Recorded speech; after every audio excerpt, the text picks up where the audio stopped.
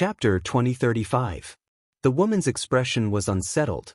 She treated him as an enemy of the Shinto family clan that had been lurking for many years. He knew her family well, or else how could he expose the old coachman's background? The man said with a sarcastic smile, "The reason why I'm saying this is to tell Madame Shinto something. If you cause trouble and delay my time, it really won't be difficult to wipe out a small general's residence." The woman sucked in a cold breath. She sat up straight and removed all pretense. She turned her head and asked in a deep voice, "Sir, do you really only want 2 maps? You won't kill me, and you won't kill anyone in the city?" The man nodded and then closed his eyes to rest. The carriage stopped outside the general's residence. Madame Shinto had planned to let the old coachman retrieve the maps while she remained in the carriage as a hostage. However, the strange man was conceited enough to let her get out of the carriage. He only needed a servant to bring the maps, and did not even need her to appear again. The woman could not help but be speechless. She told the 2 weak scholars who were supposed to be the new male companions to scram. She silently walked into the residence, and in less than 5 minutes, returned with 2 rolls of Baimang military maps. She respectfully handed them to the man who was still sitting in the carriage. The latter opened the maps and looked through them carefully.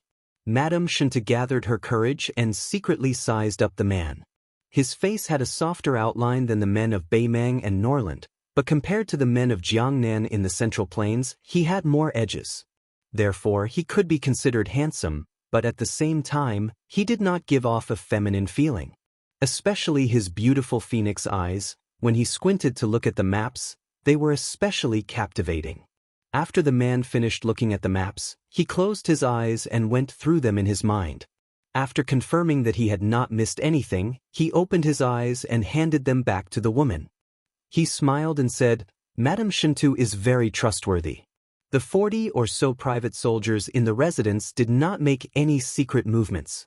"I don't have anything to thank Madame for lending me the maps, but I believe there will be opportunities to express my gratitude in the future." The woman felt a lingering fear. Fortunately, when she left her man's study, she decided to avoid trouble. Otherwise, today would have been the death anniversary of many people in the residence. Just as she was feeling emotional, the man suddenly disappeared like a land immortal. The woman suddenly smiled and said, "It is said that the king of Baelyang is not only one of the best masters in the world, but also very handsome. I think this young master is not too far off from the king of Baelyang, right?" If she knew that this man was the king of Baelyang, Su Fengyan, she would have been scared to death. At first, Su Fengyan was searching for a needle in a haystack within the borders of the northern Mang and southern dynasty. However, he soon realized that he and Sweet Potato's child might not have chosen to go south to avoid disaster. Instead, they might have gone the other way and entered the Norland first. Then, they would have waited patiently and looked for an opportunity to die peacefully. But even if the child was really in Norland, he did not know whether the child was on the prairie or in a city. Su Fengyan could only rely on his remaining intuition to search. It was very likely that everything would be in vain. In fact, if he searched Huxiao City and Stone Tablet City, even if he still could not find the child, he would have to return. Perhaps the child was no longer alive. But this was actually the most likely, maybe. Su Fengyan did not dare to think about it. He did not dare to think about it. Su Fengyan strolled around Hujiao City, stopping every now and then. One moment, he could be standing under the eaves of a secluded restaurant, looking at the people on the street. The next moment, he could be in an alley where children's laughter could be heard. Then, he could be standing on the roof of an inconspicuous building. From the scorching sun at noon to the setting sun, until dusk came, Su Fengyan sat on the steps of a dilapidated ancient temple in a poor market in the northwest corner of Huxiao City. Along the way, he had hoped thousands of times and been disappointed thousands of times. Even so, he had not given up hope. Su Fengyan told himself that his child must be waiting for him somewhere. Waiting for him, the father who had wronged them so much. The ancient temple behind him had been abandoned for many years. It did not exude any Buddhist aura. All that was left was a gloomy light. There was a large open space in front of the temple. Su Fengyan was about to stand up when he saw a group of children running towards him. Some of them were 3 or 4 years old, while others were 7 or 8 years old. They were all dressed in the most ordinary baimang clothes. They were carefree and most of them were holding low-quality bamboo paper kites made by their parents. 7 or 8 children were playing kite fighting. In the Jiangnan region of the Central Plains, children, regardless of whether they were rich or poor, also liked to fly kites. However, they were all flying kites, unlike this group of children who were playing kite fighting. It was enough to show the bravery that flowed in baimang's bones. The kites in the children's hands were long and thin boards. They were tied from the back into tiles. The drawings were simple and crude. The strings were not tied to the tails, but to the strings. They were released into the air by running and the strong wind. They buzzed and dashed left and right, colliding with other kites. If they were entangled, they would cut each other's strings. The loser could only watch as the kites fell far away and then scampered to pick them up. Su Fengnian raised his head to look at the kite fighting in the sky. He was lost in thought. A few kites had already fallen from their strings. A child cried out and ran to look for them. Unfortunately, the kite was hanging high on a branch. He cried his heart out under the tree. Half an hour later, it was time to eat. Amidst the shouting of their parents, the children gradually dispersed. The winners of the kite fighting were like generals returning victorious from the battlefield. The losers were disheartened and wanted to go back and steal some more strings from their parents. In the twilight, Su Fengnian stared blankly at a large open space. Then, a burst of light footsteps broke the silence. In the distance, a short and thin figure was bouncing over, carrying a slightly damaged kite in his hand. About 7 or 8 feet away from the stairs, the slovenly child stopped. It turned out to be a little charcoal girl about 4 or 5 years old. Her little face was dirty. Other than the kite, there were also some withered leaves picked up from somewhere. She was most likely a child beggar. She stared at the obstacle sitting on the stairs and revealed a fleeting sense of wariness. However, she quickly recovered her cheerful and bouncing posture. She stepped past Su Fengnian onto the stairs and was about to enter the ancient temple. Su Fengnian smiled. He might be sitting in front of her door, so it was no wonder that she was a little unhappy. At this moment, 4 or 5 children ran over from the distance. The leader was about 8 or 9 years old, holding the hand of a child who had previously lost a kite fighting in the open space. When they saw the little charcoal behind Su Fengnian, they immediately began to make a racket. The child behind Su Fengnian was already vigilant enough. He almost immediately threw the kite into the courtyard. Unfortunately, it still fell into the eyes of the group of children. The few children rushed up the stairs, and the oldest one punched the little girl's shoulder. He coldly snorted and threatened, "Thief, scram and pick up my little brother's kite, then kneel down and beg for mercy. Otherwise, I'll tear down your lousy home." The girl who was punched fiercely staggered and almost fell. She stuck out her chest and sneered, "Who's a thief? Your whole family are thieves." The kite landed on a tree. I climbed up to retrieve it, but I didn't see any of your names written on it. The much older boy slapped her, and the little girl tilted her head to dodge. She lifted her leg and kicked the boy's crotch, causing him to immediately roll on the ground. How could this be allowed? The rest of the children who had formed their own cliques began to surround and beat up this girl who had always been very annoying. In the end, after a round of entanglement, they were all beaten quite badly by her. Every one of them had a bloody nose and a swollen face, and there was even one whose wrist was bitten to the point of bleeding by her teeth.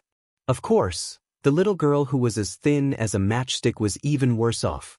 She suffered countless punches and kicks all over her body, but in the end she still stood proudly at the entrance of the lousy temple.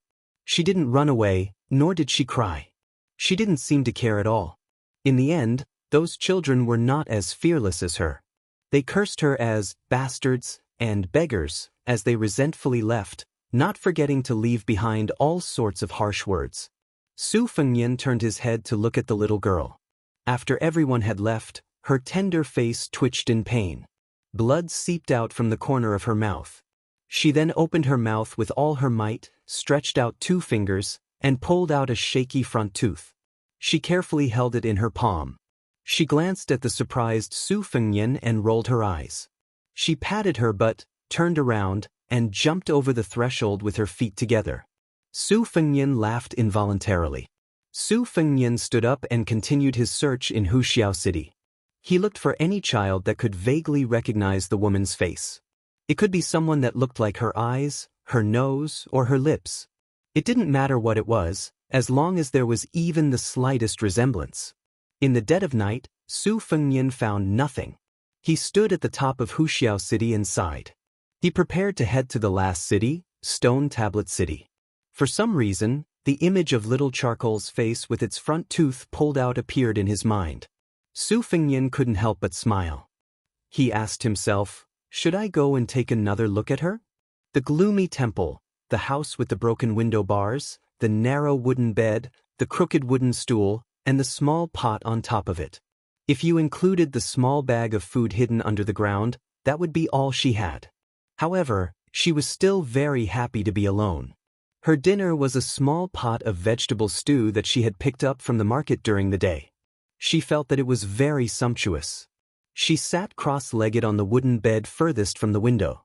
She raised her head and stared at the starry sky. There was a patched-up cotton doll beside her leg. This was her only companion in the world that she could talk to. She suddenly sniffed and jumped off the bed. With a creak, she pushed open the door. She stood there and narrowed her eyes. She saw a strange scene in the courtyard.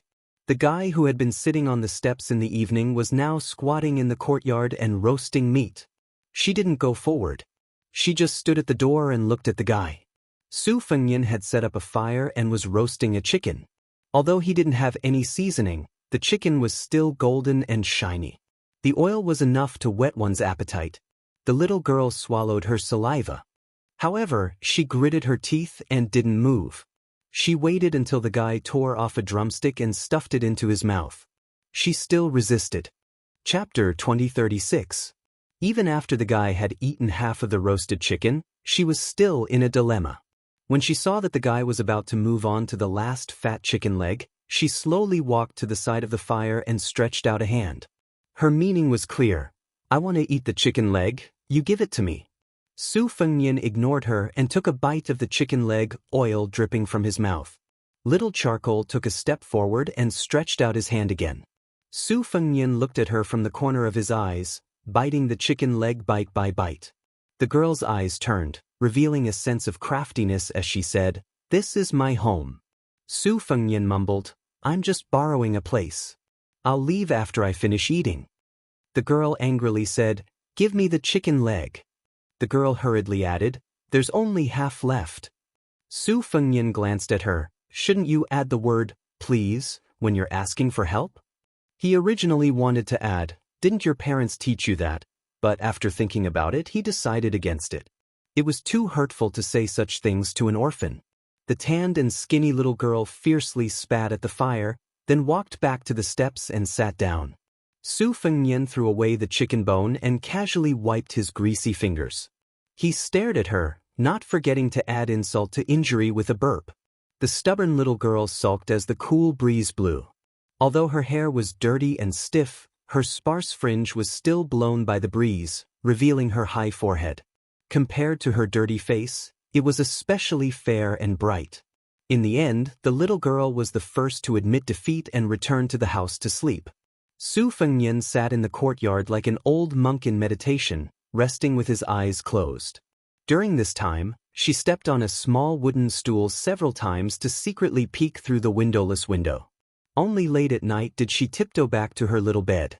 At dawn, the little girl gently pushed open the door. In the end, she saw that annoying guy still in her house.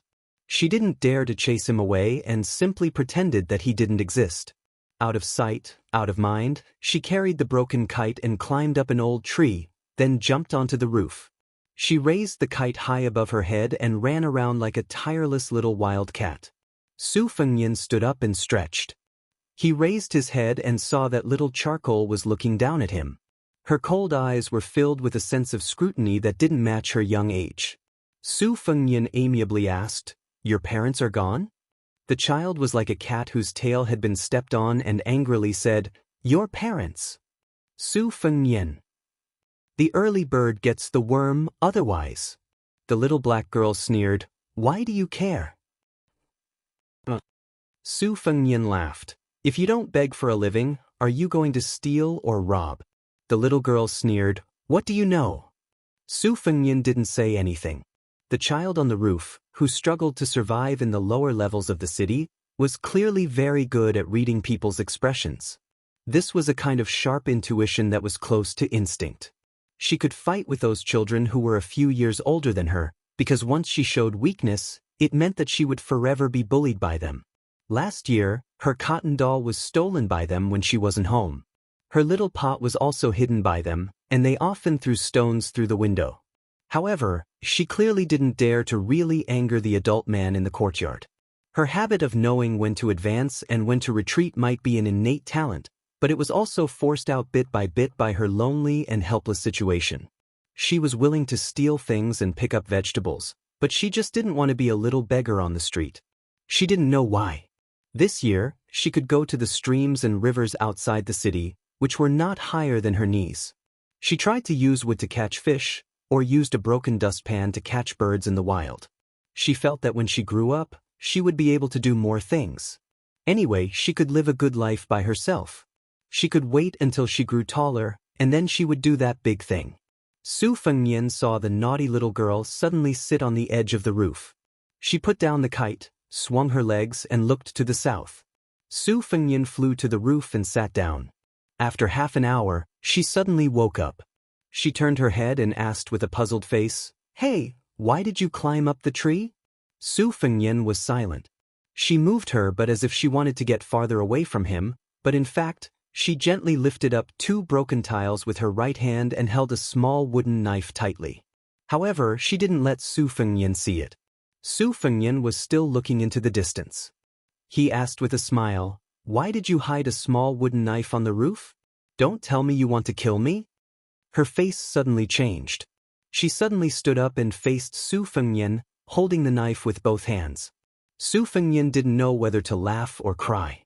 He said self-mockingly, "Whether you believe it or not, I'm not a bad person.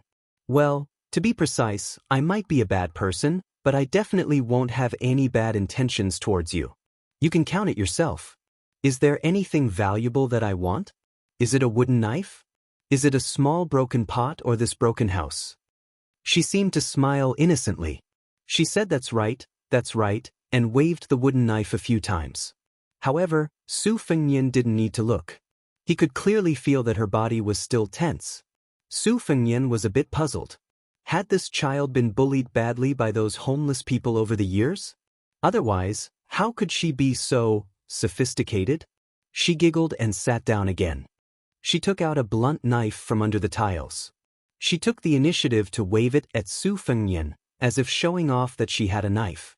She saw that Su Fengnian didn't turn his head. She relaxed a bit and began to sharpen the knife. The small wooden knife was still a half-finished product. She had to continue refining the knife. Su Fengnian found that this little girl's expression would be quite meticulous when she was focused on something. Su Fengnian couldn't help but smile. He remembered his childhood. Was there a time when he was like her? He chatted with her, asking and answering questions. She didn't speak most of the time. "What's your name?" There was no response. "Do you have friends?" Of course. It was the cotton doll that they depended on each other for survival. "How old are you? Why are you asking this? Did you make this small wooden knife yourself?" She rolled her eyes. She was very dissatisfied with his obvious question. "Your wooden knife is too different. It's straighter than the Mang knife, narrower than the cold knife, and slimmer than the famous southern Tang's how to ping zay. Hey, why are you nagging like a woman?" Su Fengnian was silent. However, for the first time, she took the initiative to ask, "What kind of knife is Southern Tang's how to ping zay?" Su Fengnian smiled and patiently explained, "It's a kind of saber that looks like a large battle formation saber. It used to be very popular in the Southern Tang royal family, and several famous sabers in the world were used as references." The little black girl curled her lips, her face full of disdain. Su Fengnian curiously asked, "With your skills, it's enough to deal with those children yesterday. Do you still need a wooden knife to defend yourself?" The little girl hid the blade and placed the wooden knife on her lap. The more she looked at it, the more she liked it. She couldn't bear to put it down.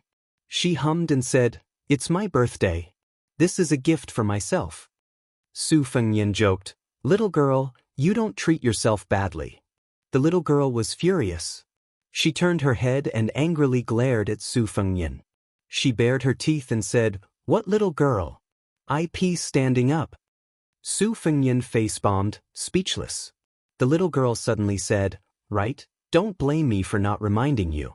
My father is the most powerful master and hero in the world. He kills people without blinking. If you dare to provoke me, I'll let him beat you to death. I don't think you're a bad person, so I'm telling you. This is a secret." Su Fengnian smiled and asked, "Is your father really that powerful?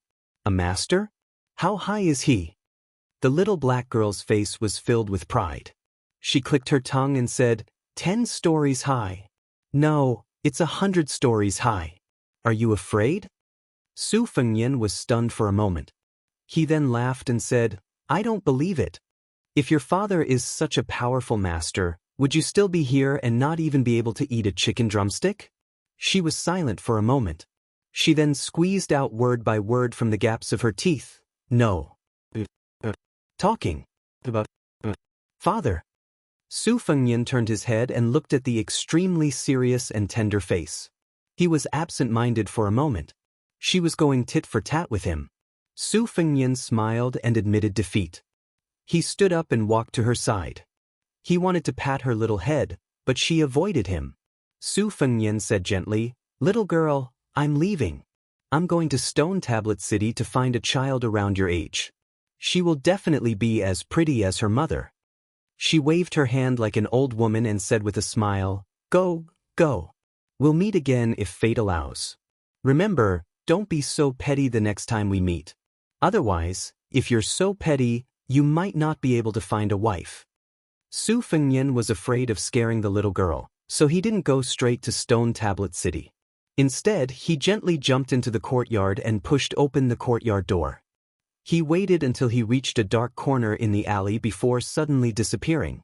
The little girl with a dark face didn't have any melancholy emotions. When Su Fengnian left, she let out a sigh of relief. She slowly squatted down and hid the short wooden knife with her little butt. She muttered, "Draw the knife to cut the water flows even more. Draw the knife to chop the head, the blood flows even more." She left the kite on the roof and slipped back into the courtyard along the tree to start a new day. Chapter 2037. It was not an easy task for an orphan who had no one to rely on to survive. She first familiarly ran to a courtyard 2 streets away and helped an elderly couple clean up their house and courtyard. She struggled to fill their water tank with water. The couple's son and daughter-in-law were peddlers who often traveled long distances. They would return home once every 10 days. At that time, they would give her more than 10 copper coins. Sometimes they would even give her credit. After finishing her work, she would wander around the streets. When she heard that there was a wedding or a funeral, she would remember it in her heart. She would secretly freeload a meal. The 2 markets at the beginning and middle of the month would often have a bumper harvest. The luckiest one was when she picked up a bulging cotton money bag at the lantern market in early spring. That was the first time she saw silver. It was broken silver. It was very small, not even as big as her fingernail, but it still made her happy to this day. If there was no harvest in the city, she would have to go outside the city to try her luck. She would go to the river to catch fish and climb trees to dig out bird nests. She remembered that at the end of last year, the river froze. She saw someone cutting through the ice to catch many fat fish. It looked easy and profitable. She only needed to squat on the ice. So she tried it once. She almost froze to death. She was saved by a kind peddler who passed by. That unforgettable lesson taught her that if she was not lucky, she should not expect God to be generous to her. A skinny little black girl was running around happily in Hushang City. She returned to the abandoned ancient temple in the twilight. She had some vegetables and a bag of cicadas that she had caught from the trees. Today, God had opened his eyes. She had snuck into a wedding banquet in the east of the city at noon. She felt that her mouth was now full of the oily taste of the small piece of pork. Unfortunately, even though she was eating very fast, she was still thrown out of the door before she could finish a whole bowl. In the darkness of the night, Su Fengnian stood by the window and watched as the little girl hummed a little tune over a pot of fried cicadas with her back to him. Chopping off the head to serve wine, digging out the heart and liver to braise, peeling off the skin and pulling out the tendons to steam. The taste is delicious, but it's not as crispy as the fried cicadas. Day by day, I'm growing up day by day. Su Fengnian didn't know whether to laugh or cry. However, when he saw the little girl carefully pick up a fried cicada and put it into her mouth, looking at her thin and weak back, and imagining her probably very satisfied expression at this time, he, who was not soft-hearted to others and himself, began to feel sad. When a person reaches adulthood, no matter if it is a blessing or a hardship, they can't blame the heavens or their parents. But she was still so young. Su Fengnian sighed. He still didn't find anything in Stone Tablet City. Logically, he should immediately return to the Baoyang army. However, on the way back, he thought of this little piece of charcoal and inexplicably returned to the ancient temple in Huyen City. The little girl suddenly turned her head and saw Su Fengnian outside the window. She was stunned for a moment, then continued to eat the delicious fried cicadas with her cheeks moving. Taoya's cravings were particular about not eating unless it was in season. However, poor people had no choice but to eat when it was in season. If it was in a rich family, fried cicadas would be considered an unconventional dish. Although it wouldn't be on the table, it was still a rather vulgar and elegant dish. The little girl asked curiously, "You didn't go to Stone Tablet City?" Su Fengnian nodded. She hesitated for a moment. Although her heart ached, she pretended to be magnanimous and said, "Hungry? Have you eaten? If you haven't, let me treat you to a meal?" Su Fengnian smiled and said, "Sure." The little girl clearly hoped that this fellow would reply that he had eaten, but she couldn't change her mind. She could only bitterly wave at Su Fengnian. There were still 7 fried cicadas in the pot. She took 4 of them to her side. She glanced at that fellow from the corner of her eye and returned one to him. Su Fengnian squatted down facing her and put one of the fried cicadas into his mouth. Not only was it tasteless, but there was also an earthy taste without any seasoning. However, Su Fengnian couldn't help but think of the shabby scene when he traveled the Jianghu with old Huang. Unknowingly, a smile appeared on his face. She asked proudly, "Is it delicious?" Su Fengnian nodded and said, "It's delicious." She hesitated for a moment before patting her stomach. She pretended to be generous and said, "I'm full. You can have the rest." After Su Fengnian ate 4 fried cicadas, he shook his head and said with a smile, "No need. I can withstand hunger better than you." She tilted her head and asked, "You really don't want to eat?" Su Fengnian nodded. While she was eating the fried cicadas, he looked around. The little girl took the opportunity to look at him. She clapped her hands and asked, "Do you want to enjoy the shade?" Seeing that Su Fengnian didn't object, she took this fellow who she didn't hate or fear to climb up the tree to the roof. Together, they lay down and looked at the starry sky. She whispered, "Don't you have a home?" Su Fengnian rested his head on his arm and said with a smile, "Yes, and it's bigger than your home." She curled her lips and said, Hey, don't brag. My home is still small. Such a big place is all mine." A meteor streaked across the sky. The little girl quickly closed her eyes and made a wish. Su Fengnian said softly, "You made a wish?" "A wish." The little girl rolled her eyes and said, "Didn't your parents tell you that a wish won't come true if you say it out loud?" Su Fengnian looked at the gorgeous summer sky and said softly, "Let me tell you, in fact, whether you say it out loud or not, whether you tell others or not, it won't come true." The little girl hurriedly spat a few times and turned her head to angrily stare at this guy with a crow's mouth. Su Fengnian smiled apologetically and said, "That's my own experience. Maybe you're different." The two of them were silent for a long time.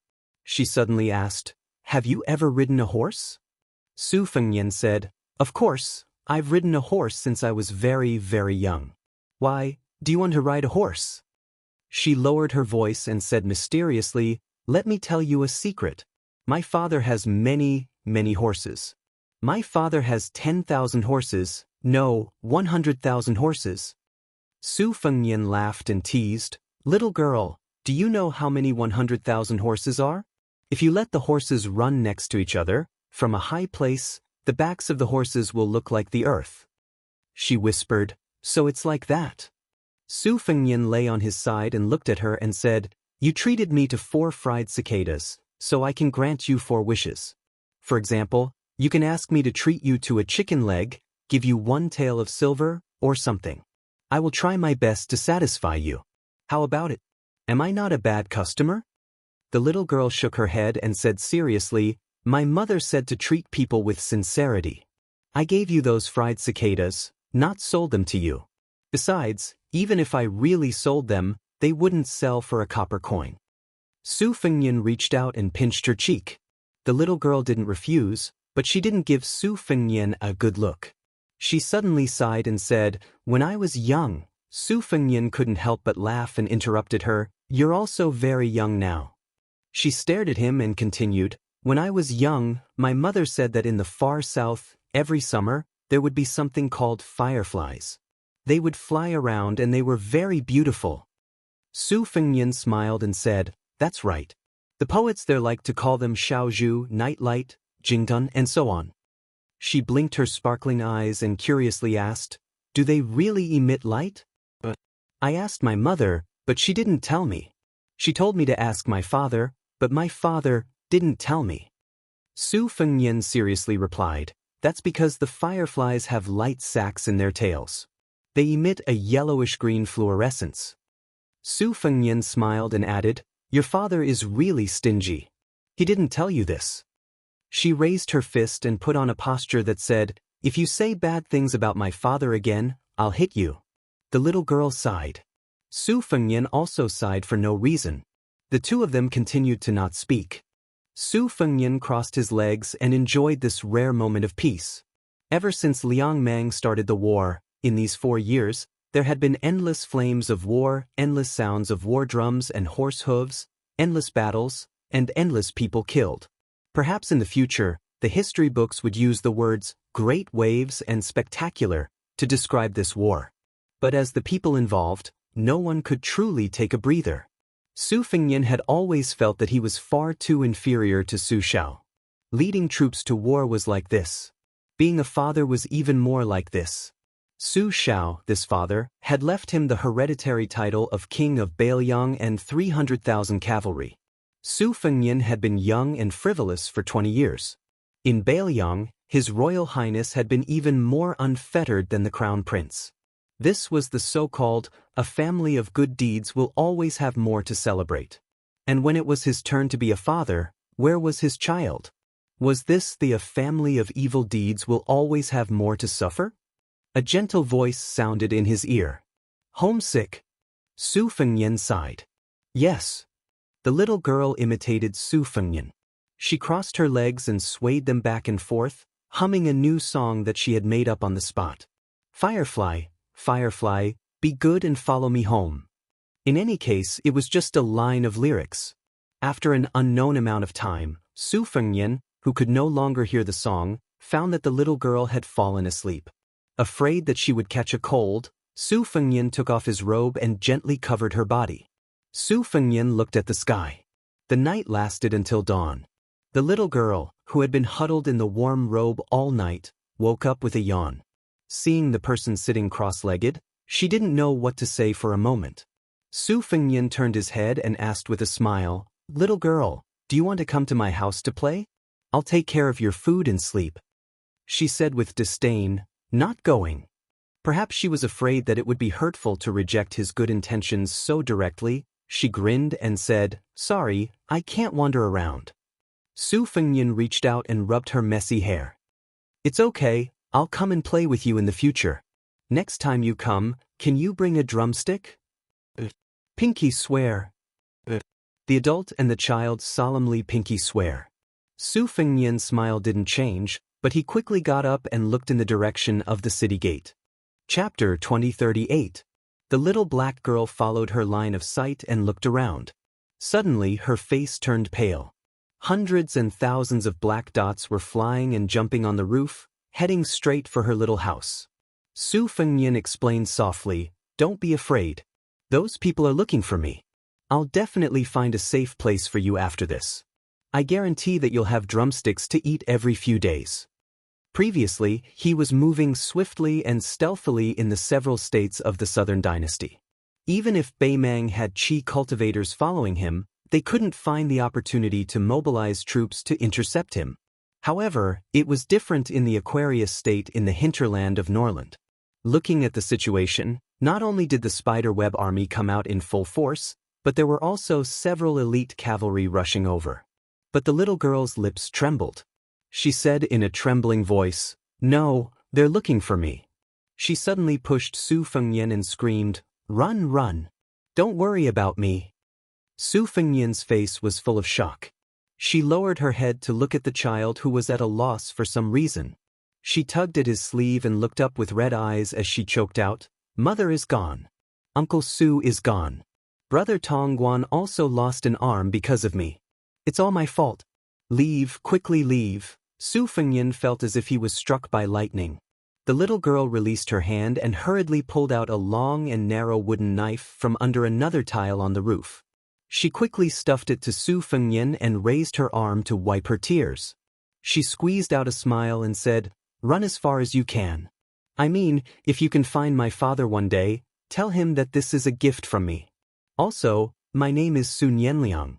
Also, my nickname is Little Sweet Potato." She grinned brightly. "My father is Su Fengnian. He's the king of Bailiang. He's very powerful, right? I didn't lie to you, did I?" Seeing that the black dots were getting bigger and bigger, she pushed the fool who was holding the wooden knife and said angrily, "Why aren't you running? You'll really die." Su Fengnian slowly squatted down and pressed his forehead against hers. At that moment he hugged her. Not only were tears streaming down his face, he also began to sob. The spiderweb spies who had entered Huxiao City with the mentality of certain death landed on the nearby rooftops. Seeing this scene, this large group of cold-blooded death warriors were somewhat stunned. The king of Bailiang who made the entire Beimang dynasty tremble in fear, the invincible man who had severely injured the martial god Tuoba Bodhisattva and had yet to recover, was crying? The encirclement grew thicker and thicker, but the spiderweb death warriors were well aware that in front of this man, they were nothing more than pawns who were using a few hundred lives to buy time. The little girl named Sun Yanliang had a determined look in her eyes as she clenched the short wooden blade in her hand. Su Fengnian let go of her, but he didn't wipe the tears off his face. Instead, he reached out to help her wipe her dirty cheeks. "I'm sorry," the two of them said in unison. Little Sweet Potato meant that she had implicated him, a stranger who wasn't bad. She just didn't understand why he had to say sorry. But if she couldn't figure it out, then she couldn't figure it out. In any case, it seemed that these two unlucky fellows were going to die here. She didn't want to cry in front of those northern barbarians. She stared at his face and laughed mischievously. "It's okay. Don't worry, I won't laugh at you. Everyone is afraid of death. You saw me crying just now." Su Fengnian stood up and lowered his head. He carefully wore the long and narrow wooden blade that had been carved by the child according to the shape of a cold blade and hung it at his waist. He said softly, "I found you, Little Sweet Potato." The spiderweb death warriors were inside the city. Outside the city, there was a cavalry army of around 10,000 people. The sun rose from the east, and the rays of the eastern sun were like a tide that slowly pushed forward. Su Fengnian put a hand on Little Sweet Potato's head and looked into the distance. He softly said, "Little Sweet Potato, father wasn't able to protect your mother, but I will definitely protect you. Today we will go home together." The child stood beside Su Fengnian in a daze, and then she burst into tears. Since she was sensible, this was the first time she had cried so heart-wrenchingly. Even when she left Dunhuang with her mother, she was very sensible and didn't cry out loud. Even when she saw Brother Tongguan's arm being chopped off, she only covered her mouth and didn't dare to cry out loud. She loudly cried, "You didn't protect mother well. I don't want to call you father. I miss Grandpa. If Grandpa was here, I would definitely let him hit you. You are the biggest villain in the world. Give me back the wooden blade." "I won't give it to you. I don't want to make a wish. I will quickly grow up and find you." Su Fengnian's eyes were cold as he looked at the spiderweb death warriors. Hearing the angry words of the sad child, the famous king of Bailiang's lips slightly trembled. He wanted to say something, but in the end he didn't say a word. He clenched one hand into a fist, and the palm of the other hand was pressed against the rough handle of the long and narrow wooden blade. At this moment, even if 10 Tuoba Bodhisattvas at their peak were to block the way, even if all the first-rank experts in the world were to appear here to oppose him, even if Beimang still had millions of cavalry to block the way, Su Fengnian was not afraid at all. Su Fengnian's tears continued to flow, but his smile grew. "Little sweet potato, I found you." Su Fengnian let out a long breath. Just as he was about to let go of his hands and feet and fight, she suddenly tugged at his sleeve. He crouched down, his eyes full of confusion. She sniffled, raised her small hand, and helped him wipe away his tears. Su Fengnian gazed at his daughter. In his eyes, little sweet potato was tanned, but more beautiful than all the children in the world. He smiled and said, "You weren't bragging. Your father, Su Fengnian, is really an expert as high as a 100-story building." After he said this, a vision suddenly appeared in the world. Huyan City. Except for this temple. It was the entire Huyan City. Tall buildings were torn apart, stone walls were torn apart, and trees were uprooted and floated up. All the weapons in the city were mixed in. Almost all the inanimate objects rose into the sky. Then, on this small roof, he wore a long and narrow wooden saber at his waist, while little sweet potato held a short wooden saber. This father and daughter pair. The Tuma Pass at the border of Yuzhou no longer restricted the passage of merchants. There was a child named Zhao Yusong, who jogged to the market with a joyful expression. In the past year, he liked to squat on the small low wall with his friends, watching the Bailiang cavalry enter and leave. Their teacher from outside the village was originally the strictest. Although he was young, he was more knowledgeable than Mr. Hong. According to the new teacher, he came from the Central Plains, Gangnam-do. The teacher always liked to talk about the local conditions and customs there, saying that he hoped the students could travel to their hometown and study. He said that no matter where the student came from, they should read thousands of books and travel thousands of miles, so that they could not live in vain. Today, the strict teacher from the village actually drank alcohol. He reeked of alcohol and was drunk. The whole school could smell it. Today, the teacher shook his head and was very interesting. He almost fell down a few times, but in the end he said to them, "Bailiang has won, we have finally won, not only the north. The southern dynasty of the Mang barbarians is under the iron hooves of Bailiang. 2 great Turks have taken the initiative to surrender.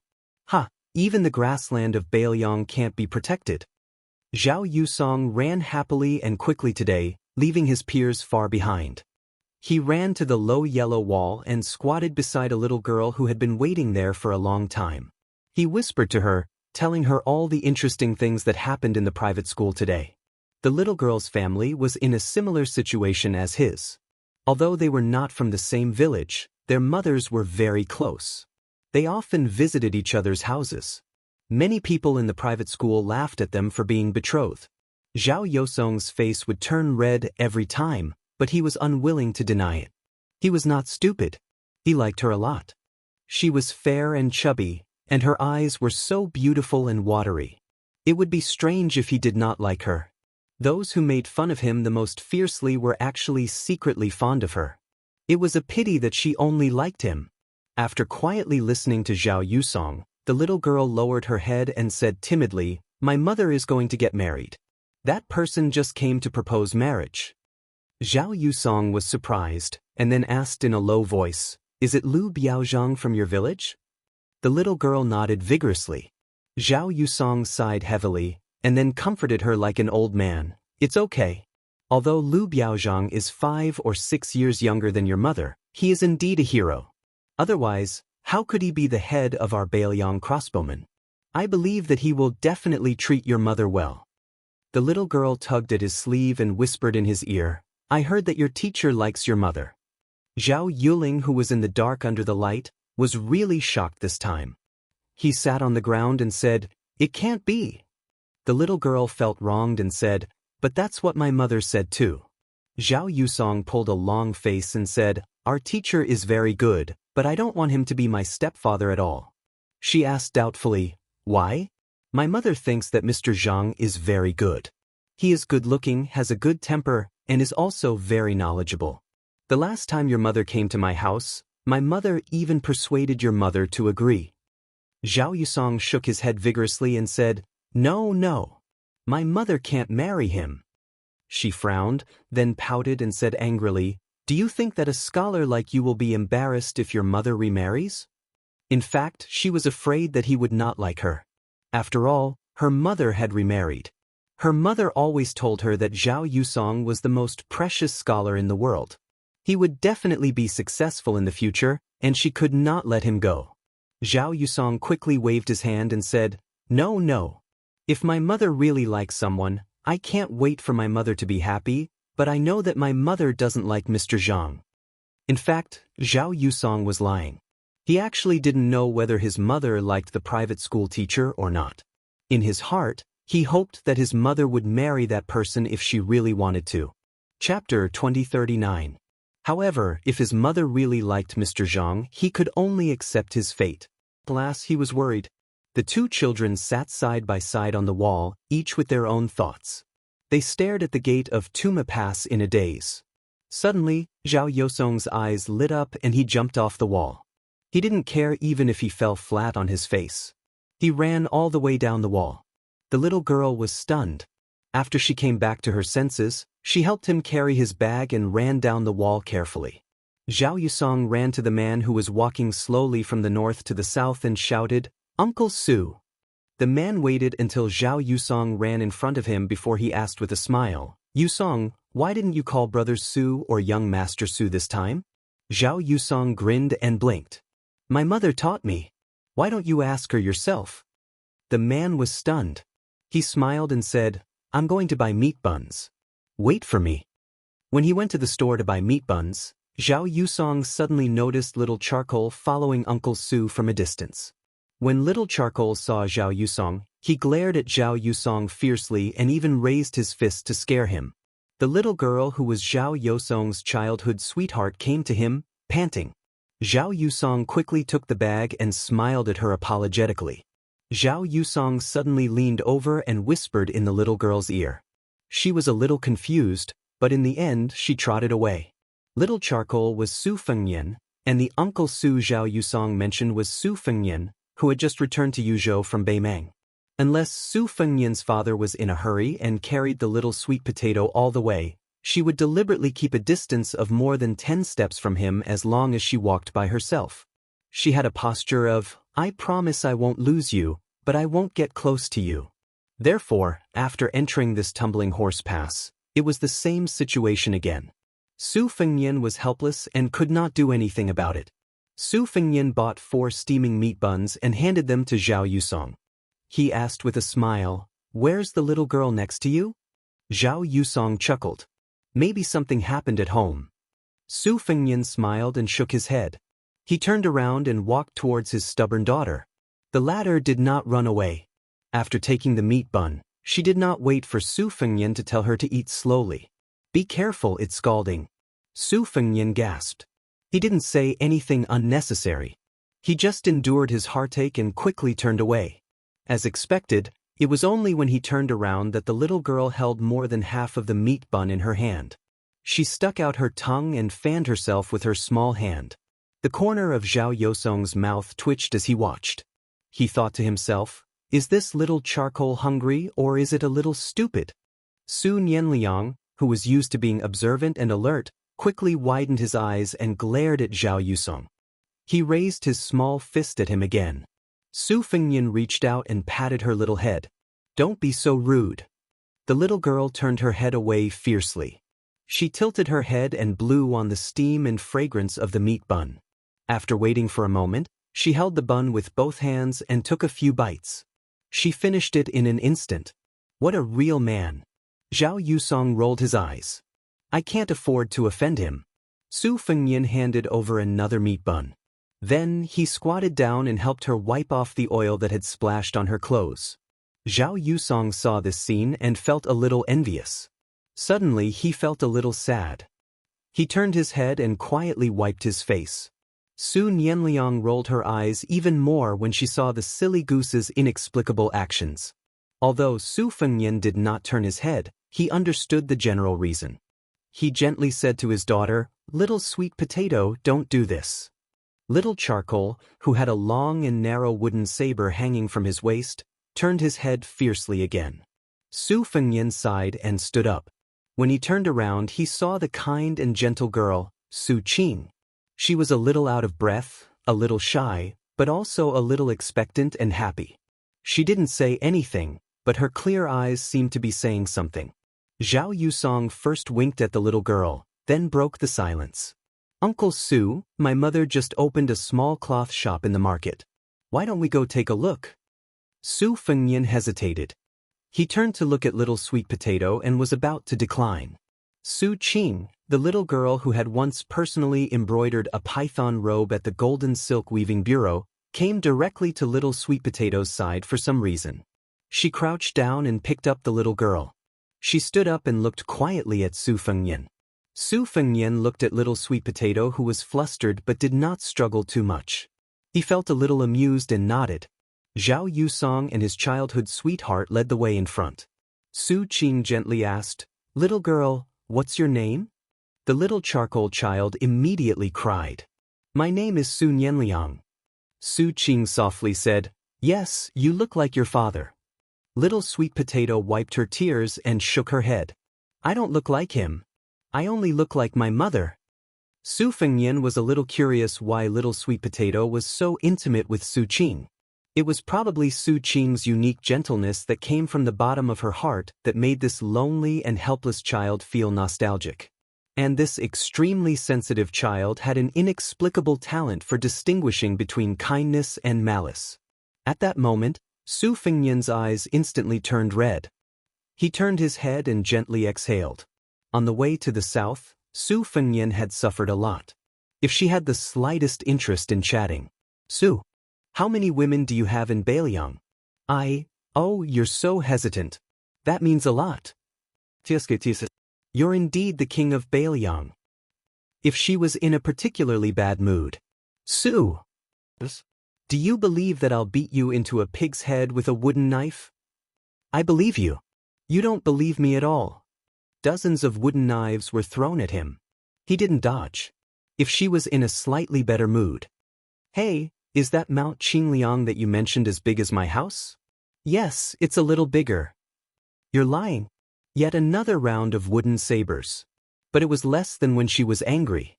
If she was in a rare good mood. "Hey, Su Fengnian, is Jiangnan a place further south than Bailiang?" "Yes." "Then have you seen the sea?" "It's very, very big." "I've seen it, but I've only seen the East China Sea. I've never been to the South China Sea. Shall we go together in the future?" "I'll go alone." "Then you'll have to wait until you're older. Otherwise, I won't be at ease." Then Su Fengnian was beaten again. Only when she was in a good mood, little sweet potato would ride on her father's neck, put her little chin on her father's head, and didn't say a word. She just sniffed gently, but she didn't cry out loud. Occasionally, when the two of them rested halfway, little sweet potato would look to the north alone, lost in thought. At that time, the man was either standing beside her or sitting behind her, silent and not daring to speak. Little sweet potato's lips curled up for the only time. On their way back, they met a Bailiang frontier army at the border of Dragon Waste State. They were going to drive straight into the grassland of Bailiang, the 6,000 Su family iron cavalry. He stopped carrying her. She took the initiative to ride on his neck, opened her eyes wide, and looked at the unfamiliar cavalry with a curious face. The 6,000 iron cavalry of the frontier army dismounted at the same time. After seeing the little girl riding on the young king's neck, everyone was excited. The leader of the cavalry was Li Yanchao, the commander-in-chief of the Right Cavalry. He took the lead and cupped his hands, saying loudly, "Bailiang's Right Cavalry. Welcome home, Your Highness." The 6,000 men cupped their hands together and said loudly, "Bailiang's Right Cavalry. Welcome home, Your Highness." According to the laws of Liang, all the daughters of the kings were only princesses. However, the Bailiang cavalry had been invincible for 20 years. When did they care about the views of the Central Plains imperial court? After that, little sweet potato didn't speak much. until they entered the Tuma Pass at the border of Yuzhou. When they arrived at the small cloth shop at the corner of the market, perhaps because Su Qing left in a hurry, she didn't even close the door. There were already many customers waiting for her, and business was obviously good. The Battle of Liangmang had ended, and many soldiers of the frontier army were returning to the pass one after another.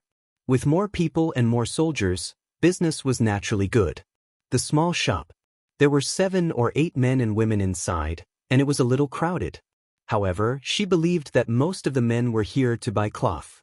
Su Fengnian said to Su Qing considerately, "You go ahead with your business, it's okay." After Su Qing put little sweet potato down, she bent down and rubbed her little head. Su Qing's eyes were curved, and she said softly, "Little Yang, can you pick a piece of cloth yourself? I'll make a nice dress for you later. You're so tanned, you can't pick one that's too colorful." The little girl made a face and skipped away to pick the cloth. She wasn't polite at all. Suddenly, she remembered and said to the woman who was walking to the counter, "I'll ask Su Qing to pay." Su Fengnian smiled and nodded. However, Su Qing smiled and shook her head. "I'll give it to you this time, but next time, you'll have to pay." Little Sweet Potato thought carefully and glanced at Su Fengnian, who was sitting on the threshold. The child didn't refuse. Probably because of Su Fengnian's sudden appearance, the male customers left quickly. However, the women and girls were even more reluctant to leave. During this time, Su Qing and Little Sweet Potato looked at each other in tacit understanding. At that time, before Little Sweet Potato went to touch the cloth, her 2 little hands didn't forget to vigorously wipe her sleeves. Su Fengnian sat alone on the threshold with one hand supporting his chin. He kept looking at the child with a serene expression and warm eyes. After waiting for all the customers to leave, Little Sweet Potato sighed and spread out her hands. She said to Su Qing with a helpless face, "I don't like anything." Su Qing made an "oh" sound, then walked out of the counter and went to the cloth rack to pick and choose. Finally, she picked up an elegant floral cloth and turned to the little girl with a smile. "Then I'll just give you this cloth casually?" Little Sweet Potato blushed a little. Su Fengnian stood up and said softly, "I have enough money." Little Sweet Potato waved her hand, "Okay." Chapter 2040. Su Qing looked at the sky outside. It was dusk. She looked at Su Fengnian, who looked like he was about to pay and leave, and said gently, "Why don't you eat before you leave?" Su Fengnian shook his head. "Forget it." Little Sweet Potato suddenly asked, "Do you have any fried cicadas? The crispy kind?" Su Qing shook her head. The little scholar Zhao Yusong slapped his forehead. So she was a heroine. Little Sweet Potato asked again, "Do you have rice? Big bowls?" Su Qing nodded lightly. Little Sweet Potato patted his stomach. "Eat and drink before you leave." After closing the shop, Zhao Yusong wanted to send the little girl home first, so Su Qing led Little Sweet Potato home. Su Fengnian could only stand obediently on the other side of Su Qing. Su Qing asked, "Did your father give you the wooden saber?" Little Sweet Potato patted the long and narrow wooden saber lightly and snorted coldly. "No, I made it myself." The child quickly added, "I made it for myself. I didn't give it to anyone." When they reached the small courtyard, Su Qing brought the little girl to prepare dinner. The little girl was probably happy to stay with her father. Su Fengnian sat on a small stool in the courtyard and looked up at the sunset, unable to take his eyes off it. Zhao Yusong quickly ran home and stared blankly with Su Fengnian. When he called them to eat, Zhao Yusong realized that little Charcoal seemed to have cried and looked pitiful. After sitting at the sumptuous table, Zhao Yusong quickly realized that the little girl was wolfing down the rice.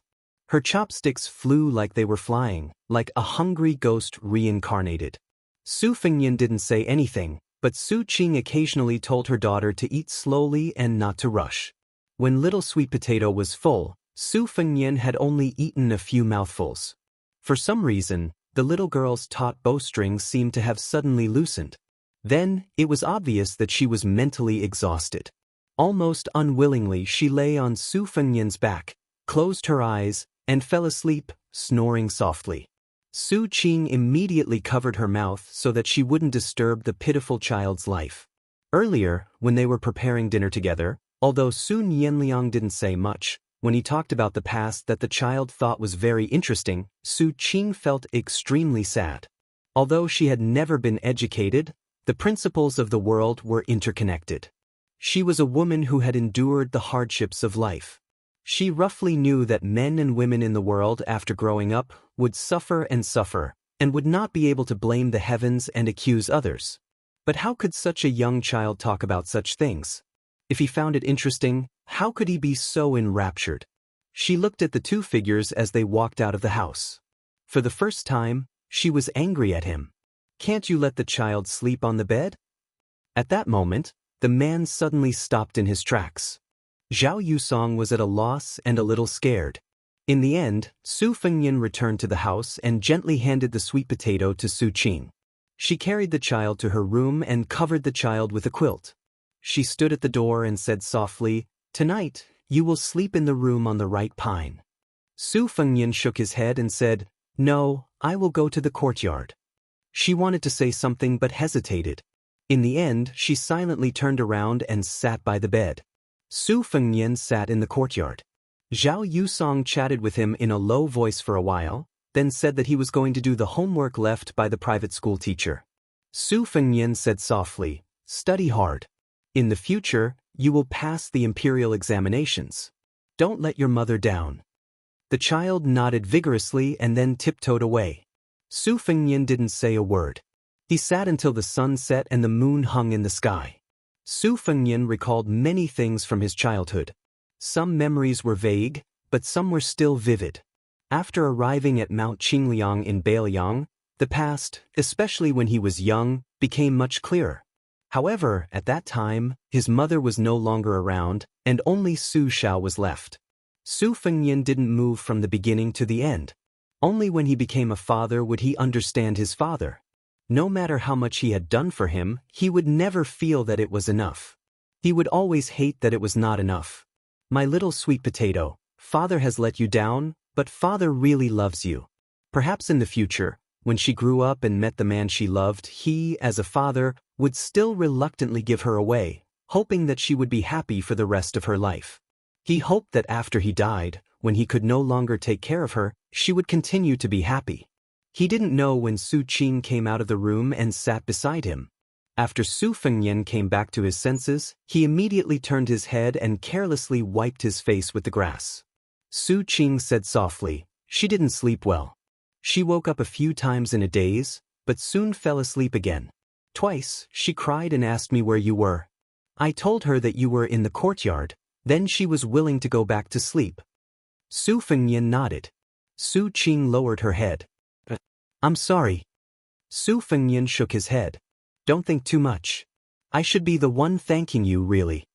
Su Fengnian said in a hoarse voice, "I don't know how to take care of her. I've never been good at it. Whenever she doesn't speak, I'll be very scared." Su Qing leaned forward and rested her chin on her hands. She looked at the entrance of the courtyard and said, "I was like this back then. The more sensible the child is, the more the parents feel sorry for them and the more they owe them." Su Fengnian listened quietly. Under the moonlight, she said a lot, until her eyelids started to droop. Su Fengnian turned his head and saw little sweet potato walk to the door and look at them. Then she sat down and waved at him. Su Qing suddenly woke up. She shook her head and followed Su Fengnian's line of sight. She saw the little girl. Su Qing stood up and walked to little sweet potato. She asked gently, "Why aren't you sleeping?" The little girl also stood up and smiled brightly. "I had a good sleep." Su Qing smiled. "Then remember to come here to play in the future." Little sweet potato stretched out her little finger. "Come, pinky promise." Su Qing gently pinky promised her. Su Fengnian smiled and squatted down, waiting for the child to lie on his back. Little sweet potato lay on his back. After Su Fengnian stood up, she turned and waved her hand at Su Qing. She smiled and said, "Pinky promise." Su Fengnian reminded her softly, "Hold on tight." Little sweet potato snorted. Su Fengnian turned and smiled. "Let's go." Su Qing stood at the door and nodded.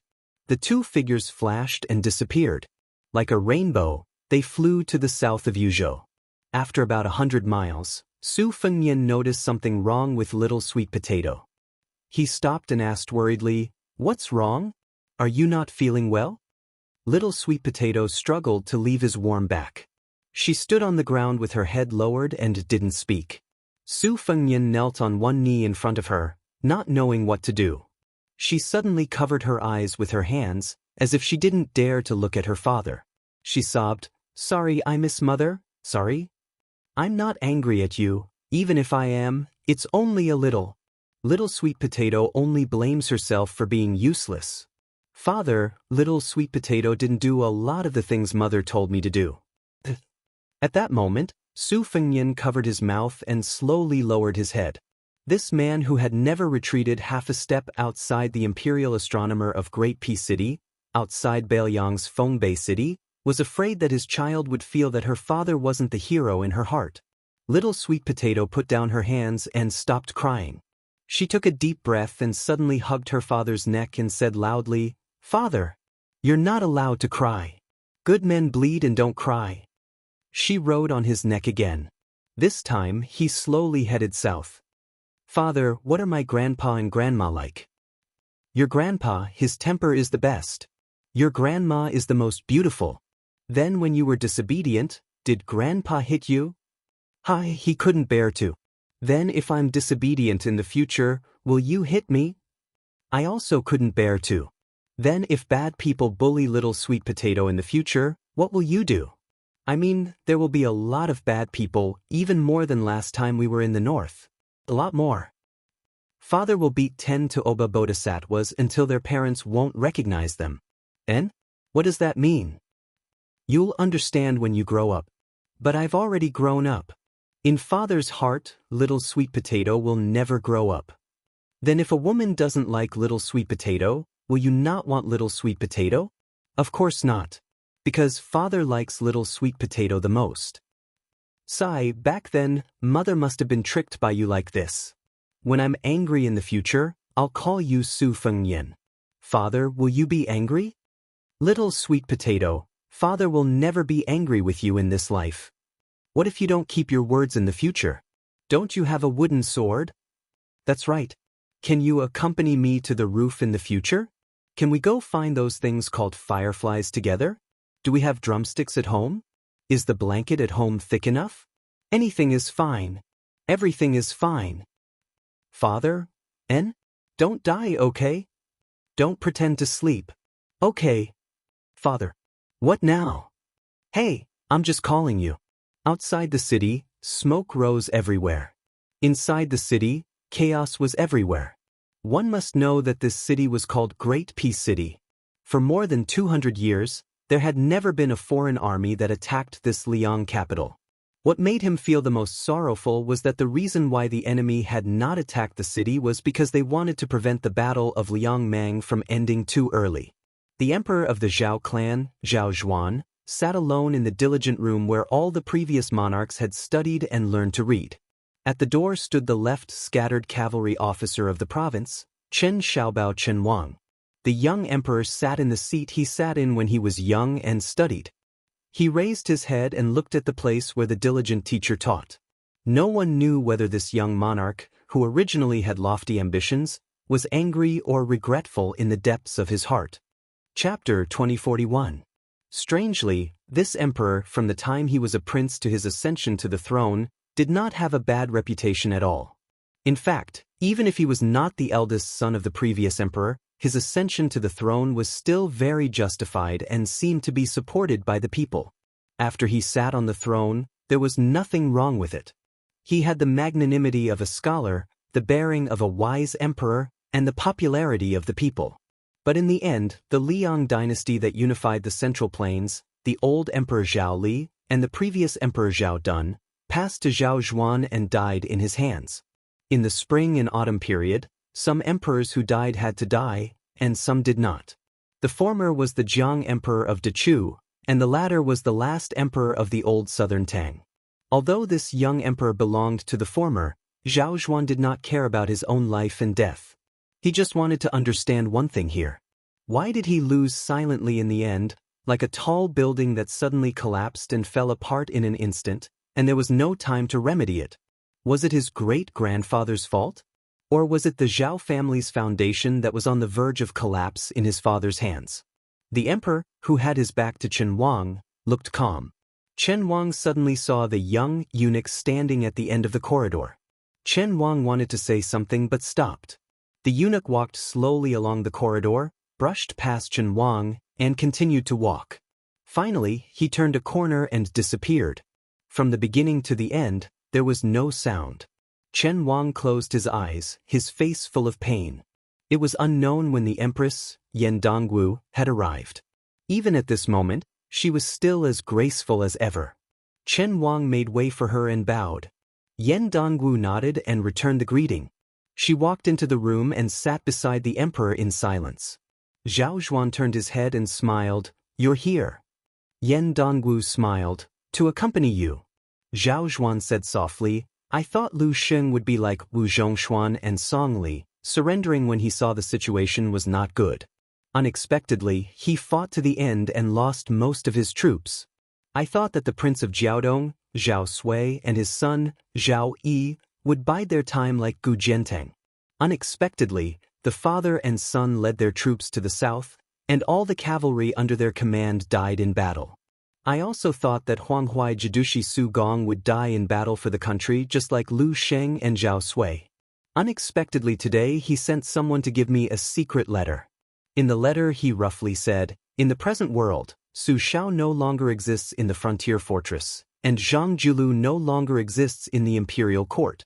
I, Su Gong, am really not willing to die loyal to the Zhao clan in Liang. Our two Huai only have the elite troops of the frontier army left. Rather than fighting each other to the death in the Central Plains territory, it would be better to be like the Bailiang frontier army, where everybody dies facing the north with their backs to the south.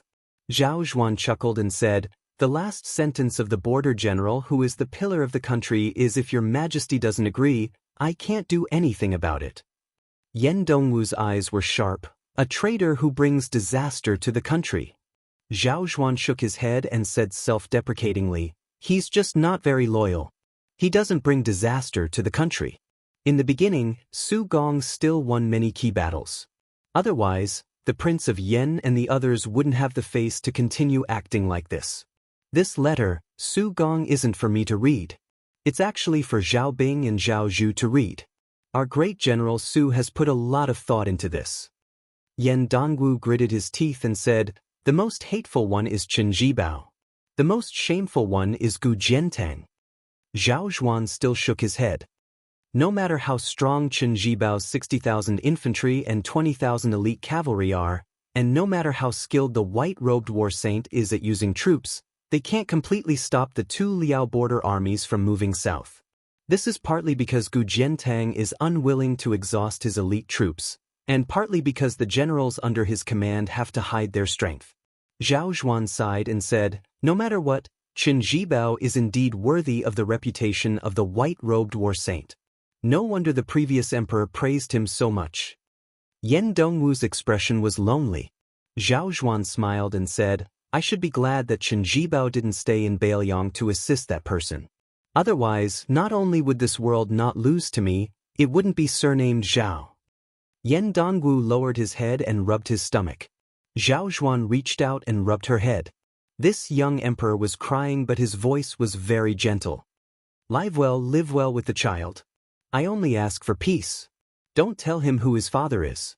Zhao Zhuan seemed to be speaking to someone who didn't exist.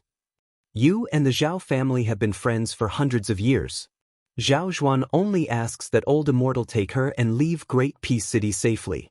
A sigh sounded from somewhere, as if it was by his ear or at the edge of the sky. Then a word was said, "Okay." This day, the Emperor of Liang, Zhao Zhuan, held the Jade Seal and personally came out of the city to surrender.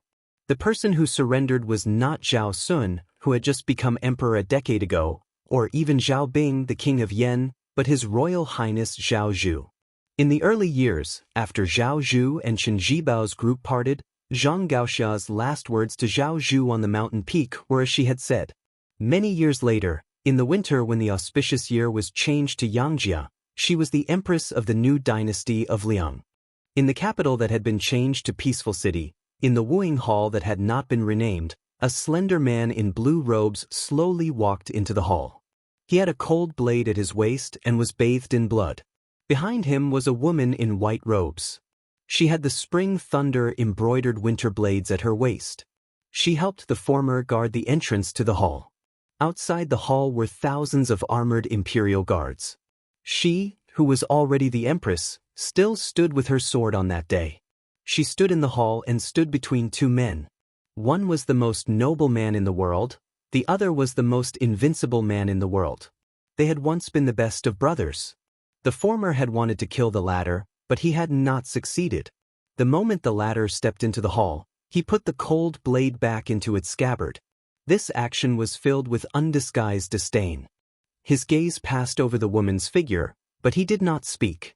The new emperor, Zhao Zhu, who was wearing a dragon robe, slowly stood up from the dragon throne. He walked down the stairs step by step and stood in front of Zhang Gaoxia, facing the man face to face. Zhang Gaoxia angrily rebuked with a trembling voice, "Su Fengyan, do you really want the world to fall into chaos again? Do you know how many soldiers and civilians will die in vain in Bailiang and the Central Plains?" The man in blue robes did not pay any attention to the woman who was the mother of the world. He only looked at the dragon robe quietly and asked, "Why?" Zhao Zhu calmly said, "The little beggar wants to treat you to the best wine, but the emperor, Zhao Zhu, wants to never have any future troubles. The descendants of the Zhao family can sit back and relax. It's that simple." The man smiled and asked again, "Can't we sit down, drink, and talk nicely?" Zhao Zhu shook his head and said, "This is why I, Zhao Zhu, can wear this robe now." Seeing the man reach out to grab the hilt of the blade, Zhao Zhu just closed his eyes and remained motionless, waiting for death. Zhang Gaoxia was just about to rush forward when Zhao Zhu grabbed her arm tightly. With a pale face, her fingers loosened and the long sword fell to the ground. A capital city, hundreds of masters, a total of 30,000 iron armors could not stop him. How could she, Zhang Gaoxia, stop him? She also closed her eyes, but both of her hands were holding her man's arm. She did not know when, but she seemed to notice that the emperor staggered backward, as if someone had punched him in the chest. She suddenly opened her eyes and turned her head to see Zhao Zhu's blank face, but he was unharmed. The man withdrew his fist and turned to leave. He said softly, "Treat Bailiang well in the future. I will watch you from outside the capital, little beggar."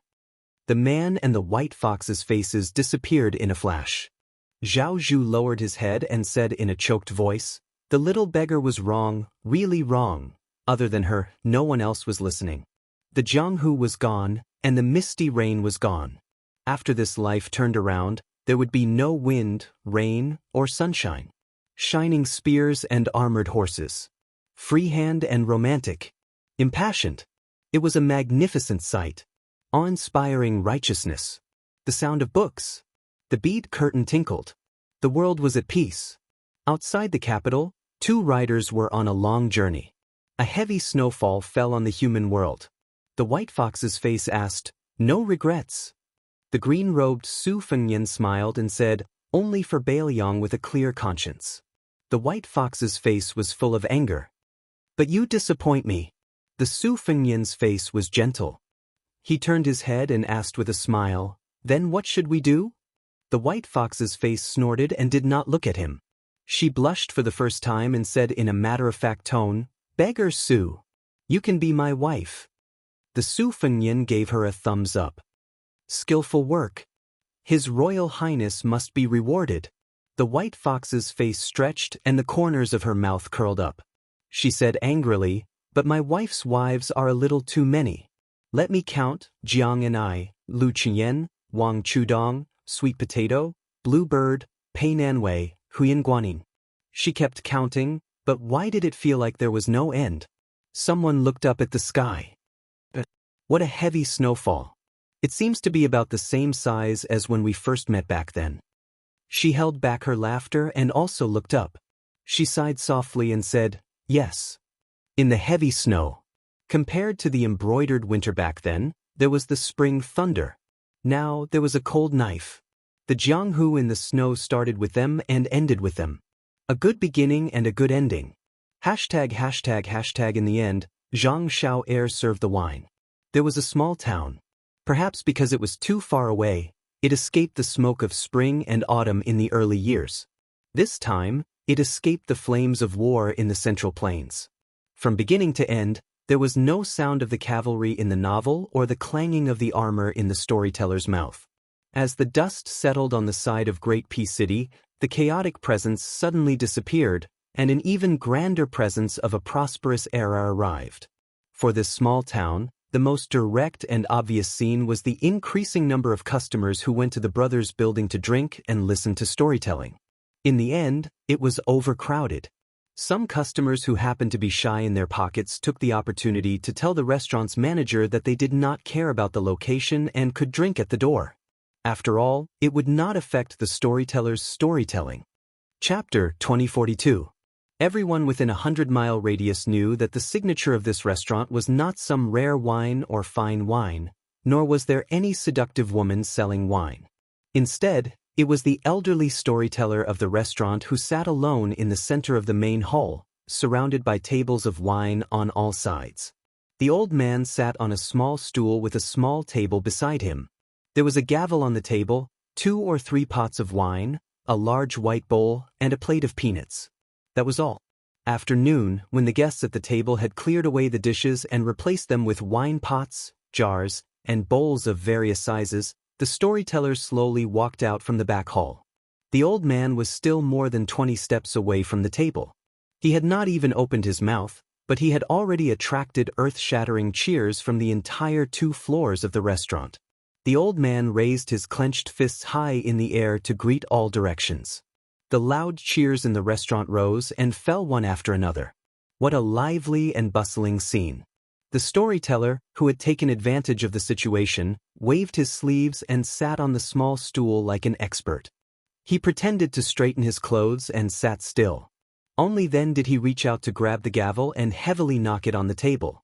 He said loudly, "At the end of the previous report, it was said that the Second Battle of Liangmang was imminent. 18 great grandmasters of the Central Plains would come together." The old man grabbed and put down the gavel again. He suddenly knocked the gavel on the table again. The old man said in a deep voice full of energy, "The rise and fall of 1,000 years, the affairs of the military and the state, are the most troublesome to think about. The most troublesome." At this moment, a listener laughed loudly and asked, "At the end of the previous report, you old man, you kept us in suspense. You said that Zhang Feilong, Hero Zhang, who is known as the layman of Bianjing in Jianghu, asked our king of Bailiang for advice on how to deal with the fairies and heroines. What did the king of Bailiang say? We're all waiting. Everyone, don't you think so?" Up and down the restaurant, dozens of tables of guests roared in agreement. Many of the Jianghu heroes who had placed their swords and sabers on the table began to boo. Many young wanderers even whistled with all their might. The storyteller was obviously already familiar with this scene. He calmly poured himself a bowl of wine and slurped it down with relish. In fact, at the end of each storytelling, keeping the audience in suspense and shaking the burden was the secret skill that the shopkeeper of this restaurant had taught the old man. Only by keeping the audience in suspense could there be repeat customers. After the old man leisurely put down the bowl of wine, he smiled and said, "If you hadn't mentioned it, this old man would have forgotten about it. Don't be impatient, let this old man slowly tell you about it." Dealing with people was a form of knowledge. If a fledgling young hero of Jianghu got to know those high and mighty beautiful fairies, it would be even more of a learning process. There were 2 types of heroines in the world. One type was Huishan Zi of the Great Snow Plateau, and Jin Qiu Dao Manor Master Tong Shangquan. They were as rare as phoenix feathers and unicorn horns. They could be counted on one's fingers. I'm afraid even if you wandered north and south of the Yangtze River, you still could not find one. This old man did not know how to deal with them, but there was another type. In the past, the king of Bailiang taught Zhang Feilong, Zhang Daxia exactly like this. The king of Bailiang, his old senior, said so. Everyone, please listen carefully. This kind of priceless advice. If you miss this village, there won't be another shop like this. All right, looking at the old man holding the wine bowl sideways, he couldn't be more familiar with it. We have to fork out the money again. Sure enough, there were two delicate and pretty waitresses from the restaurant who had already arrived between the tables. They didn't ask for money, but instead carried a wooden board with a dozen or so bottles of expensive wine on it. They didn't ask for anyone to buy them, and whoever liked to drink could take them for themselves. In the beginning, when the restaurant played this trick, no one was willing to accept it. It was just that they could not stand the old storyteller who shamelessly refused to tell the story when no one took the wine. Now, the customers of the restaurant were already used to it. They were too lazy to care about the small amount of money. They just had to pay out of their own pockets. Anyway, the old men who came here did not lack money. What's more, if you took the wine today, he would pay for it tomorrow, and the day after tomorrow, he would change to someone else to pretend to be fat. In the end, both the seller and the buyer were satisfied. However, the owner of the restaurant was really wicked. He could even think of such a cheap trick. Fortunately, the restaurant was smart enough to grasp people's hearts.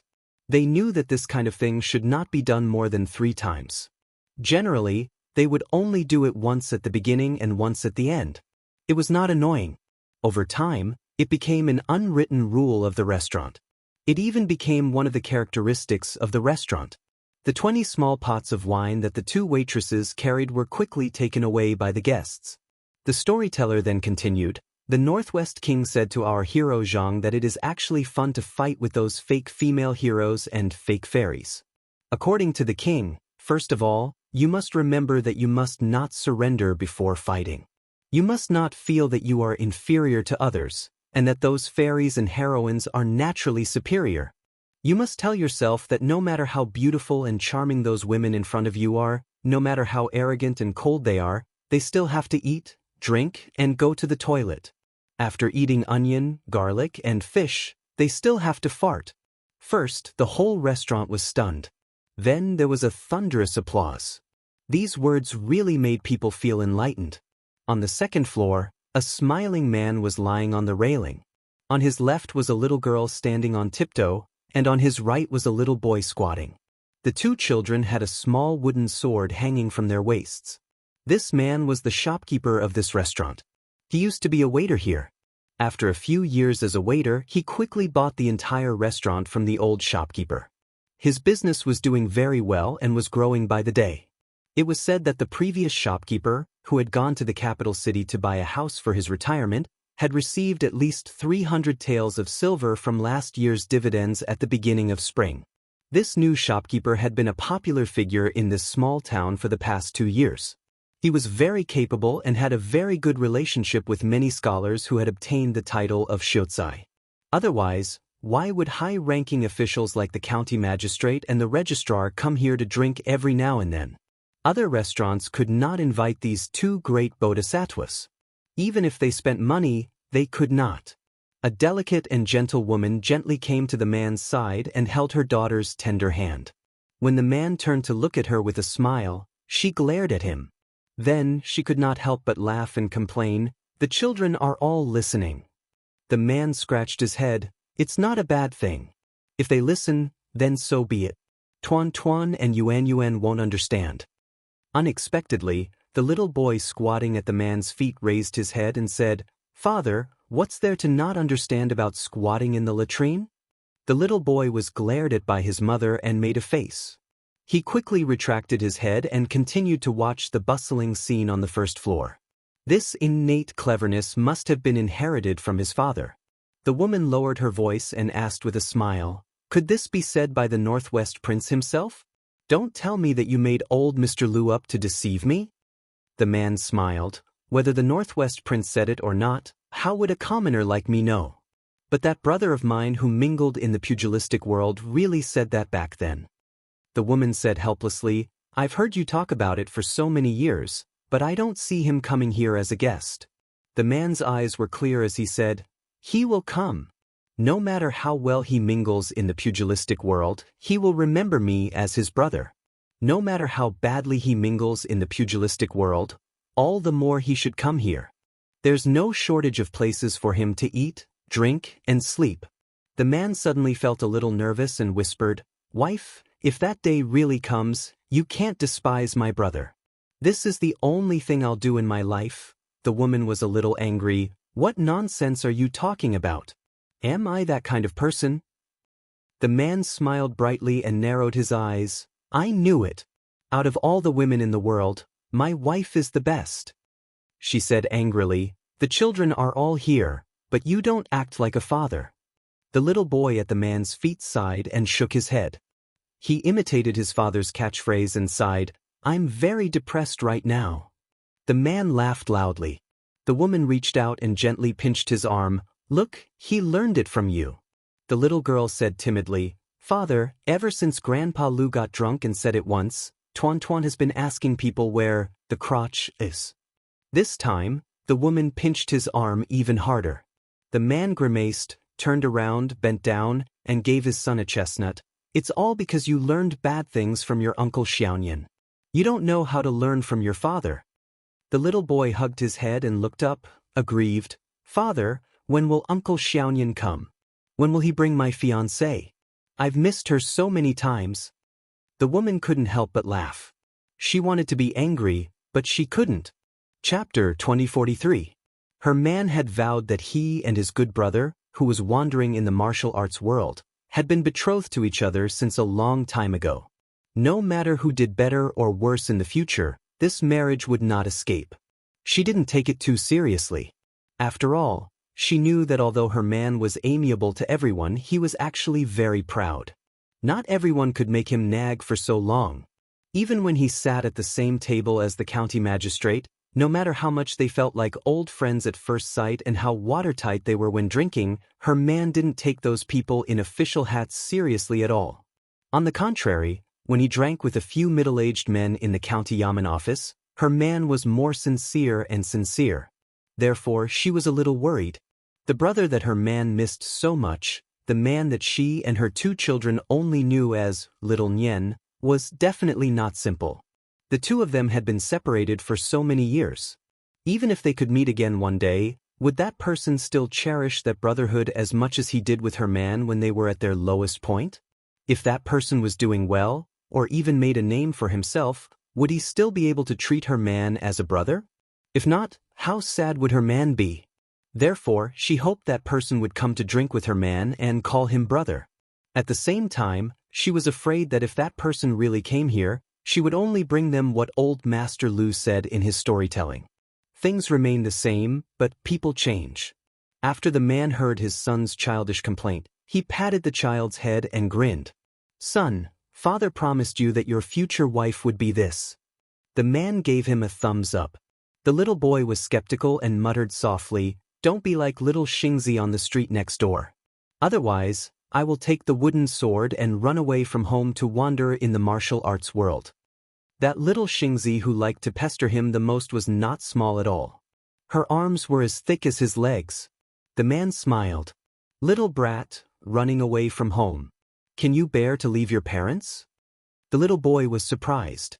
I went to the river outside the town to wander in the martial arts world in the afternoon. I went home for dinner at night. His sister poked her head out. She put her finger on her cheek and made a face at her brother. The man and his wife looked at each other and smiled. She suddenly laughed and asked, Why is our restaurant not selling that kind of green ant wine anymore? You're such a good businessman, yet you're competing with money? The man shook his head and said, I'm not selling it. I'm afraid that I won't be able to resist the temptation and will drink it myself. As for me, the next time you visit, bring me green ant wine to drink. The woman smiled and said, Okay, I'll go to the kitchen first. Tuan Tuan and Yuan Yuan, help me look after them. The man nodded and said softly, It's been hard on you, my wife. I'll be lazy today. She smiled and left. She felt a little sad. What hard work did she have? In this restaurant, her man was the one who had it the hardest. It had been like this all year round. In the past, he was already tired as a waiter in the restaurant. Now that he was the shopkeeper, he didn't have a moment of rest. In the past, it was to marry her. Now, it was for her and their two children. There were many other women in the small town who wished that their lazy men would work more and not loiter around all day. But when it came to her, she wished that her man could really rest for a day and not think or do anything. But every time he nodded and said yes, he still got up early and worked in the dark every day. Every day, he would smile when he met people. Marrying this man, she felt that she couldn't marry any better in this life. The storyteller downstairs still didn't talk about the soul-stirring battle of Liangmang outside the Northwest Pass. Instead, he had already talked about the wonderful comments of the Northwest Lord when he was still His Royal Highness. He said that being a playboy was also a technical job, and there were different grades.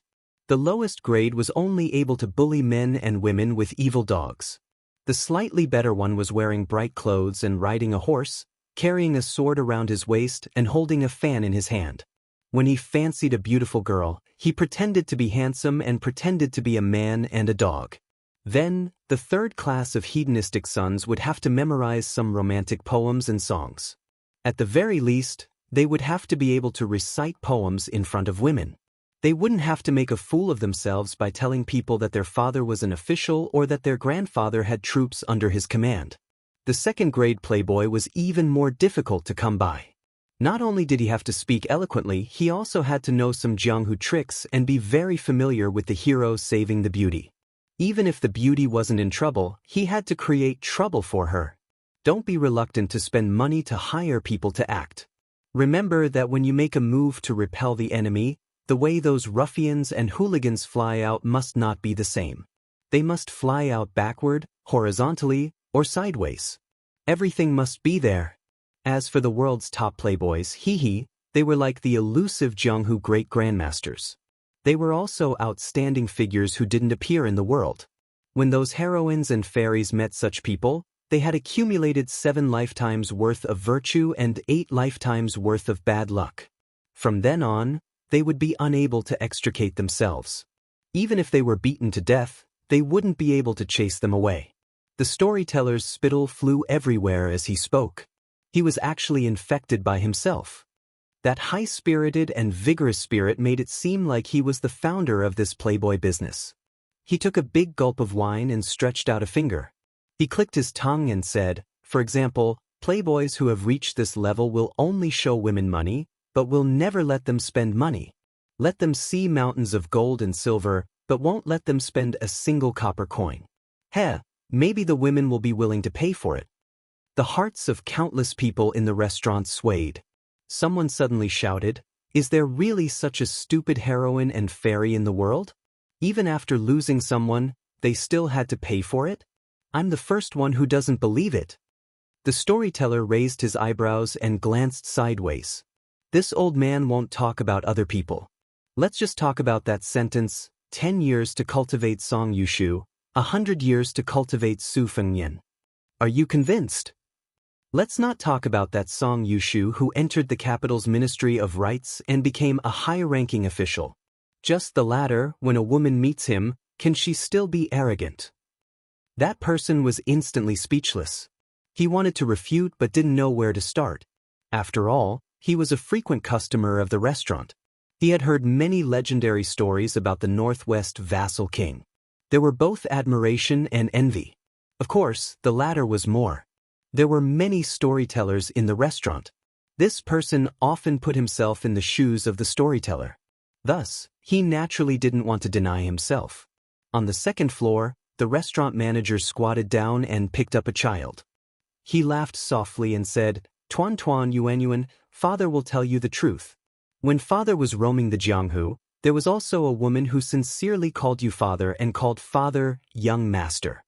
Although she wasn't a famous fairy or heroine, she was much more powerful than all the heroines and fairies in the Jianghu. Therefore, only your uncle Xiaoyan is worthy of her. That kind of good lady, Father feels that she's only slightly inferior to your mother. Tuan Tuan, if you still want to be a hero when you grow up, if you have the ability, find me such a lady to be our daughter-in-law." The little boy frowned and said seriously, "Father, I already have a daughter-in-law. I don't like to be a womanizer. Mother also said that a good man must be loyal to a lady." The man lowered his voice. "That's the reason. Your mother is not wrong, but the good ladies in the world usually admire heroes. Think about it, if she likes you but you don't like her, how sad would that lady be, right?" The child fell into deep thought. Between the daughter-in-law he had yet to meet and the good lady he had yet to meet, it was a battle between heaven and earth. The little girl said angrily, "Father, I'm going to tell mother that you made Tuan Tuan like so many ladies." The little boy rolled his eyes. The man's expression changed drastically.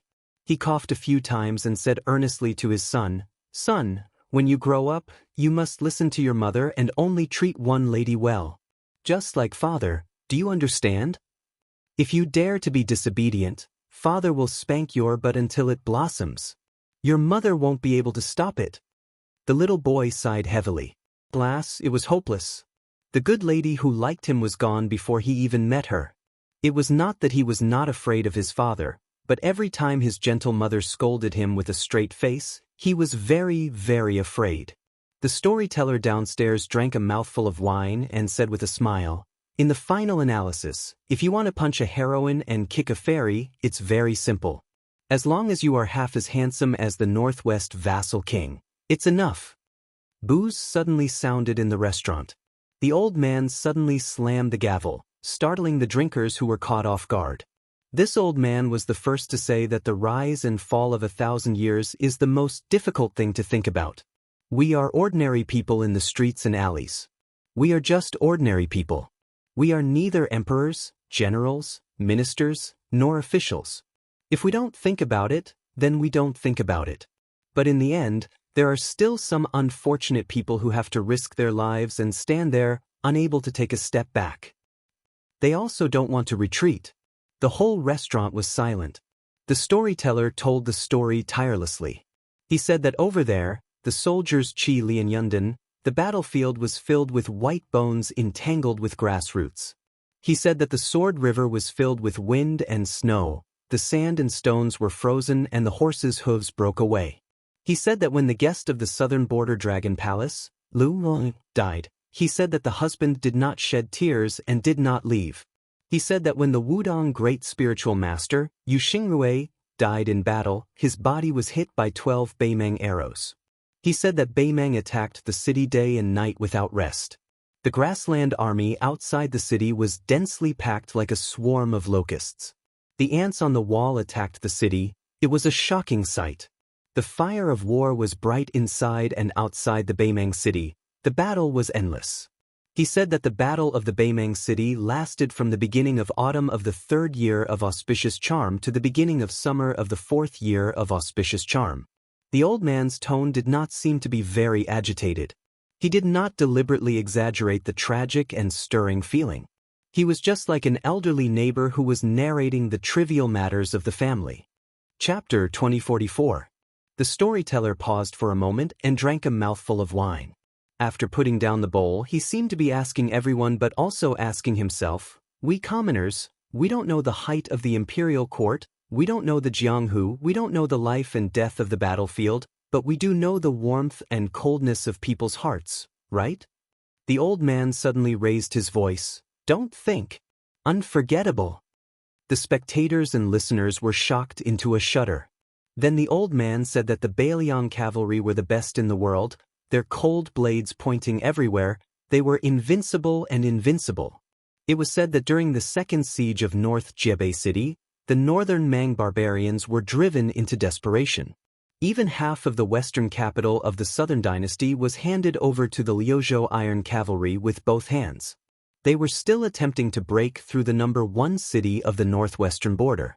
He said that the white-robed monk of the 2 Zen temples, Li Xiaoxin, was wearing a snow-white kasaya and stood alone outside Bailiang City. "I went from the south to the north. Whether I became a Buddha or not, I put it down. I, Li Xiaoxin, have come to see Buddha." It was said that before this battle had even ended, northern Liang's Ko Jianghuai, Xia Shibian, Chao Wei, Yu Wandao, and the former northern Mang's Winterobo King Jing Chong, these 5 famous generals of the present age, had joined hands to break through the northern Mang southern dynasty's central western capital. As he spoke, Ji Province General Yang Huchen, River Province General Kai Bai, and Ji Province Deputy General Han Fong resolutely gathered together, entering the grasslands from River Province's border together with Yu Province's remaining cavalry.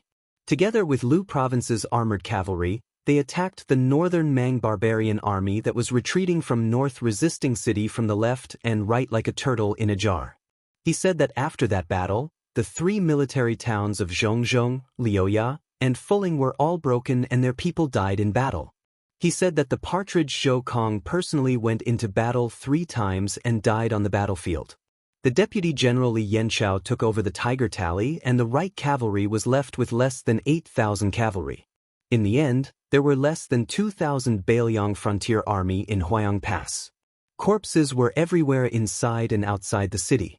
After winter, the blood froze. Looking from afar, the Huayang Pass looked like a crimson pass. The northern Liang king personally led 10,000 great snow dragon cavalry, directly bypassing the defeated northern Mang's main army and making a long-distance raid to reinforce Huayang Pass. That northern Liang Protector General Chu Lushan was sitting on the horse path on the city wall that was piled with corpses, holding a cold blade in his hand. The storyteller stopped talking and lowered his head to take a sip of the strong liquor. He closed his eyes and was a little tipsy. The moon is small, and the truth is out. On the street of the restaurant, the sun was scorching hot. A yellow dog was lying on the ground, its head drooping and its tongue sticking out. Taiping dog. Inside the building, the old man raised the gavel high up. Just when everyone was ready to hear the sound of the gavel slamming the table, unexpectedly, the old man gently put it down and laughed heartily. Since ancient times, who hasn't seen the Qing dynasty? Today I see that the fame of my achievements surpasses that of the ancients. In this part of the world, heroes are vying for supremacy while the smoke of gunpowder rises from all directions, and battles are in full swing everywhere. How unfortunate is it for us commoners to be in such troubled times? How fortunate is it for us commoners to hear about the great victory at the border and report it to the Central Plains? How many times can one laugh in one's life? When meeting in a drinking contest, one must be drunk. The old man poured a bowl full of liquor and raised it, saying loudly, "Everyone, can you drink with me, this old man? Drink this big bowl of Taiping wine." Inside the first floor, countless people laughed loudly and said boldly, "Let's drink. Let's drink. Do you think I'm afraid of you, old man?" The old man laughed heartily and wiped the corner of his mouth. He slammed the bowl heavily. "I've talked about the battlefield. Allow me to repeat the same tune. Later, let's talk about the Jianghu woman on the battlefield. There's a #1 assassin in the world whose name is unknown. She killed Beimang's Aquarius Prefecture's governor. Our Wulin Alliance master, Mount Huishanzi of the Great Snow Plateau, almost took the head of Beimang's crown prince in the midst of millions of soldiers. There's a blind female zither player who is the 3rd most powerful in the world. The sect master of Zhulu Mountain, White Robe Luo Yang, defended the east wall of the main hall alone at the last moment during the second defense of North Jiebei City. A woman in a red robe shuttled through Beimang's army as if she was in an unstoppable place. The female sword attendant of the Wu family's sword tomb carried the famous sword Su of Gojoseon on her back. She took the lead in every battle, and the king of Bailiang jokingly called her the white horse female lieutenant of Liangzhou. The old man laughed heartily and asked loudly, "Who said that the women of the Central Plains only know how to hide in their boudoirs and apply rouge? Who said that women's lives are worthless than grass?" There were many women in the restaurant, and there were at least 20 to 30 of them. Hearing the old man's words, they were even more heroic than the men. Almost all of them raised their cups and bowls to drink. There were even a few extraordinary women who picked up their wine pots and drank directly. The restaurant was filled with cheers. The manager of the restaurant, who was lying on the 2nd floor, couldn't help but clap and cheer. He said loudly, "Today, the heroine will drink for free." As a result, the crowd cheered even louder. A burly man raised his head and looked at the 2nd floor. He pinched his throat and asked in a high-pitched voice, "Manager, I'll go back to being a woman today. Is that okay?" The manager of the restaurant was stunned. He laughed heartily and said, "Just based on your shameless ability, you're like my brother. Drink to your heart's content. I won't take your money, so I'll treat you to a drink." He hurriedly said loudly, "The others can forget about it. It's not easy for me to have a family to feed." The man's son, who was squatting next to him, suddenly stood up. He pressed his hand on the hilt of his wooden sword and hurriedly said loudly, "Yes. My father always said that the money for traveling in the Jianghu in the future is all in the money for the drinks. Not everyone can drink for free. The laughter continued. The storyteller found an opportunity to smooth things over for the manager. He immediately changed the topic. He slapped the gavel and deliberately asked, "Has anyone heard of a saying? If the heavens did not give birth to you, Li Chungang, the way of the sword would be like a long night." As expected, the restaurant was attracted again. In fact, there were rumors of this saying in the Jianghu, but it was not very widespread. After all, the new Jianghu was led by Xinyuan Qingfeng, who occupied 3 of the 14 chiefs of auspicious talisman. Whether it was the 10 great sects, the sage of the 4 directions, or the 10 great itinerant cultivators, every year, there would be an endless stream of fairies and gentlemen. Moreover, there had been endless wars in the past few years. The famous saying of the old sword god of spring and autumn, especially the drinkers near this small town, was a little unfamiliar.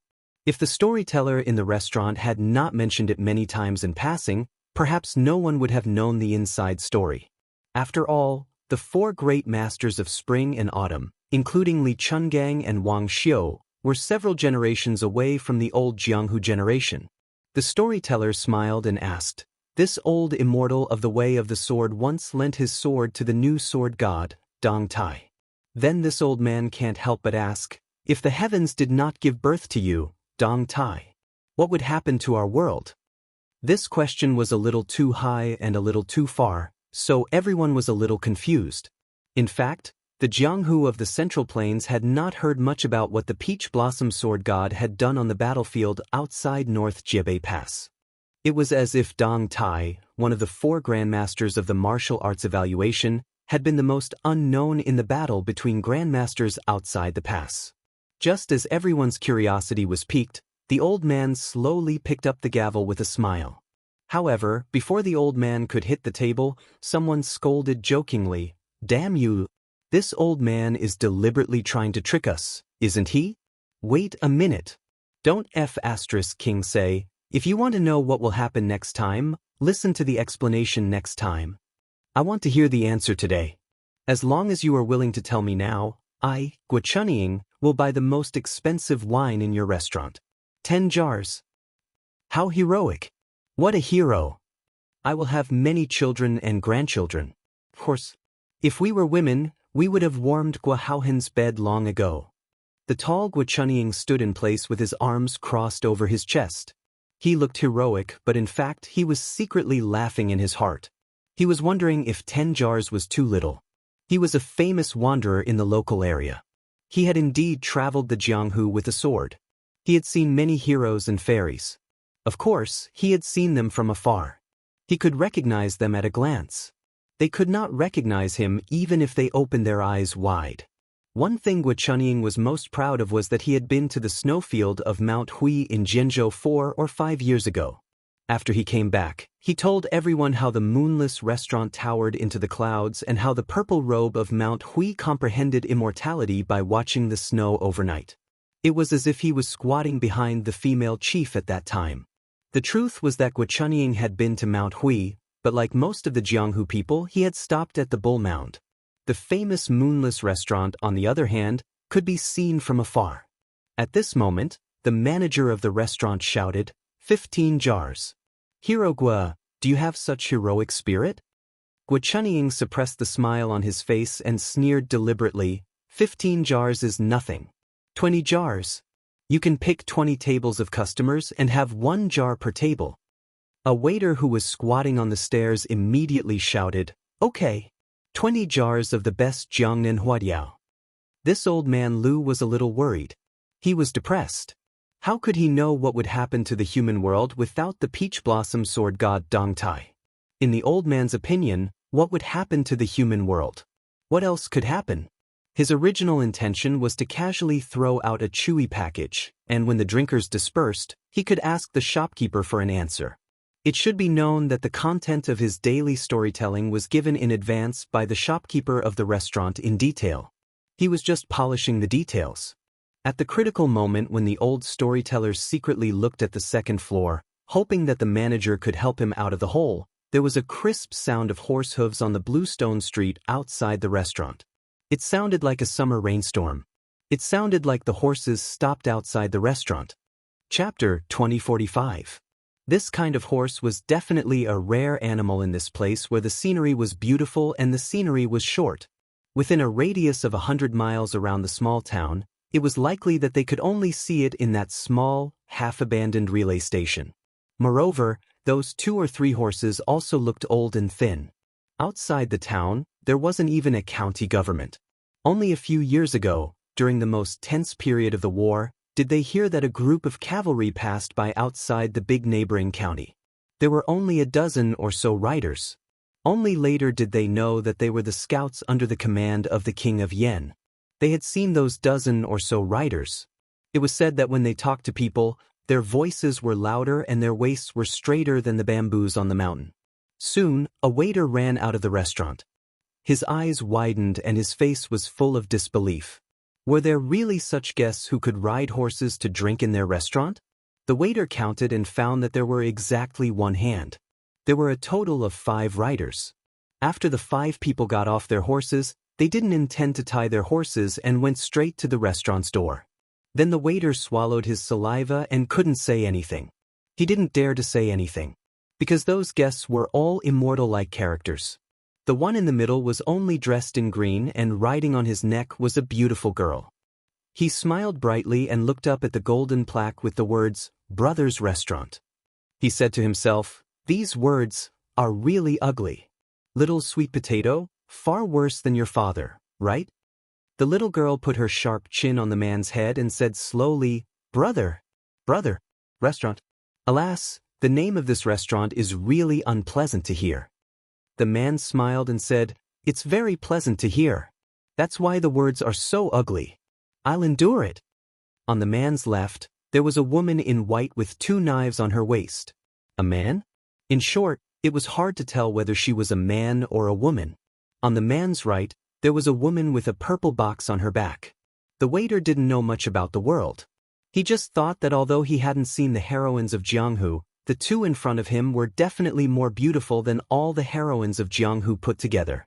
Behind the man, there was a woman in green with a slightly cold face. She wasn't so beautiful that she was frightening, but that was only relative. The waiter of the restaurant gathered his courage and asked in a trembling voice, "Dear guests, are you here to drink in our brother's restaurant?" The man smiled and asked, "Don't tell me you don't sell alcohol and can only eat and drink tea?" The waiter said awkwardly, No. The man waved his hand and said with a smile, "Don't worry about us. You do what you need to do." The waiter felt as if a heavy burden had been lifted off his shoulders, but he was also very disappointed. He couldn't care about anything else, so he lowered his head and jogged back to the restaurant. After this group of people crossed the threshold of the restaurant, the lobby of the restaurant quickly became silent. The green-clothed man in the lead glanced at the surroundings, and then he raised his head to gaze at the manager of the restaurant that was dumbstruck. The corners of his mouth curled up as he shouted loudly, "Waiter with the surname Wen." The appearance of this group of people was the strangest thing in the world. Therefore, when this handsome and elegant man's words sounded a little strange, no one cared. Not only the guests at the 30 tables on the first floor, even the guests at the dozen or so tables on the second floor stood up one after another and stood on the railing to look down at this group of distinguished guests. The manager of the restaurant, who had been lazily lying on the railing, had unknowingly straightened his back. For some reason, his eyes were somewhat red. After hearing the shout of the man at the entrance downstairs, he said with a hoarse voice, "Here." The pair of children beside the man raised their heads, wondering why their father was so unwelcoming. That man laughed loudly and asked, "Do you have good wine?" The manager of the restaurant on the second floor took a deep breath. "Yes." That man continued to ask, "Do you have good meat?" On the second floor, the crippled man who had already left the Jianghu for a long time yelled out, "Yes." That man paused for a moment and asked, "Do you have a wooden sword?" The man who had once walked the Jianghu with a dog paddle, and had also won the great title of Wenbusheng in the capital, grinned and said, "No." The man downstairs made an "oh" sound and said loudly, "Then do you have brothers?" The manager of the restaurant, who was no longer a wandering warrior with a wooden sword, this Wen Hua, who had left the Jianghu in dire straits and then married and had children in his hometown, raised his arm that had not been broken and blocked his eyes, as if he did not want all the guests to see his appearance. With a suppressed sobbing tone, he smiled and said, "Yes. I have always had it." The little girl shouted worriedly, "Father?" The man carelessly wiped his arm and put it down. He smiled happily and said, "It's okay, it's okay. Father is happy that Uncle Xiaoyan of yours has come to our house. Let's go downstairs together." He held his daughter's hand while his son gently tugged on his other sleeve. The three of them quickly went downstairs together. At the entrance of the restaurant, the little girl, who was nicknamed Little Sweet Potato by the man, helped her father gently wipe away the wine on his face. She sighed and said, "Father, I really don't want to criticize you. Although you said that a real man's thing is not tears and should be called wine, isn't it too embarrassing for you to do it in front of so many people?" The man was silent. He only looked at the guy who was limping towards them with the two children. Although he had long known, when he really saw this scene, he lowered his head and exhaled softly. When that guy came closer, he raised his head and asked with a smile, "When are you limping? How did you do it? Did you get punished for taking liberties with a good girl on the street?" "It's a small matter, it's not a big deal. Tsk, didn't you say that you have brothers? I don't care about you. I think that guy is really nothing. But my brother was once the #1 in the world. He used my sword moves and beat Tuoba Bodhisattva until he covered his head and fled like a rat. Do you have such a brother? Can you find someone with the surname Su for me in this world? Even half of it is your ability. There's really no way to find him. It can be seen that my luck is not as good as yours. My brother is not as good as yours. Yo, Su, your skin is no different from back then. But you're different." After Su said this, Wen Hua wanted to say something but hesitated. In the end, he just rolled his eyes and gently pulled the two children who were hiding behind him in front of him. Then he patted the two little heads one after another. "My son is called Wen Liang. My daughter is called Wen Xiu. Her nickname is Tuan Tuan and Yuan Yuan. Very festive. Tuan Tuan, Yuan Yuan, call Uncle Su. It's okay if you don't call him that." The two children were obviously a little curious and scared. They really didn't call him that. It seemed that this was a little awkward. Wen Hua scratched his head. This was ridiculous. Su Fengnian stretched out his finger and pointed at his daughter, who was sitting on his neck. "My daughter, Su Nianliang, nicknamed Little Sweet Potato. She likes to play wildly, so she's a little tanned. All right, Little Sweet Potato, call Heroine." The slightly tanned Little Sweet Potato was much fairer than the little charcoal back then. She quickly whispered in her father's ear and asked doubtfully, "Father, shouldn't I call him Uncle Wen? Why do I have to call him Heroine?" Su Fengnian explained in a low voice, "That guy cares about face the most. Calling him Heroine is more useful than calling him Uncle Wen. Whether or not we can eat and drink for free later depends on you, my daughter." Wen Hua, who had heard everything, muttered a curse. He no longer paid attention to this bastard surnamed Su. He raised his head and said with a smile, "Little Sweet Potato? You're so handsome. You must take after your mother. Fortunately, you look like your mother. If you take after your father even a little bit, you'll really be in danger in the future."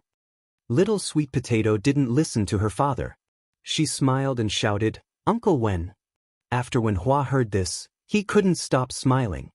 He quickly nodded and said, "Good girl. So good." Su Fengnian said helplessly, "Oh right, these two beside me. You can call them sisters-in-law. Remember, there's no difference in seniority. If you call them wrongly, you'll have to deal with it yourself. I'm the biggest daughter-in-law in the world. I'll only help beat you up." Wen Hua first cursed, and then he looked at them and said in all seriousness, "Sisters-in-law, nice to meet you. My surname is Wen and my name is Hua. I once had too many nicknames, so I won't mention them for now. Unfortunately, I'm the older brother surnamed Su. It's indeed a bit unfortunate for our family. In the future, I'll have to trouble sisters-in-law to take care of this good-for-nothing little brother of mine. Don't look down on him. Even if you really don't like him, that's fine too. You can just barely make do with him. Since you've accidentally married him, then you can only follow the man you marry.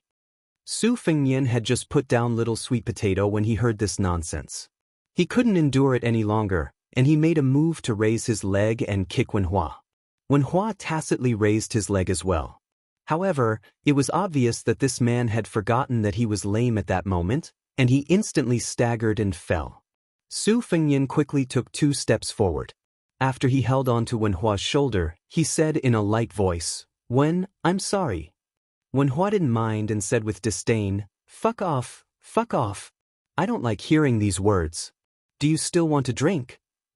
Without waiting for Su Fengnian to say anything, Wenhua turned around and said loudly, "Today, the wine that everyone drinks in my restaurant is my treat."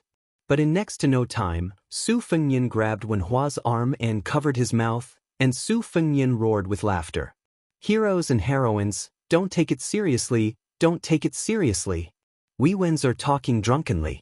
How can there be a reason in this world that we don't have to pay for our drinks in a restaurant? There's no such reason at all."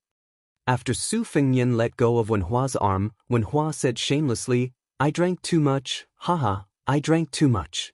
Wenhua, who'd incurred the wrath of everyone, tactfully made up for it. "But all the drinks in the restaurant today are 20% off. That's more like it." After that, Wenhua gave the storyteller a look, indicating for him to continue telling the story and just say whatever he wanted. In the end, Wenhua led Su Fengnian's group up to the 2nd floor. After much persuasion, he finally asked for a table from a table of customers, and the price was that the restaurant gifted them with 10 jars of huadiao. There were 4 long benches on one table. Wenhua and Su Fengnian each occupied a stool facing each other. Wenhua and the 2 children sat on one. Ginger and White Fox sat on one stool for the first time, and Little Sweet Potato was squeezed in the middle. The little boy called when Liang stole a glance at the fellow nicknamed Little Sweet Potato from time to time. But every time he looked, she would immediately glare back at him and didn't forget to raise her fist once. Chapter 2046. Then, one deliberately placed the wooden sword at his waist gently on the table, while the other placed the long and narrow wooden knife heavily on the table. Tit for tat. The old man in the middle of the hall downstairs began to tell stories again. As long as the topic of the peach blossom sword god Dong Tai was temporarily ignored, the old man was very familiar with the way. He gradually entered the best state again and talked endlessly. After drinking 2 more bowls of wine, he was really a little drunk. He was tongue-tied and said some inappropriate things. However, in this small town that was far away from trouble, no one really thought about it, and no one cared about it. The old man said, "I use peach blossoms to buy spring wind, would the deities give it to me? I use green ants to buy the central plains, would the emperors sell it?" Later, people asked where the Northwest vassal king went. They all said that he died in the northern expedition to the grasslands. Some said that he died of illness on the way to the capital, but some said that he took off his armor and retired. The old man stretched out a finger and shook it. He sighed with emotion, "Dead, of course he's dead. Think about it, he fought with Tuoba Bodhisattva in the western region, the Longyan Plains, and the Beijua city. Not to mention those endless celestial deities. After that, he led the cavalry under his command to the north to attack the grasslands. Alas, our young vassal king with a different surname has accumulated too many injuries. It's really difficult to recover from them. What a pity! Heaven is jealous of heroic talents. You hit the nail on the head." On the 2nd floor, Su Fengnian almost spat out a mouthful of wine.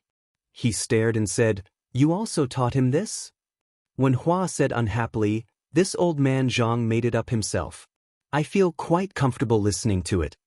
Soon, the person downstairs said again, "Scholarly honors are only taken from horses. Take off the saddle and temporarily enter the restaurant." What a good, take off the saddle and temporarily enter the restaurant. If that king of Bailiang was still alive, and if he could come to this restaurant, this old man Zhang would be willing to bow to him and not raise his hands. Su Fengnian said with a smile, "It sounds quite comfortable." Wenhua grimaced, "I'll deduct his wages later." At this moment, Wenhua's wife jogged up the stairs. When she saw this table of people, she was slightly embarrassed, and for a moment, She bit her lips and didn't know what to say. Su Fengnian immediately stood up and said in a deep voice, Su Fengnian greets sister-in-law. Not only Su Fengnian, even Ginger Mud and White Fox Face stood up. Little Sweet Potato even shouted in a crisp voice, Hello, Auntie. My name is Little Sweet Potato. Oh, that's not right. My name is Su Nianliang. Nian as in Nian, Liang as in Bailiang. She hurriedly curtsied to Su Fengnian, and then smiled at the two sisters-in-law who could make all the women in the world feel ashamed of their inferiority. Finally, she smiled at the cute Little Sweet Potato and said softly, Hello, Little Sweet Potato. Little Sweet Potato responded with a big, bright smile. Su Fengnian said softly, Sister-in-law, please take a seat. She said apologetically, I won't sit. I'll go to the kitchen and cook some dishes for you too. I'm not good at cooking, please don't take offense. She clenched the corner of her clothes with both hands. Even if her man's brother was amiable and easier to get along with than she had imagined, she was still very nervous. She hesitated, looked at the man who turned to smile at her, and mustered up her courage to say to Su Fengnian, Ever since I met Wenhua, he has been talking about you. Has he really? In this life, other than his own brother, he only sees you as a brother. Sorry, I'll go downstairs first. Before Wenhua and Su Fengnian could say anything to persuade her to stay, she had already turned and went downstairs. Su Fengnian said, the reason you can find such a wife is because of this. He stuck out his thumb. Wenhua puffed out his chest and said with a matter-of-fact face, Who am I? Su Fengnian snorted and stuck out 2 fingers. Unfortunately, I'm still a little stronger than you. Now I have. Before Su Fengnian said the word, two, proudly, Jiang and I snorted coldly and Baihu glanced at him coldly. There was only half a pot of wine left by the guests on the table, and it was quickly distributed to the 2 of them.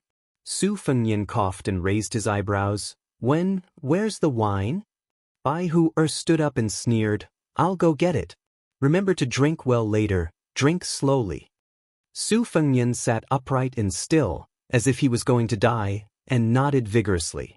Jiang and I also stood up, I'll go to the kitchen to help. Little Sweet Potato cleverly echoed, I'll go too. When Hua rubbed his daughter's head, Yuan, help lead the way. The little girl was thin-skinned.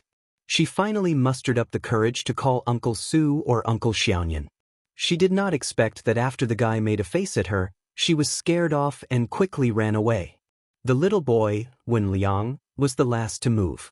After running a few steps, he turned around and shouted, Uncle Xiaoyan. Su Fengnian nodded and smiled. I came in a hurry this time and forgot to bring a greeting gift. Uncle will make it up next time. The little boy nodded vigorously. Just as he turned around and ran a few steps, he turned around again and shouted, Uncle Xiaoyan, my father said that it's okay to call you father-in-law. Su Fengnian really spat out a mouthful of wine this time. He was probably close to vomiting blood. All sorts of feelings welled up in his heart. When Hua held his stomach with one hand and laughed. After drinking the last of the wine in their bowls, the 2 of them did not speak again. The storyteller downstairs also came to an end. Even if there are thousands of emotions, even if there are thousands of feelings, who will you tell them to? Who will listen? People in the world, even if they can't bear to part, they will eventually have to part. Even if there are regrets in the world, don't worry. Su Fengnian nodded and turned around to ask, Wen Hua, where did you find this storyteller? He's really good at telling stories. Wen Hua smiled and said, back then, this old master happened to pass by this restaurant. At that time, I was still just a waiter. But when I heard the old Mr. Sour tone, it was very similar to you back then. So, I persuaded the old shopkeeper to stay. I wanted to let him tell me about your stories in the martial world. When Hua raised his bowl and realized that there was no more wine, but he did not put it down, the more I listened, the more I thought that one day in the future, when both of us are around, I must invite old Zhang to sit down and then ask you to treat him to a glass of wine. Su Fengnian also raised his empty bowl and clinked it with Wen Hua. It's my duty. White Fox's face brought over 3 pots of wine. They were neither good nor expensive, but the taste was strong enough. That was all. After she placed the 2 pots of wine on the table, Wen Hua slapped his forehead. Although the restaurant doesn't sell Baoyang's green ant wine, I still have a few jars hidden. Su Fengnian smiled. What's the rush? Drink first. Wenhua nodded. That's true. It's finally a good time for us brothers to drink and eat meat without holding back. We don't have to worry about whether we'll have the next meal. We should drink more. White Fox's face did not sit down. She carried the pot of wine and walked towards the railing, her back facing the two men from afar. Wenhua asked softly, How are you doing? Su Fengnian thought for a moment. Not bad. Wenhua smiled. I'm doing better than you, so today's wine is on me. Su Fengnian rolled his eyes. Why do you say that? Wenhua stretched out his thumb and pointed behind him. I have 2 children. You only have 1. Su Fengnian originally wanted to compare the number of wives he had, but he suddenly thought of White Fox's face embroidered with winter's spring thunder on his waist. She was standing right there. He could only grit his teeth and say, You win. When the storytellers stopped telling stories, the customers in the restaurant did not refill their glasses and quickly dispersed. After drinking the 2 pots of inferior but strong wine, Wenhua got up to get the green ant wine that he had kept for a long time. He even pulled the old gentleman to the 2nd floor. Su Fengnian also got up to toast the old man with a big bowl of green ant wine. At that time, the old man hurriedly got up. Although the other party asked him to drink as much as he wanted, the old man still tried his best to drink half a bowl. The old man only knew that the man who could not be considered too young was the brother of the restaurant's shopkeeper. He was probably called Little Nian. Just like the king of Baoyang, Su Fengnian had the character Nian in his name. After the old man drank the bowl of green ant wine that really burned his mouth and intestines, he wobbled his farewells and went downstairs. He felt that after drinking so much wine today, he had achieved his goal. In particular, after accepting the toast of that strange man at the end, he felt that it was quite worthy of pride. As for why exactly, the old man was 70 to 80% drunk. He did not think deeply about it, but he also could not think deeply about it. On this day, Su Fengnian finally got drunk again. After he finished his first trip to Liangyang Lake, he returned to Liangzhou and returned to Mount Qingliang. It was very strange. After that, it seemed that he really did not get drunk again. The 2 groups of women and children sat at a table far away on the 2nd floor. From beginning to end, they did not disturb the 2 men who were drinking and chatting. Su Fengnian said drunkenly that he found a place surrounded by mountains and brought them to live in seclusion. He said that they all knew Li Dong and a little monk called Wu Nanbei went to Gangnam-do. The little monk said that he wanted to build a temple. Because when there was a temple, there would be pilgrims. With pilgrims, there would be incense money. With incense money, even if he could not become a Buddha and burn Buddhist relics, he would still have money to buy rouge and face powder for Li Dong. He said that his younger brother, Su Longxiang, also found a wife that he was satisfied with. The woman called Murong Longshui, for Huang Manor, turned from a 200-pound fatty to a 100-pound woman. He said that he must find that guy called Chen Jibao. He did not believe that this *T war sage in white was really dead. He must ask him why in person. He said that he originally wanted to introduce a guy called Zhao Zhu to Wenhua. Unfortunately, that bastard was too stingy. He was not even willing to treat people to drinks, so he let it go. He said that a guy who used to be called Zhao Zhuan and his wife settled down in Baoyang's Dowling prefecture and became a private school teacher. It was quite good. He said that the former sect leader of Wudong, Li Yufu, should not have left. It was not worth it, even if that young Taoist did it for the sake of the common people. He said that it was a pity that Wenhua did not get to see the magnificent scene of thousands of exiled immortals descending like rain. He said that he did not know if his disciple, Li Dong, could really become a land flood dragon and become the last land immortal in the world. He said that his Su family had changed to the residence of the Baoyang prefect. He could not bring Wenhua there to show off. Chapter 2047. Previously, there was an urgent report sent to the Spring Snow Building that there was a Jianghu man who dared to attack the sandbar in the middle of the river at the origin of the crisscrossing tide, trying to cut off the 2 intersecting tides. Song Li didn't mind that the onlookers couldn't see the tide in the end, but he was surprised by the Machateman's behavior. Now, Liang, Zhao Go and the Ministry of War had joined hands to suppress Jianghu secretly, and at the same time to gather the forces of Jianghu from all over the place. They were like fishing in a net.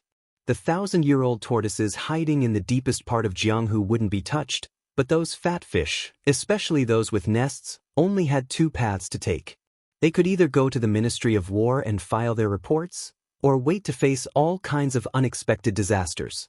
Now, some of the second and third class sects in Jianghu had been mostly cleaned up, and the next step was to deal with the top 20 behemoths. It was always said that Jianghu was far away, but how far could it be? Now, the hooves of the Liang Iron Cavalry had already trampled on the northern grassland of the old Beimeng.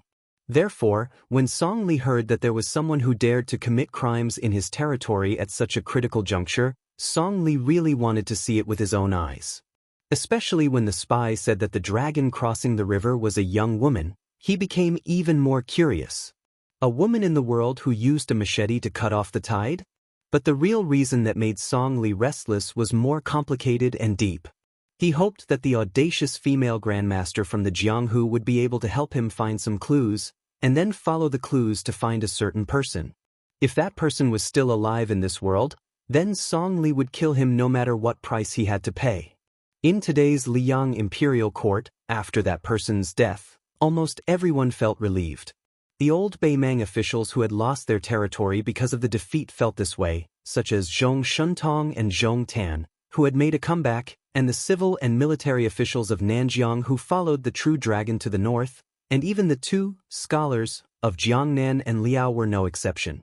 This kind of feeling could only be understood, but not described. Even though the officials from Beimeng were gathered in the capital, as long as they thought that that person was gone and would not appear in the future, they felt that it was not unbearable for the Liang party, which was still in its embryonic form, even if it eventually became the general trend.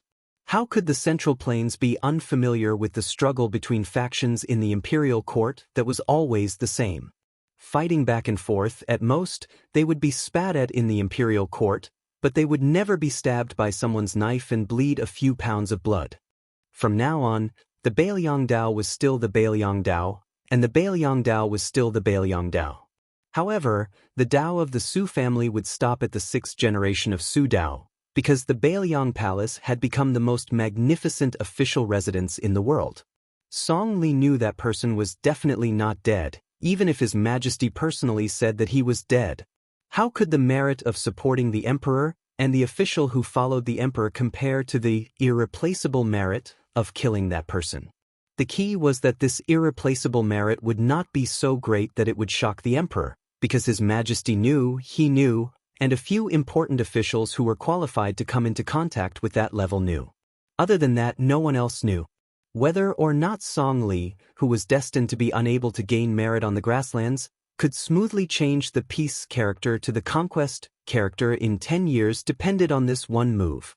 Song Li knew very well that of the 4 conquest generals, other than Wu Zhongshuan who had taken the initiative and kept the title of Southern Conquering General, the Emperor Zhao Zhu, in order to keep the imperial court in check, would definitely have one person from the Liang faction and one from the Nanjiang faction. Then, there was only a literal position left.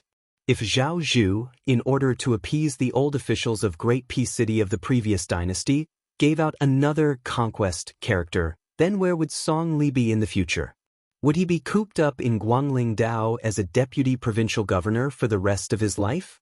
Moreover, the position of Jidushi in the future would only be a nominal position, and its weight would be far inferior to that of the administrator.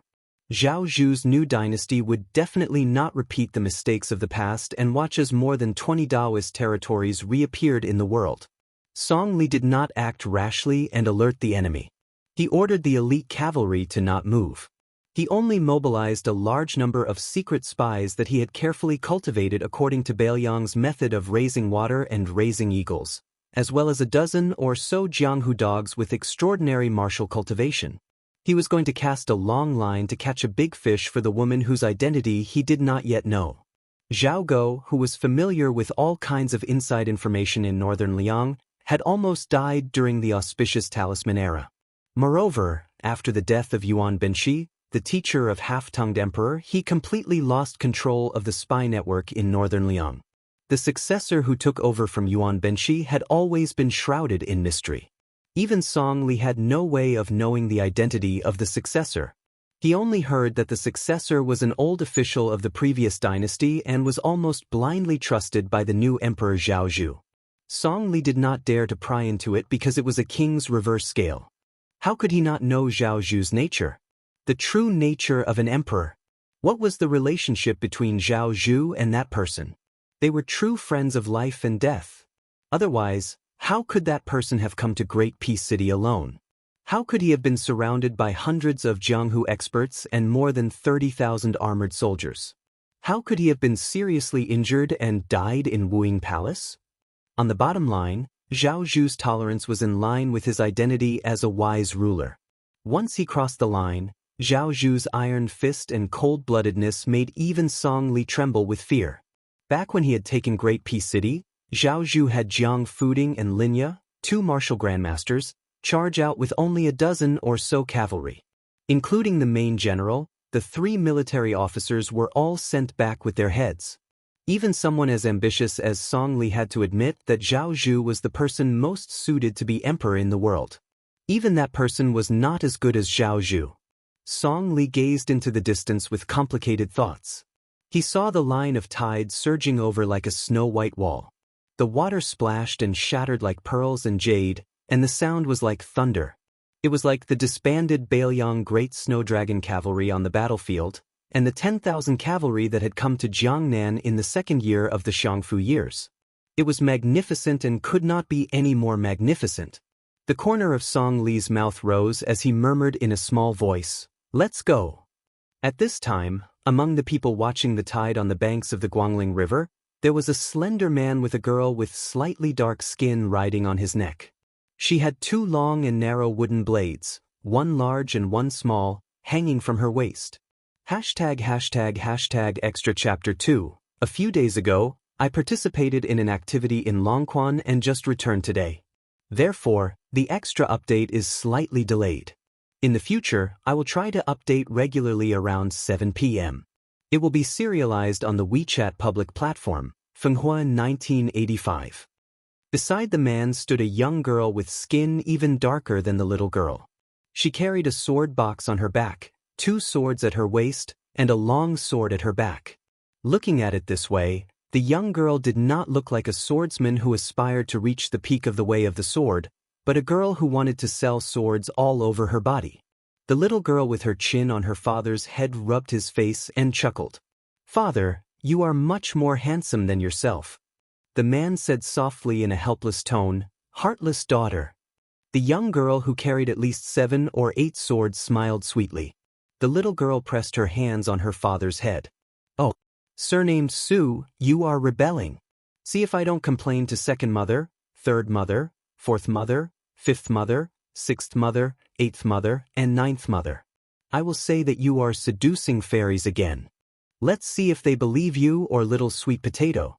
The man sighed and said, "Little sweet potato, what do you mean by 5th, 6th, 7th, 8th, and 9th? Besides, this kind of joke must not be made. When I return home, the first thing I will do is kneel on the washboard for 3 days and 3 nights. Won't you feel bad?" The girl nicknamed Little Sweet Gourd folded her hands and looked at the tide. She sighed and said, "Father, I miss our hometown a little. Brother Short Gourd, Uncle Li Yen Chao, Grandpa Yen, and Grandpa Gu all love Little Sweet Gourd the most. Especially Grandpa, they don't want to see you. They only like Little Sweet Potato." The man smiled and nodded. He did not dare to refute. Little Sweet Potato also sighed and said worriedly, "Father, are we not going back to our hometown anymore? Will Little Sweet Potato never see that big lake again?" Without waiting for the man to answer, the little girl sighed heavily again. "Our family's lake is called Tidehark Lake. After seeing the tide of Guangling River, I will treat it as if I have returned home." The man smiled and said gently, "You are so sensible." Little Sweet Potato lowered her voice and said, "Then can I go to Wu Wu City with father and not follow Brother Tong and the others home in a hurry?" The man said unhappily, "Sure. At most, father will suffer with you. You will be beaten by your mother, and father will kneel at the side. We will bear the burden together. How about it?" The little girl weighed the pros and cons, but in the end she gave up. In any case, she could go out with her father every year. She actually missed her mother a little. As for those second mother, third mother, fourth mother, and so on, she also missed them. It was just that she did not miss her mother as much. The tide had already passed. The mist that covered the sky and the sun came rushing over. The man did not deliberately block it. The little girl stretched out her hands and made threatening gestures. She was very happy. The man chuckled and said, "Little sweet potato, father often talks to you about that old man in the sheepskin fur coat. Back then, your father fought side by side with him here. He broke 2,600 armor with one sword. Don't forget, that was one sword in one breath. To be honest, in father's opinion, other than Ancestor Lu, I am afraid no one else can do it." Little sweet potato asked curiously, "Even father can't do it?" The man thought for a moment. His chi is enough, but it is very difficult to use it on a sword. It is far from being as free and easy as that old man in the sheepskin fur coat. You didn't see that sword. Little sweet potato waited quietly. The man hesitated for a moment and sighed. That sword, there is only one sword in the world. Unfortunately, we are destined to never see it again. The man stretched out a hand and pointed to the river. Even earlier, that old man was probably as young and handsome as your father. He once crossed the river on a sword. He was more immortal than an immortal. Little sweet potato suddenly gave a thumbs up. "Grandpa Li, you are amazing." Chapter 2048. Of the 3.5 disciples, the other half was the Fish Dragon Gang's young man, Wang Dashi. Su Fengnian didn't want to interfere too much with Wang Dashi's life. As for the other three, Yulong's luck was too strong. In fact, there was no need for Su Fengnian to do anything unnecessary. This child was really addicted to being in the border army. In just 5 to 6 years, according to his real military achievements, he really became a lieutenant of the Yuzhou cavalry. The speed of his promotion was astonishing. It was said that when Ko Jianghuai left the northwest border, he also wanted to take this youth to the capital to enjoy life. However, Yu Dilong ignored him and said that he would retire from the army after conquering the entire grassland. He would think about what he would do in the future. Lu Yunzhang's temperament was the most unstable, but he was the most ambitious. Otherwise, he wouldn't have left the Bailiang frontier army and established a sect in Martial Emperor City alone in an attempt to become the second Wang Xianxi. As for Wang Sheng, Su Fengnian spent the most effort to cultivate him. Otherwise, he wouldn't have taken him with him. He wholeheartedly wanted to make Wang Sheng into a female Dong Tai. Now that the world's luck had collapsed, most of it rushed into the capital and merged with the new Zhao dynasty's royal family. Therefore, the achievements of the world's martial artists in the next 60 years largely depended on how much luck they could absorb or steal in the next 10 to 20 years. Yu Dilong insisted on staying in the Bailiang frontier army, which was a great opportunity. Because the luck of the Yelu and Murong families on the grassland was flowing to the capital of Liang, Yu Dilong was close to the capital and naturally benefited greatly. Now that most of the qi cultivators in the world had died, especially the great qi cultivators, it was unlikely that anyone would be able to see through the mysteries of heaven and be willing to reveal them. The two of them walked to the place where the horses were tied. Previously, the riverside was crowded with people. There was no lack of half-baked officials and hedonistic sons. This group of people couldn't go to the spring snow building, which was the best place to enjoy the scenery, but they didn't want to go with the flow. Therefore, they temporarily built a rough and sturdy wooden platform. The nearby area naturally formed a place for horses and carriages to gather. Some active businessmen helped people take care of the horses and carriages there. Dozens of wooden stakes were set up by the roadside to tie the horses. In addition, the noble families had groups of strong servants to take care of the carriages, so no one dared to steal the horses. By this time, most of the sons of the noble families had already left. Only a few horses were left tied to the wooden stakes. They couldn't be considered good horses, but this was normal. The world's best horses were all under the buttocks of the border troops galloping on the grassland. The second best horses were also raised in Bailiang's Lianglong pasture and Jizhou's Yulin horse ranch. The second-best horses were also raised in the large horse ranches in Bailiang's Lianglong pasture and Jizhou's Yulin horse ranch. When they walked together, Su Fengnian, who was wearing a root-like mask, and Wang Sheng, who was carrying a sword and a case on his back, discovered that there was a commotion and a dispute. It turned out that there was a young master who accidentally lost the bamboo tablet that the merchants had previously distributed. When he went back to get his horse, he was temporarily hired by the merchants to make things difficult for him. Originally, if the young man was more sophisticated, it would actually be a small matter to spend a few hundred copper coins. However, in the end, he was a young hero who was inexperienced and easily became hot-blooded. He was thin-skinned and suffered a loss. After several rounds of pushing and shoving back and forth, he wanted to draw his saber at the slightest disagreement. The young woman accompanying him, who was the same age as him, couldn't stop him no matter how hard she tried. Her delicate and pretty face was filled with embarrassment, but it couldn't be said that she was frightened or panic-stricken. Those who lived at the bottom of the Jianghu couldn't be compared to those high and mighty immortals who flew here and there to fight. They were neither dragons who crossed the river nor tigers who sat on the ground. They were just small fish and shrimps in a rotten swamp. It was inevitable that they would be covered with the smell of dirt. Therefore, they always liked to fight one-on-one. Moreover, it was the kind where the old man led his brothers to fight one-on-one. If the young machete man who couldn't stand being teased decisively drew his saber, it would be fine. Perhaps it could even frighten people. However, for some reason, when the young man drew his saber halfway out of its sheath, it seemed that he remembered some sect rules.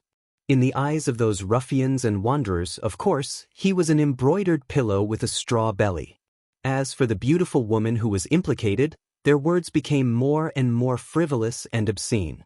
The young machete man who had never been humiliated like this had his eyes bloodshot. It was obvious that he was extremely angry. His whole body was trembling, but the hand that held the saber was still very steady and motionless. When a person has practiced the saber to such a level, even if one doesn't talk about the level of the saber technique or the good or bad moves after drawing the saber, once one has the meaning, it means that one has truly reached a higher level. In the future, one's path of practicing the saber will only become wider and wider. However, if he dared to kill someone here, with the current situation of Guangling sect, even if this young man's path was wide, without his head, he would not be able to continue walking. When the young machete man saw that the ruffian dared to extend his hand to touch the chest of the woman beside him, he completely exploded. The speed of the saber was so fast that those ruffians who couldn't even be considered half a Jianghu person could not see it clearly. The local ruffian who was scared stiff was dumbstruck. He blinked his eyes and only saw a trace of the saber tip in front of his eyes. His forehead was somewhat cold, perhaps because the tip of the saber had pierced through it. He had the demeanor of a general and did not move at all. Of course, it was not that he really had the courage to be fearless when facing the saber tip, but that his 3 legs were so scared that they were weak and could not move. The young machete man who had almost split the man in half was also somewhat scared. His face was flushed red, and his expression was complicated as he turned his head to look at the person holding the saber with 2 fingers. Su Fengnian's 2 fingers pressed down on the spine of the good saber, and he smiled. "Young hero, you have to change your temper in the future. When you meet this kind of person who doesn't have eyes and can't be reasoned with, just announce your Jianghu name and sect. It will most likely work. Even if it doesn't work, don't kill people so easily. The government is not to be trifled with." The young machete man took a deep breath and gently pulled out the saber. The uninvited guest with an ordinary appearance also took the opportunity to release his fingers. The young machete man put the saber back into the scabbard and saluted. "I have learned." The beautiful and gentle woman smiled at Su Fengnian and said, "I am Gao Tengyan of the Spring God Lake's Big Dragon Gang. My father is Gao Biaoyao. May I ask if Senior can come to my humble home for a chat? My father loves to pay respects to the heroes of the world. That's why he has the slightly famous Chivalry Hall. Every time a hero comes, a chair will be placed there. Now there are 26 chairs. Manor Master Tong of Jinswa's Saber Manor has recently received a cordial invitation from my father. He may appear. If Senior is willing to go." Su Fengnian interrupted the woman's words and tactfully declined, I won't impose on you. Besides, I'm not famous in Jianghu. How can I be on the same level as that female saber saint in your chivalry hall? Master and disciple have urgent matters to attend to, so we'll take our leave first. The woman frowned imperceptibly, as if she was wronged and resentful. However, in the depths of her naturally charming eyes, there was a hidden killing intent. She quickly smiled and said, If that's the case, I hope Senior will come visit us when you have the time. Su Fengnian laughed heartily and said, Of course, of course. I've long heard that the Big Dragon Gang recently picked up a huge rock from the Spring God Lake. Even the Spring Snow Building can't compare to it. If there's a chance, I'll definitely go. There are more than 100,000 words of extras to read on WeChat's official account. I won't continue to update here. WeChat's official account, Fenghua 1985, ### extras chapter 4x00A0. To read more extras, please follow my WeChat's official account, Fenghua 1985. People who watch the tides year after year will not be satisfied until their hair turns white. From the spring and autumn soared to Yonghui, then to Xiangfu, until today's Yangjia, the tides come every year. People with white hair leave every year. Just like the spring and autumn sword and armor Li Chungang in Jianghu, the Su family in the northwest frontier fortress, and the great snow dragon cavalry in the Bailiang frontier army, they will also gradually disappear in the surging river as the old people gradually pass away. Zhao Yi, the prince of Guangling who met a tragic end, once said at the celebratory banquet after the pacification of West Chu that there were only 5 people in his life that he wished to be safe and sound. His old friends on Qingshan, the famous library, and the Spring Snow Building. However, as soon as he finished speaking, the Prince of Yan's horse hooves crossed the Guangling River, and the Spring Snow Building, which Zhao Yi regarded as his exclusive property, became someone else's plaything in the blink of an eye. Su Fengnian glanced at the high Spring Snow Building. Wang Sheng asked, Master, what are you thinking about? Su Fengnian rubbed his chin, a thoughtful expression on his face. Wang Sheng, who are the new top 10 beauties of the Rouge ranking? Wang Sheng stamped his feet and said angrily, Master. Su Fengnian laughed heartily. Don't worry, your master doesn't have the guts to steal. Wang Sheng cautiously glanced at his master, half believing and half doubting. The latter returned a glare, but it did not have much power. The young girl smiled. Su Fengnian looked at this disciple he had picked up on the shores of the Eastern Sea, and said softly, Climbing the path of the sword has always been a process of going from simple to complicated, and then from complicated back to simple. At that checkpoint, if you can endure it, you will be able to gallop across a wide expanse of flat land. If you can't, you can only wander about halfway up the mountain for the rest of your life. Apart from the sword case that old Huang had left behind in Martial Emperor City, Wang Sheng also had 9 swords of different sizes hidden in it. They were the thin as a willow branch, moose fish, the dogwood, personally forged by the old Northern Han's scholarly sage, wild crane, the talisman sword of the great Feng dynasty's loose immortal Huang Sishan, and the short sword, orb, which the nameless assassin had pierced through the emperor of Dongyue's abdomen in the early spring and autumn period. Together with the 5 swords, Dragon's Head, 9 Springs, Ezwa, Cloud Mist, and Zhangbing, old Huang's sword case was once again filled with 9 swords. Apart from this, the long sword that hung horizontally behind her waist was the renowned great sword, Swallow's Jaw. In the Great Weapon ranking that was released at the same time as the Rouge ranking, this sword was listed in the 5 spears, 10 sabers, 20 swords, ranking 11th out of the 20 swords and 18th out of the Great Weapon ranking. As for the twin swords hanging from the young swordswoman's waist, they were treasures of the tide-listening pavilion's armory. Although they were not as good as the Path of Shu that Yu Groom had taken after the battle at the border, and the Path of Shu that had been taken away by him. Chapter 2049. The Fuji that Su Fengnian had given to Ko Jianghuai, who was then the general of Liuzhou, was considered a top-notch weapon in the tide-listening pavilion.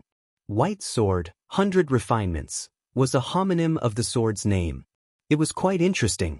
All the famous swords in the world were connected and most of them had heavy sword chi. Ever since Wang Xing started practicing the sword, he had been wearing this comical attire, as if he wished he could hang all the famous swords in the world. Even when he had followed White Fox to Beimang to gain experience in the early years, he was no exception. Over time, he was able to absorb the sword qi to temper his body and improve his innate constitution. In the end, he was able to become naturally connected with the sword. Although Wang Xing wasn't unreasonable, natural sword embryos like Jiang and I, Chen Tianyuan, or the charcoal girl from the Guanyin sect in the South Sea, he was still a rare genius in the way of the sword. In fact, the girl's constitution, talent, and temperament weren't the best in the world, but none of them were vulgar. This was enough, very enough. Of the 3.5 disciples, the other half was the Fish Dragon Gang's youth, Wang Dashi, who was raised as a free-range boss. Su Fengnian didn't want to interfere too much with Wang Dashi's life. As for the other 3, their luck was too great. In fact, there was no need for Su Fengnian to add more feet to a snake. This child was really addicted to being in the border army. In a short 5 or 6 years, he had really managed to become a lieutenant of the Yuzhou cavalry based on his actual military achievements. The speed of his promotion was astonishing. It was said that when Ko Jianghuai left the northwest border, he also wanted to bring the youth to the capital to enjoy life. However, Yu Dilong ignored him and said that he would retire from the army after conquering the entire grassland. He would think about what he would do in the future. Lu Yunzhang's temperament was the most unstable, but his ambition was the greatest. Otherwise, he wouldn't have left the Beiliang frontier army and established a sect in Martial Emperor City alone in an attempt to become the second Wang Xianxi. As for Wang Xing, Su Fengnian put his heart and soul into sculpting him. Otherwise, he wouldn't have brought him along. He wholeheartedly wanted to turn Wang Xing into a female Dong Tai. Now that the world's fate had collapsed, most of it had rushed into the capital and merged with the new Zhao dynasty's royal family. Therefore, the achievements of the world's martial artists in the next 60 years would largely depend on how much fate they could absorb or steal in these 10 or 20 years. Yu Dilong insisted on staying in the Beiliang frontier army.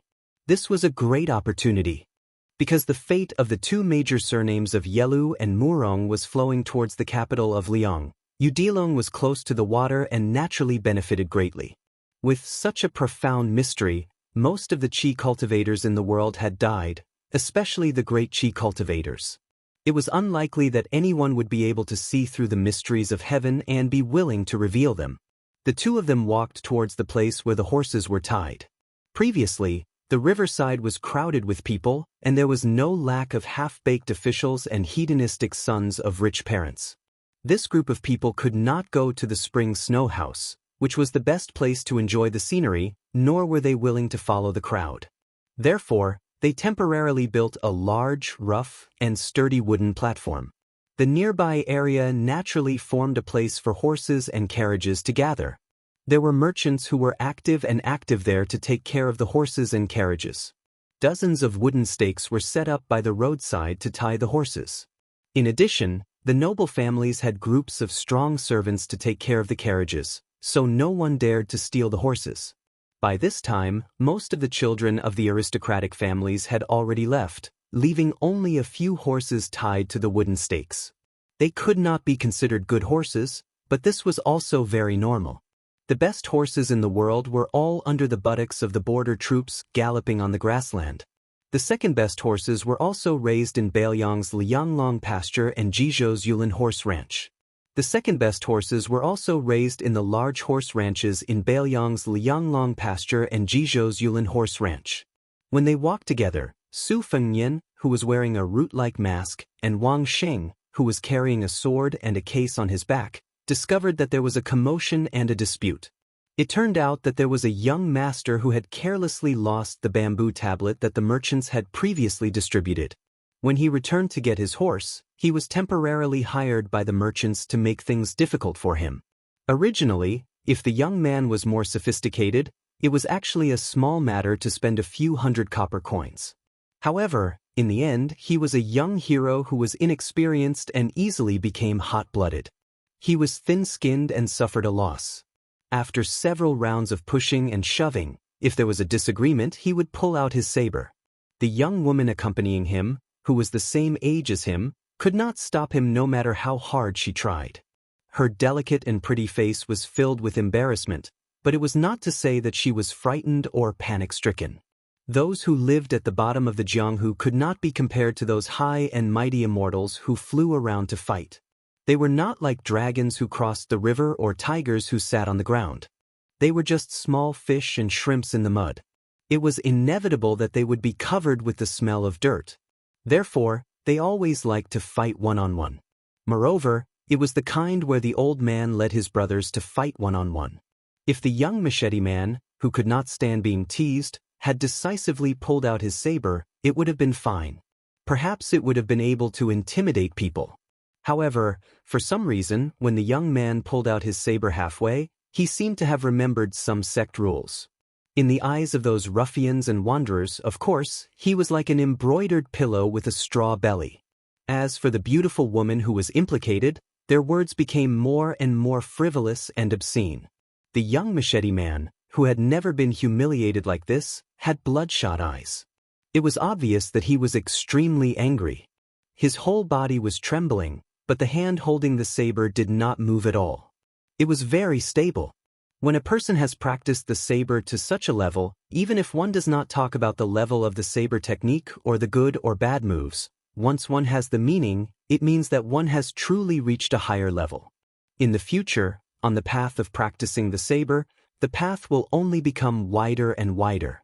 However, if he dared to kill someone here with the current situation of Guangling sect, no matter how wide this young man's path was, without his head, he would not be able to continue walking. When the young machete man saw that the ruffian dared to extend his hand to touch the chest of the woman beside him, he completely exploded. The speed of the saber was so fast that those ruffians who were not even half of the Jianghu people could not see it clearly. The local ruffian who was scared out of his wits was dumbstruck. He blinked his eyes and only saw a sliver of the saber tip in front of his eyes. His forehead was somewhat cold, perhaps because the tip of the saber had pierced through it. He had the demeanor of a general and did not move at all. Of course, it was not that he really had the courage to face the saber tip, but that his 3 legs were so scared that they were weak and could not move. The young machete man who had almost split the man in half was also somewhat scared. His face was flushed red, and his expression was complicated as he turned his head to look at the person holding the saber with 2 fingers. Su Fengnian's 2 fingers pressed down on the spine of the good saber, and he smiled. "Young hero, you have to change your temper in the future. When you meet this kind of person who does not have eyes and cannot be reasoned with, just announce your Jianghu name and sect. It will most likely work. Even if it does not work, don't kill people so easily. The government is not to be trifled with." The young machete man took a deep breath and gently pulled out the saber. The uninvited guest with an ordinary appearance also took the opportunity to release his fingers. The young machete man put the saber back into the scabbard and saluted, "I have learned." The beautiful and gentle woman smiled at Su Fengnian and said, "I am Gao Tengyan of the Spring God Lake's Big Dragon Gang. My father is Gao Biaoyao. May I ask if Senior can come to my humble home for a chat? My father loves to pay tribute to the heroes of the world. That is why he has the slightly famous Chivalry Hall. Every hero who comes will have a chair. Now there are 26 chairs. Manor Master Tong of Jinsua Knife Manor has recently received a cordial invitation from my father. He may appear. If Senior is willing to go." Su Fengnian interrupted the woman's words and declined, "I will not impose on you. Besides, I am a nobody in Jianghu. How can I have the qualifications to sit on the same level as that female saber saint in your chivalry hall? Master and disciple have urgent matters to attend to, so we will take our leave first." The woman frowned imperceptibly, as if she was wronged and resentful. However, in the depths of her naturally charming eyes, there was a hidden killing intent. She quickly smiled and said, "If that is the case, I hope Senior will come visit us when you have the time." Su Fengnian laughed heartily and said, Of course. I have long heard that the Big Dragon Gang recently fished up a Spring God Lake stone that is as large as a mountain. Even the Spring Snow Building cannot compare to it. If I have the chance, I will definitely go. ###extra chapter 5x00A0 To read more updates, please follow my WeChat public account, Fenghuan 1985. At that moment, she even felt that if she married Song Qiumu today, she would be able to see this female saber saint once or twice every few years. Then her life would be worth it. This was not only because Gao Tangyan was snobbish, but because Tong Shanquan's current status in Jianghu was too high and too detached. Compared to Taibai sword sex Qin Tianyuan, who wantonly squandered his talent and abandoned himself, Tong Shanquan's courageous progress on the path of martial arts was particularly eye-catching. It was said that Ko Jianghuai, who entered the capital's Ministry of War as the right assistant minister because of his military achievements, was shocked when he saw her at the border of Ji province. However, this great marriage that should have been passed down as a legend in the imperial court ended without any results. Tong Shanquan indifferently shook his head in the face of Gao Tangyan's almost servile invitation. He said, "I appreciate your kindness." Then, Tong Shanquan disappeared in a flash. Song Qiumu smiled bitterly. The manor master's unreasonable reply was not surprising. However, after experiencing the local conditions and customs of the Central Plains for the past few years, he could not help but have some doubts. Could Jinswa Saber Manor, which stood out like a crane in a flock of chickens, really have a foothold in the Jianghu of the Central Plains? Gao Tangyan realized that she was not angry at all. She only felt regret. 5 or 6 riders followed the 2 riders from the official road to the north and turned into a small road. After the 2 parties rode for about 2 to 3 miles, the 2 riders turned their horses around and stopped by the roadside. The second-grade consecrator in the lead hesitated for a moment. He told his retainer knights not to follow and went up to the 2 riders alone. Chapter 2050. The old man didn't really care about Gao Tangyan, the daughter of the great Flood Dragon Gang's leader. Of course, he didn't dare to underestimate her either. That young woman's schemes weren't simple. If he mistook her for a gentle-tempered young lady from a respectable family, he reckoned he would suffer a lot. Gao Tangyan's intention was to find a secluded place and use peaceful means before resorting to force. To put it bluntly, she wanted the master and disciple to drink their fill of Guangling River's water. However, the old man wasn't one of those frivolous young men of the Jianghu. He knew that one couldn't see through the depths of the Jianghu with a single glance. That was why he rode up to the 2 of them alone as a form of goodwill. He looked at the unassuming man with a reserved aura and asked in a deep voice, "May I know where you're from, sir?" Su Fengyan smiled. "I don't belong to any sect." The old man sighed and said regretfully, "Why are you refusing my young lady's goodwill? It'll only take half a day to go and return. It's not a difficult matter. Why do you have to complicate things?" Su Fengyan nodded and explained, "That's true. It's just that I've arranged to meet someone at Mount Longhu. It wouldn't be good to be late." The old man began to feel a little annoyed. This guy who looked no older than 30 was really stubborn. There was a saying in the Jianghu, the emperor on the river, the monarch in the lake, the retired emperor on the mountaintop. Don't tell me you're going to meet that retired emperor. Otherwise, don't tell me my great Flood Dragon Gang's leader, Gao Biaoyao, isn't worth half a day of your time? At that moment, the old consecrated of the great Flood Dragon Gang heard that guy say with a smile, "Draw your sword." The young woman turned her head and followed her master's gaze. She asked seriously, "Master, how much strength do you have?" Su Fengyan was so angry that he laughed. 12 points. The young woman grunted. She pressed her hands on the hilts of the 2 swords at her waist and twisted her waist. Her figure instantly left the horse's back. The sword hadn't even left its scabbard, but the cold sword chi was already rushing toward the old man's face. The old consecrated of the great Flood Dragon Gang, who boasted that his martial cultivation was rarely matched in a province, was instantly terrified. His mount, too, was so frightened that it raised its hooves. Fortunately, the hidden girl didn't target him, but instead quickly moved to the other side of the road. The girl held a sword in each hand, and 2 snow-white streaks of gang chi shot out from her sword, fierce and unparalleled. One after the other, they slashed at the woman with the saber who had landed on the other side of the road. The latter dodged to the side, one hand on the saber hilt, but there was no sign of her pulling it out. She quickly retreated with small steps. After the young girl, whose two sword auras missed, landed on the ground, she followed like a shadow. Her body spun rapidly, and two dazzling arc-shaped sword auras, one high and one low, swept towards the woman.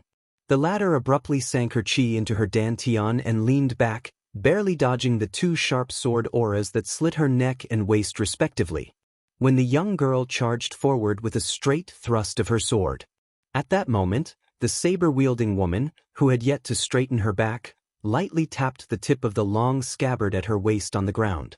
A powerful aura burst forth, and the young girl, who seemed to have sensed that she was no match for her, made an inconceivable move. Her right hand's fingers released the sword that had stabbed forward, and she quietly twisted the wrist of her left hand that was holding the 100 refinements. Both swords left her hands. At the same time, the young girl stopped and took a step back. Her aura also rose rapidly. Her right hand circled behind her back and grabbed the famous swallow's jaw that hung horizontally behind her waist. The saber-wielding woman, who had not attacked from beginning to end, disappeared. Of the two long swords that had left the young girl's hands, one was slanted downward, and the hilt was raised high. The tip of the white sword was pointed straight at the woman's chest before she disappeared. As for the 100 refinements in her left hand, which had suddenly disappeared and then suddenly reappeared, it hovered at the spot where the saber-wielding woman had originally retreated. The young girl drew her sword from its scabbard. This time, she held the swallow's jaw in her hand, but compared to when she held the two swords with both hands, her aura was even more astonishing. Sword aura surrounded her, and her sleeves were filled with a sharp glint. In the next moment, a blinding light burst forth. The sweaty Great Flood Dragon Gang honorary elder only saw the young girl holding the swords with both hands. The two long swords that had been hovering in the air earlier seemed to have been ejected. They spun a few times in the air before they were nailed to the ground on the path. When the young girl swung her sword down, the saber-wielding woman only raised her saber to block, and she blocked the young swordswoman's 3 strikes. The old honorary elder did not see the mysterious scene at the last moment at all.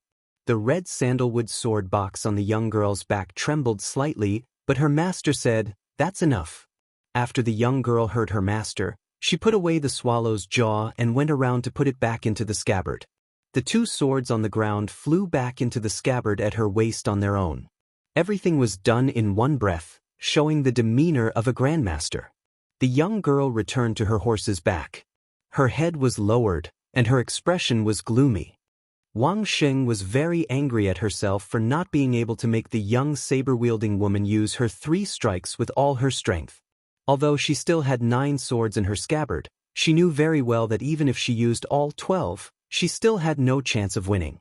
At most, the moment her opponent unsheathed her second saber, victory and defeat would be decided.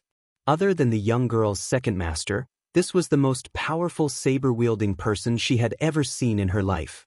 Su Fengnian comforted her, "You're already very good to be able to take a heavenly treasure from this manor Lord Tong's waist and hold the scabbard with your left hand." Wang Sheng lowered her head and did not speak. Su Fengnian glanced at the female grandmaster standing quietly in the distance. He smiled and did not greet her. Then he rode away with his depressed young disciple. Tong Shanquan sighed softly and left without a trace. Only the pitiful old consecrator swallowed his saliva. The sword energy were so damn dazzling. Was it because they did not need to spend money? They even had the legendary sword control technique. That young girl who looked no more than 15 or 16 years old, had she been practicing swordsmanship since she was in her mother's womb? Then, who was that young woman with 2 sabers? Could she be Manor Lord Tong, who ranked 11th in the world? The world was so big. Could he really meet such a grandmaster who was like an immortal? The two rode side by side. The young girl suddenly raised her head and asked, "Master, am I very useless?" Su Fengnian did not answer the question. All the masters in the world hope that their disciples can surpass their masters. However, if that day really comes, they will definitely feel sad. Anyway, I just hope that day will come. It's just a few days later. It doesn't matter. The young girl smiled through her tears and did not say anything. Su Fengmian did not deliberately explain the identity of the woman with the sabers. In the current Jianghu, he, Su Yanbing, Luo Yang, Dong Tai, Huyan Daguan, Li Dongxin, Chen Zhibao, Gu Jianteng, Tuoba Bodhisattva, and Tantai Pingjing had either died or been crippled in the past few years. They had all disappeared without a trace. So many grandmasters had naturally surpassed them. After the battle outside Jiebei City, Shenyuan Qingfeng had finally stepped into the diviner realm with both feet. He had become a worthy immortal and vaguely the new number one in the world. However, before the martial arts evaluation, Shenyuan Qingfeng had publicly announced that if she was chosen to enter the rankings, she would teach those behind the scenes a lesson. Therefore, the evaluation this time did not clearly state who was the number one in the world. It was similar to how Wang Xianji had claimed to be the number two in the world. However, this made it even more amusing. Instead of the number one in the world, Shenyuan Qingfeng had become the number one in the world. In addition, this was the first time a woman had reached the top of the martial arts evaluation. The shock to Jianghu was even greater than when Shenyuan Qingfeng had become the leader of Jianghu in the early years. The number two in the new martial arts evaluation was Yu Groom, followed by the female sword immortal, Cui Hua of the Wu family's sword tomb. The next 7 people were Jiang Fuding, Qi Xianxia, Mi Fengjie, Huang Fangfua, Li Houzhao, Zhu Huang, and Linya.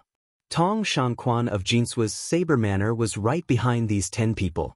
Among the 20 people, there were only 4 grandmasters in the old Beimang, and they were all behind Tong Shangquan.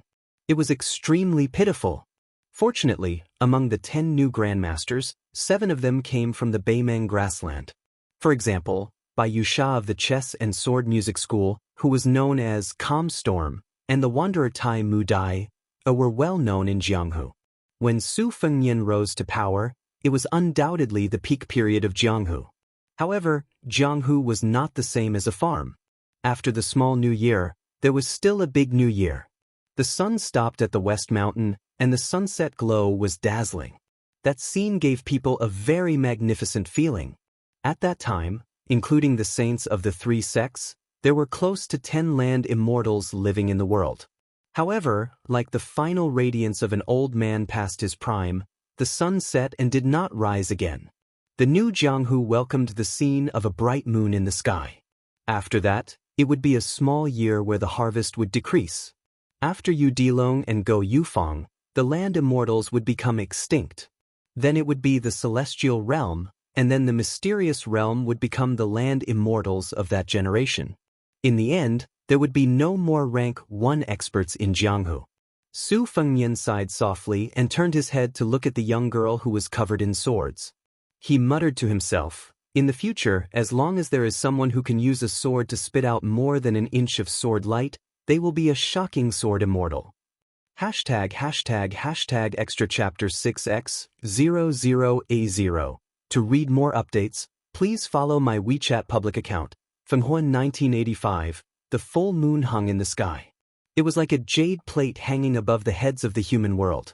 The moonlight was like water. A group of more than 100 cavalrymen wearing exquisite armor turned from the official road to the small road. The strong horse hooves seemed to crush the moonlight on the muddy road. The cavalrymen were all equipped with swords and crossbows. They were abnormally strong.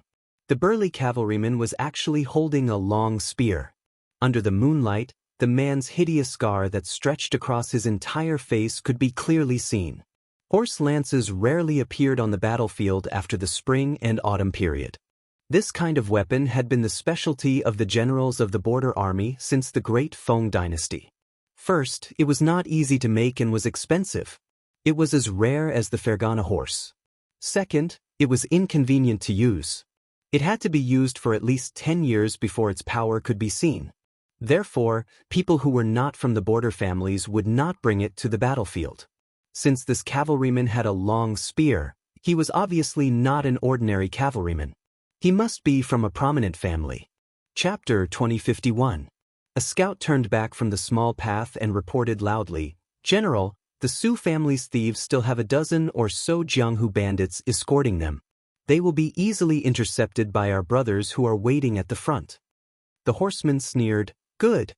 These reckless Jianghu scum dared to collude with the remnants of the Su family and killed more than 30 of our brothers. Tonight I will serve these bastards well.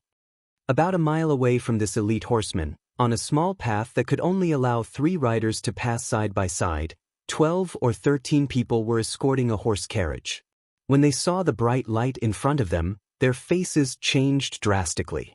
They saw torches raised at the end of the path, with 3 riders in each row. There were more than 10 rows in total. Under the light of the torches, the elite horsemen held the standard light crossbows of the Liang military, ready to fire. When these righteous Jianghu bandits saw this scene, although they had already disregarded their lives, they were still frightened. Previously, to rescue the Su family of Guanhai County, who had been loyal to them for generations, they left the mansion secretly and left the city through the city gate. They were all scared but not in danger. They didn't expect that not long after they left the city, there would be more than 100 riders charging towards them. 7 or 8 of them died under the light crossbows. If it wasn't for the Master Jianghu Sr. who had the cultivation of Master Realm, who took the initiative to cover their retreat and retreated with his own strength, no one would have been able to escape 30 miles away. Some of them looked back and saw that after the senior killed more than 20 riders, he was hit by several arrows. Then he was stabbed in the chest by a rider with a strange spear. Using the huge inertia of the horse's charge, the master was pushed back more than 40 steps. In the end, the rider casually threw the corpse a few feet away. It was obvious that the rider's innate strength and martial cultivation were both amazing. Even if a level 2 Master Realm Master wasn't injured, he would probably be on par with the rider. A Jianghu rider glanced at the large paddy fields by the side of the road. Most of them had finished their autumn harvest. Bunches of straw that had been harvested were piled up on the fields. They didn't have time to pick them up and bring them home. He turned around and roared, "Get into the fields!" The old coachman who was driving the carriage gritted his teeth and abruptly reined in the horse, turning around and following the slope towards the dried-up paddy field. The carriage was not as light as a horse, so it immediately jolted violently. After passing through a short but hard ridge, it rushed past. The 4 wheels momentarily stopped in the air before crashing to the ground with a loud bang. A series of painful cries came from within the carriage. There were men and women, and judging from their voices, they were all very young and even had a hint of childishness. The elite cavalry that was in charge of intercepting the carriages had mocking looks on their faces. Did these fellows really think that they were the Beiliang Frontier Army and the Beimang Cavalry? On the battlefield, did they think that such a blunt turn of events could be played so easily? More than 40 light cavalry similarly descended the slope and entered the fields. However, compared to the panicked fleeing group, this cavalry, who were familiar with archery and horses, was not only calm and unruffled, but also had the demeanor of an autumn hunt. No wonder these cavalrymen were so conceited. It was because they were worthy of this arrogance. They were once part of the cavalry that crossed the Guangling River to the north of the southern Xinjiang army. Although the fighting on the battlefields in the capital could not be considered tragic, since they were able to become part of the southern Xinjiang cavalry in the early years and were even seconded to His Royal Highness, the current emperor, for a period of time, to serve Zhao Zhu, they naturally could be called first-class elite soldiers.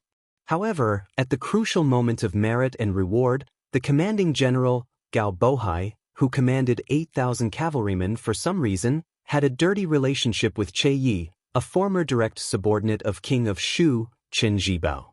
Originally, they thought it was a trivial matter and would not delay the conferment of Marquis and General. Unexpectedly, His Majesty the Emperor was enraged over such a trivial matter. Even though Gao Bohai had Zhang Dingyuan and Gu Ying interceding for him, he was still directly removed from his post. The 8,000 cavalrymen under his command were split into 3 groups. One group of 2,000 cavalrymen remained in Guangling Road and temporarily belonged to the general's mansion of Jianzhou. The cavalry general of this group, Gao Tingho, was the only son of the original commander-in-chief, Gao Bohai. Guanhai County was not eye-catching in the old West Chu territory where half of the scholars in the world came from Guangling. The county did not show a luxuriant scene of well-dressed Chinese people standing shoulder to shoulder. Instead, it was the Guanhai Su family that stood out. the Su family was worthy of being called the Dechu's literary courage for generations. Their family's history could be traced back to the Ganlu southbound at the end of the Great Feng dynasty. They were an important branch of the top tycoon in Great Feng dynasty, Huangdeng Su family. Later on, the Guanhai Su family assisted the Jiangshi family of Dechu for generations.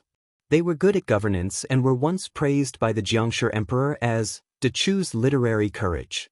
However, when Jiang Si and Chao Changqing joined forces to restore the country, the Guanhai Su family might not be optimistic about West Chu's restoration. It was also possible that they were scared out of their wits by the billowing smoke of the destruction of Dechu and managed to escape the disaster. However, the Guanhai Su family's talents withered and the family's decline could not be salvaged. The eldest grandson of the Guanhai Su family, who had high hopes for the family, participated in the imperial examination together with Song Maolin. However, the latter won first place in one fell swoop and added flowers to the brocade of the Song family's prosperity. On the other hand, the former did not even qualify for the palace examination and failed early in the autumn imperial examination. It was destined that he would not be able to help the family in their hour of need and could only stake everything on one throw to stay in the capital and wait for the next examination. Originally, the Guanhai Su family's fate would only rise and fall in the Jiangnan scholarly circles or the future new Liang officialdom. However, because of the Rouge Review, God played a big joke on the Su family, who was the most fragrant of Guangling's Taoist books. A concubine's daughter who was originally raised in a boudoir and was unknown to everyone became a part of the Rouge Review at the age of 15. In one night, the world knew that the comment, "The Su family's daughter's beauty is enough to make the carp in the lake jump to the shore." Her name shook the north and south of the river and she was ranked 4th in the Rouge Review. In an instant, the number of people who wanted to marry her almost broke through the doorstep. People from all walks of life came one after another. Although the Guanhai Su family was focused on learning, they still maintained the strength of a scholar when faced with people who were caught off guard. They said that the woman in the family had already set up a matchmaker many years ago and that the marriage would be completed when the man turned 20. The Guanhai Su family would not go back on their word. However, no one would have thought that the Su family would grit their teeth and persevere, but the aristocratic family of Guanhai Commandery, who had been friends with the Su family for a long time, would shrink back and resolutely deny the marriage. The young man, who was only half a year away from becoming an adult, quickly got married under the urging of his father. He married a pretty girl from a small family of equal social status. All of this was, of course, caused by Deputy Provincial Commander Song, who had smelled the scent of blood. Think about it, how could Song Li miss a Rouge Review that was within his jurisdiction? Tonight's bloody interception was only Marquis Gao Tinghui's pledge of allegiance. However, Marquis Gao Tinghui did not expect that to deal with a group of scholars, he would lose 30 elite cavalry who were completely capable of making a name for themselves at the border. After all, he had underestimated the power of the Central Plains aristocratic families. The dozen or so Jianghu heroes surrounding the carriage all saw something strange in the distance. In the distant field, behind a pile of rice, there were 2 people, one big and one small, lighting a bonfire, as if they were roasting game.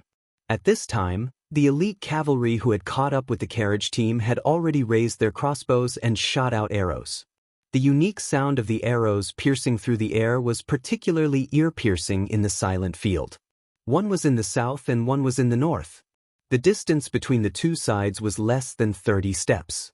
Most of the heroes who knew martial arts were able to use their weapons to block the arrows. However, there were still 2 people who were unlucky. They dodged the first arrow but did not dodge the second arrow.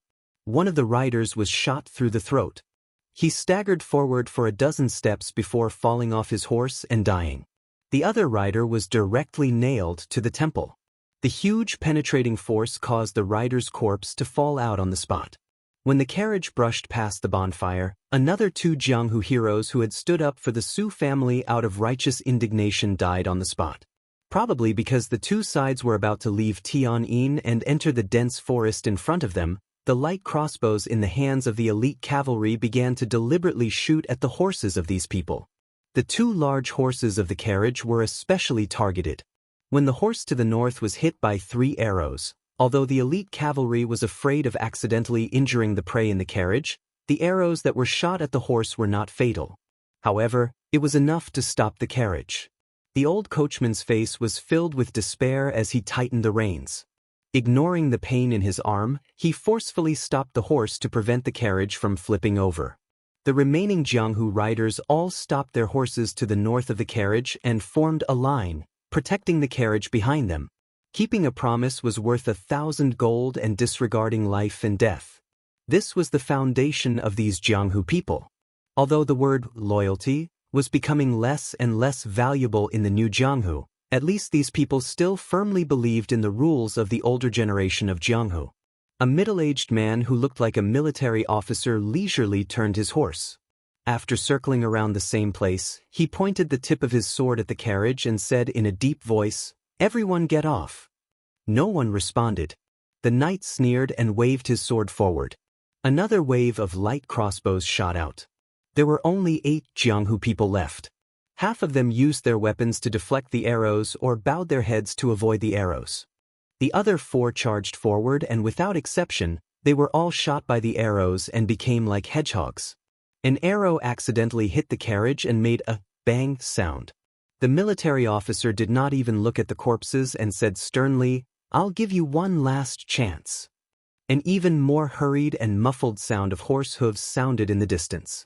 The main general, Gao Tingho, had already led the 100 cavalry over.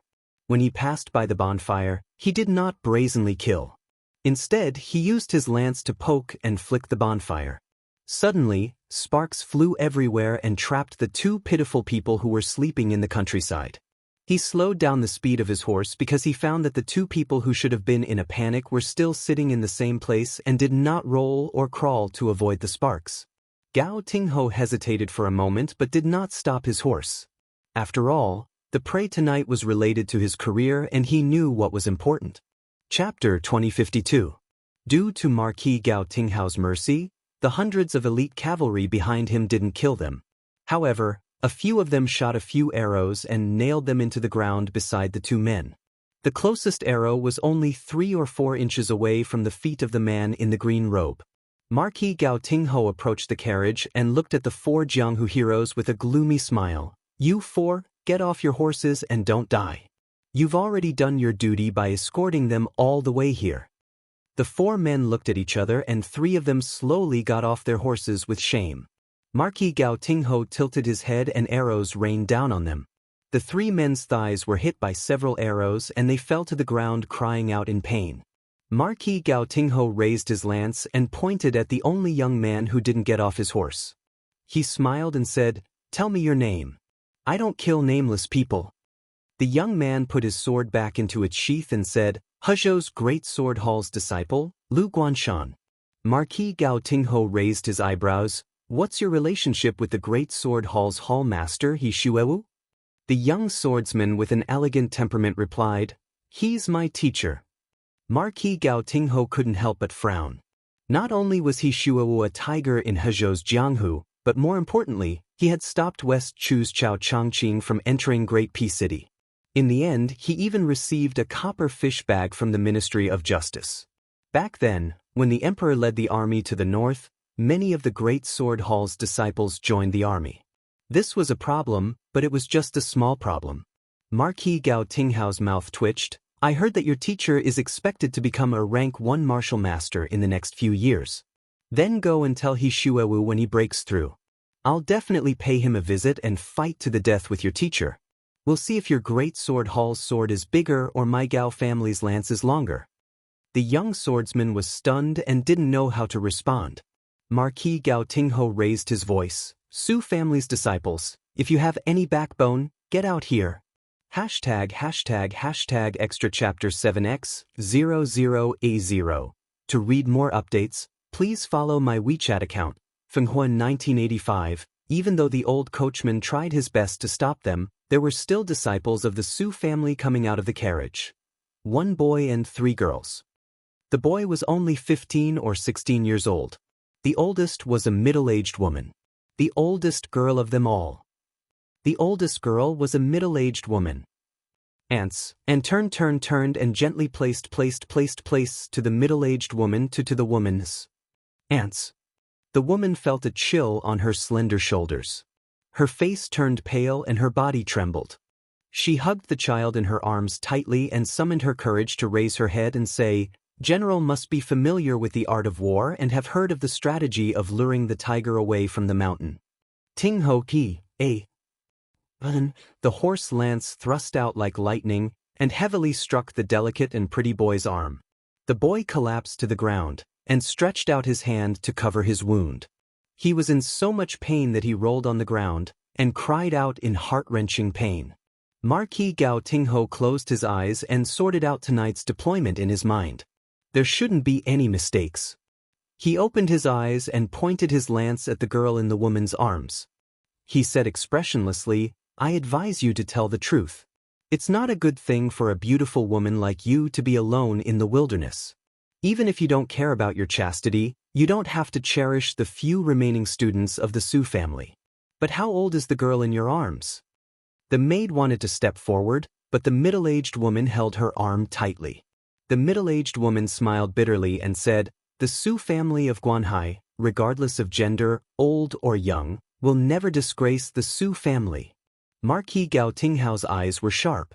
He glanced at the middle-aged woman's hand and laughed. "So that's how it is. Insignificant skill." Marquis Gao Tingho stopped laughing and sneered, "The Su family style?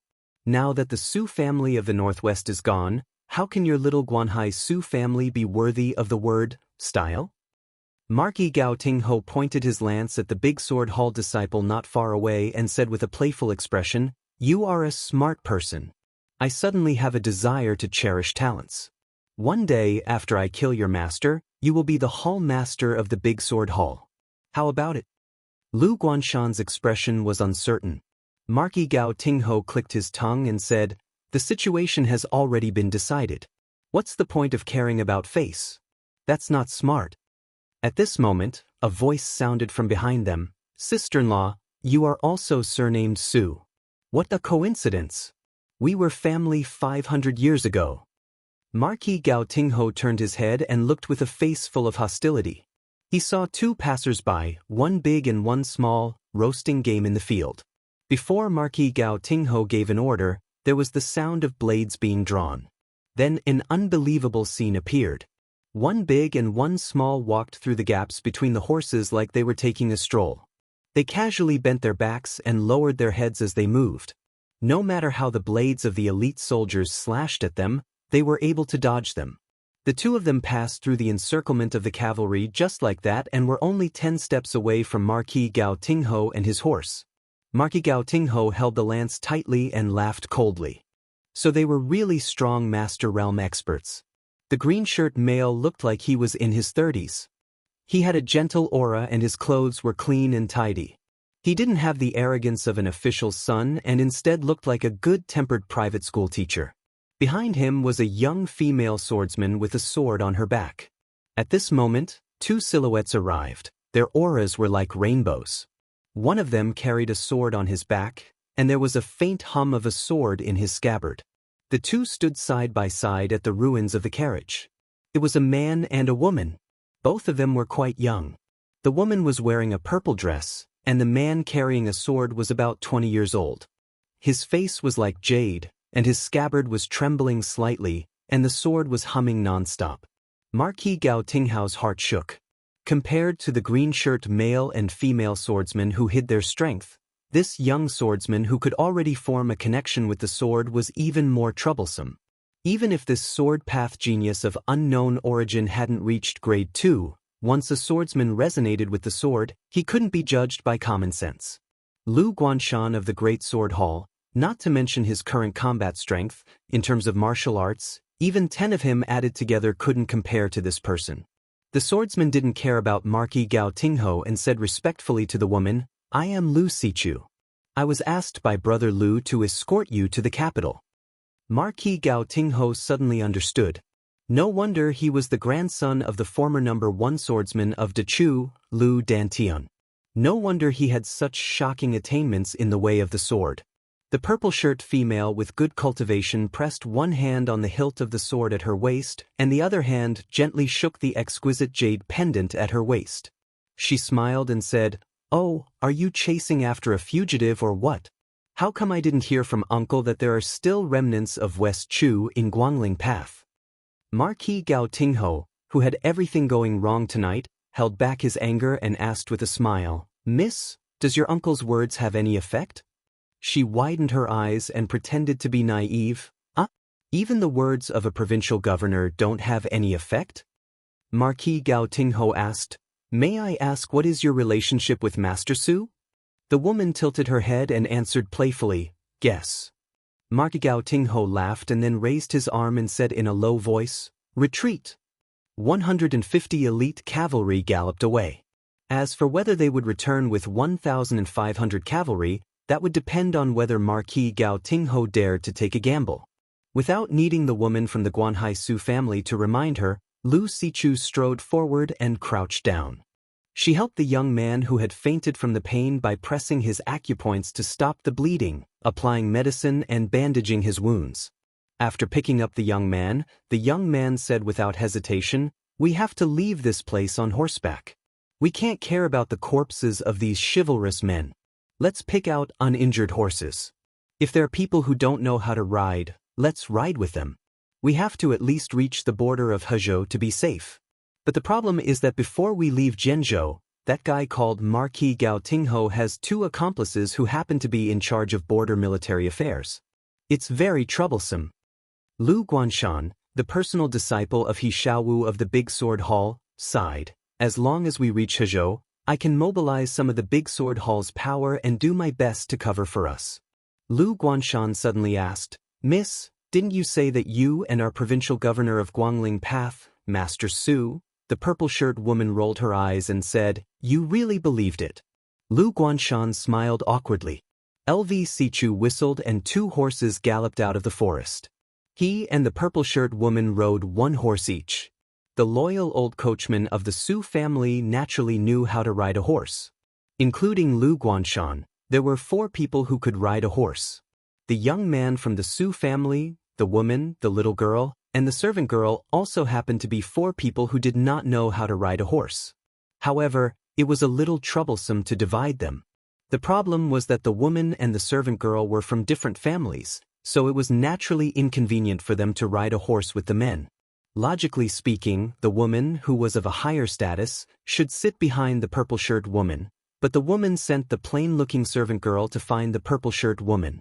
She handed over her tear-stained daughter to LV Sichu, while her face was flushed with shame and anger. Just as she looked at Lu Guanshan and was about to speak, the green-robed man who had been ignored by them all this time slowly said, "If you insist on heading north, you definitely won't be able to escape. Although the cavalry seems to have returned, they secretly left a few scouts behind. I guess they are deliberately trying to make you lower your guard. That general is either resting on the official road, waiting for someone, or he has personally dispatched a large group of cavalry to kill you."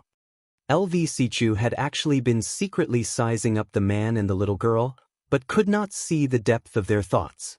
The purple-shirt woman seemed to be heartless as she smiled and said, "Then what do we do?" The green-robed man also smiled and said, "Ah? Miss, you are wearing a purple robe. Aren't you the head of the Huishan Alliance? Dealing with these rascals, isn't it just a matter of flicking a finger?" Chapter 2053. The woman in the purple dress laughed and gave him a thumbs up. Good taste. Lu Guanshan was not in a good mood. He had an inexplicable natural hostility towards the strange man in the green robe. Especially when the 2 of them looked at each other, intentionally or unintentionally. Just now, Lu Guanshan felt his scalp tingle. The maid who was sitting quietly behind the woman in the purple dress took a deep breath and suddenly said to the man in the green robe, "Sir, I'll go west with you. The others will continue north." The woman's expression was complicated. She wanted to say something but stopped. LV Sichu and the woman in the purple dress were confused. Lu Guanshan blurted out, "No." What was even more strange was that the man in the green robe shook his head and said, "Even if I take someone with me, I'll take the child with the injured arm." The aura of the seemingly old coachman suddenly changed. His eyes were sharp, and he stopped tying the young man to himself. He stared at the uninvited guest who spoke with deep meaning. For a moment, the rice field was dead silent. The man in the green robe said helplessly, "If I had bad intentions, this wouldn't be the situation now." Obviously, the old coachman and the disciple of the great sword hall, Lu Guanshan, didn't believe it. Even if the man and the child could successfully pass through the cavalry. The man said softly, "Wang Sheng, open the box." The swordswoman nodded. Without any movement, the top board of the long purple box on her back slid open. At that moment, the box was filled with the sound of swords. LV Sichu suddenly felt like she was facing a great enemy. She was stunned and said, "How is this possible?" The old coachman couldn't hide the fear in his eyes. He whispered, "Innate sword embryo?" #Chapter 8. To read more chapters, you can follow my WeChat account, Fenghuan 1985. After the girl saw the look in her master's eyes, she quickly closed the sword box and went silent again. The master and disciple were Su Fengyan and Wang Sheng. In fact, it wasn't a coincidence. Su Fengyan did want to save someone. It wasn't the girl from the Guanhai Su family, but the boy who changed his surname. In the early years of the Xiongfu period, the boy's surname should have been Sunday. His grandfather was the grand preceptor of West Chu, Sun Shiji.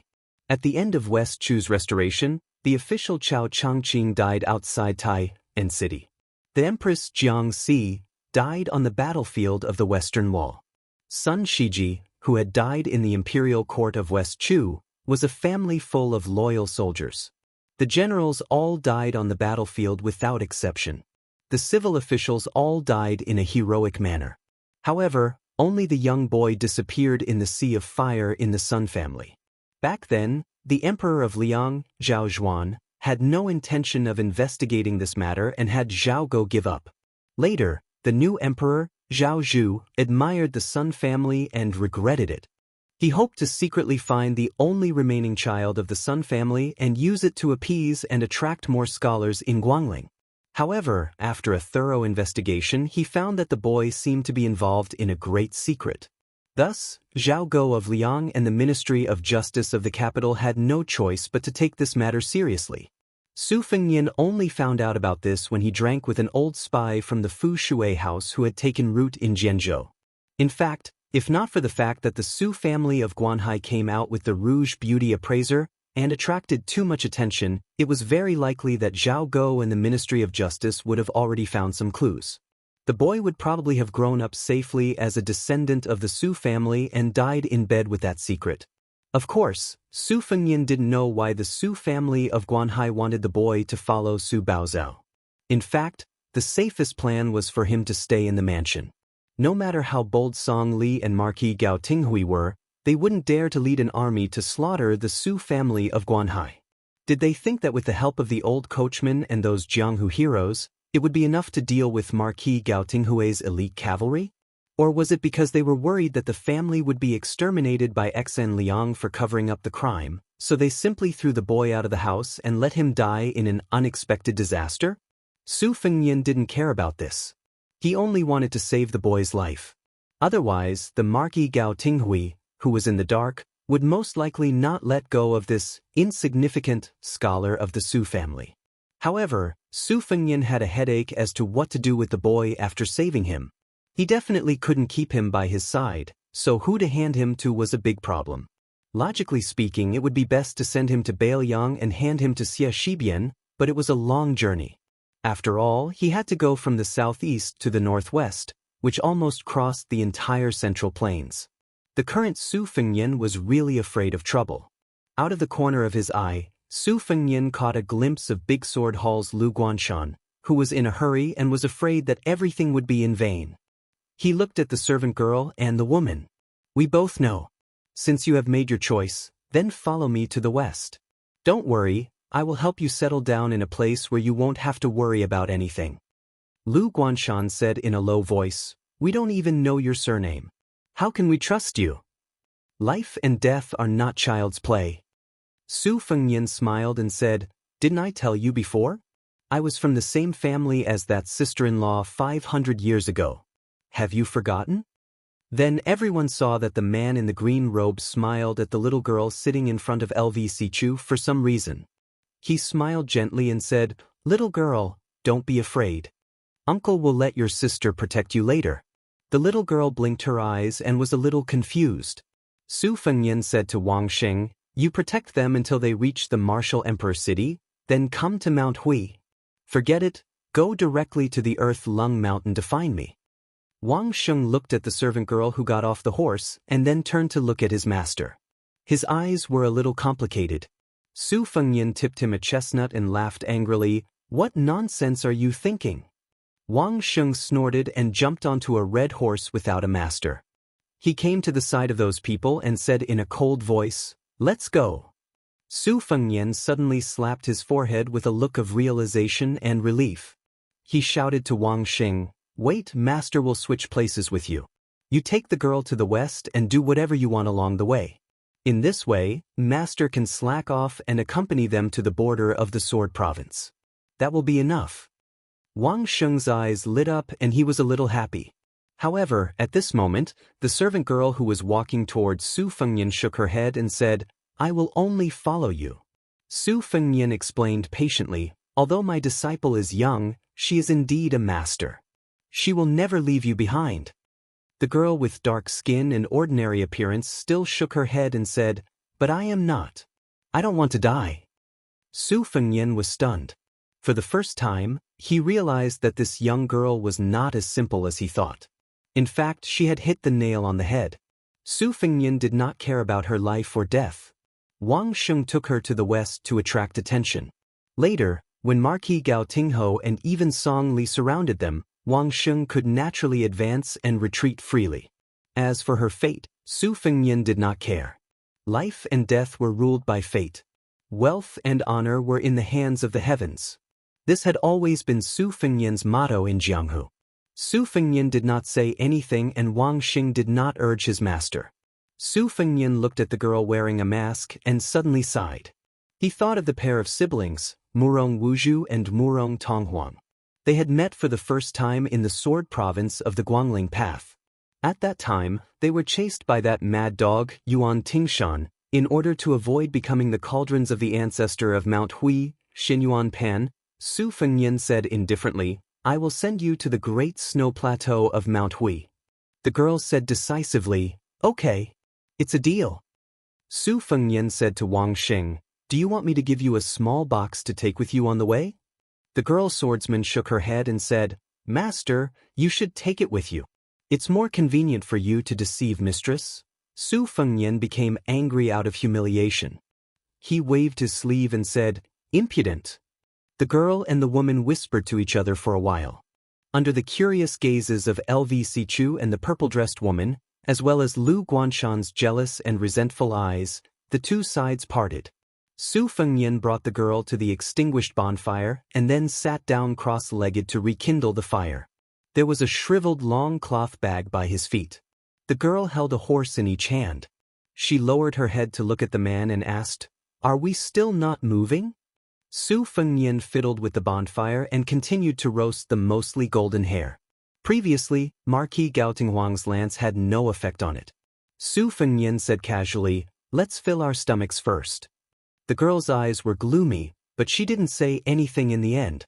Su Fengnian tore off a hare's leg and handed it to the girl who was still unwilling to sit down. He looked up and said, "The nearby towns have all banned night. We'll definitely have to sleep in the open. I'm not hungry. What about you?" The girl hesitated for a moment. She let go of the reins and sat down beside him. They were separated by a distance of 2 arms, so both of them had to bend down before she could take the fragrant hare's leg. Then she leaned sideways and gently bit into it. Su Fengnian laughed it off. He tore off a piece of golden and greasy hare meat and chewed slowly. After the two of them finished eating the hare, Su Fengnian clapped his hands and asked curiously, "How dare you go with me?" The girl asked in return, "How dare I not go with you?" Su Fengnian smiled and shook his head. "It's not good for a woman to be too smart." The girl's eyes were gloomy. She raised her hand and wiped the corner of her mouth without saying a word. Su Fengnian slanted his cloth bag and slowly got up. "Let's go when you're full." The girl quickly got up and walked quickly to a horse. Then she immediately became uneasy because she realized that she didn't know how to ride a horse at all. Su Fengnian was amused. He walked to her side and gently pressed his hand on her shoulder. The girl quickly lowered her waist and retreated. Then she quickly pulled out a dagger that was originally tied to her sleeve and held it tightly with both hands. She stared at the man in the green robe with unwavering determination in her eyes. Su Fengnian said unhappily, "I don't care what you look like under your skin. Anyway, I've never seen it and I don't plan to see it in the future. Just look at your current appearance. Do you need me to give you a mirror?" Chapter 2054. The girl's ears were red, but she was still unwilling to put down the dagger. Her watery eyes, which were completely different from her calm appearance, were filled with disdain and contempt. Su Fengnian, who was regarded as a lecher, stood in place and pushed away the sword that was stabbing towards his forehead with 2 fingers. It turned out that LV Sichu had returned and swiftly stabbed with his sword. Wang Sheng stopped his horse in the distance and did not stop LV Sichu's attack. The girl just rolled her eyes. LV Sichu did not attack a second time. It was not that he did not want to, but he could not because his entire arm had lost feeling. Su Fengnian glanced at the young man. "During my second year in Xiangfu, I once fought with your grandfather, LV Dantian." After saying this, Su Fengnian took a step forward and grabbed the girl's shoulder. The 2 of them instantly disappeared. LV Sichu was dumbfounded as if he was struck by lightning. Dozens of miles away, on a narrow path, a dizzy young girl bent over and kept retching. Su Fengnian said hello and returned the dagger that had fallen out of her hand to her. The girl trembled as she took the dagger and put it back into the sheath. Her watery eyes were wide open. They were filled with confusion, shock, curiosity, and so on. Su Fengnian smiled and asked, "Have you recovered?" The girl subconsciously nodded. The next time they stopped, the girl sat on the ground. A moment later, when Su Fengnian asked the same question again, the girl gritted her teeth and nodded. After the 3rd time, the girl was about to cry. She did not wait for Su Fengnian to say anything and shook her head vigorously. Then, the 2 of them sat and stood by the stream in the mountains. Su Fengnian smiled and didn't immediately take her on their journey. The girl took a deep breath and squatted by the stream. She scooped a handful of water to wash her face and then fell into a daze. Su Fengnian reminded her, "Your face is not good enough. Be careful when you wash your face next time." The girl turned her head and asked, "Can I ask who you are?" Su Fengnian nodded and said, "Of course." The girl quietly waited for him to continue. Su Fengnian continued, "But I won't say it." The girl was speechless. The girl thought for a moment. "I'm that Su Baozhao." Su Fengnian smiled and said, "My surname is also Su." The girl smiled for the first time. "If I take off this mask, can you tell me who you are?" Su Fengnian asked, "If I take off my clothes, will you take them off?" The girl was once again left speechless. Su Fengnian squatted down and pulled out a blade of grass that grew between the cracks of the rocks. He put it in his mouth and chewed it gently. The girl looked at him from the side, not knowing what she was thinking. ###extra chapter 9. More updates have been uploaded on WeChat. You can read them. WeChat ID, Fenghua 1985. Overnight, the 2 of them arrived at the riverside crossing of the Xi River. They could already see the silhouette of Mount Hui and Mount Longhu in the distance. If it wasn't for the fact that they had to take care of the girl, they wouldn't even need to wait for dawn to arrive. The 2 of them waited at the crossing for a huge 2-story ferry to set sail. Mount Hui was now the holy land of Jianghu. Watching the snow on the snowy plains was also one of the top 10 sights of Liang. Every day, there would be an endless stream of people going to Mount Hui to enjoy the scenery. There were many ferries on the Xi River that went directly to the foot of Mount Hui. If you wanted to board a ferry, you would have to fork out 1 tael of silver. Of course, it was also possible to go to Mount Huishan by land, but you would miss the view of the moonless tower overlooking the river. Ever since someone said that he had seen the peerless figure of the purple dress of Mount Huishan on the top of the building on the ferry business had been booming. After all, it was true that anyone could climb up Mount Huishan, but not everyone could climb up the snow plateau on the Bull Mound. There was still less than an hour before they set off. Su Fengnian and the girl from the Guanhai Su family were sitting at a porridge shop at the crossing. They were surrounded by a group of burly men who looked like bandits. When some of them caught a glimpse of Su Baozao's back, their blood rushed to their heads. That slender waist and tight buttocks of hers were attractive enough. If they could change that coarse cloth skirt into silk and satin, just her swollen buttocks would be enough to take their lives. However, when those men excitedly found a chance to see the girl's face, they quickly returned to their original positions while cursing. It was very disappointing. Su Baozao was originally indifferent. However, when she noticed that the corner of the guy's mouth was slightly raised, she was in a bad mood. She sneered and stuck out a finger to her temple, as if she was going to tear off her face. Su Fengnian said flatly, "You have to bear the consequences." Su Baozao resentfully put down her finger. "Who are you going to give me to?"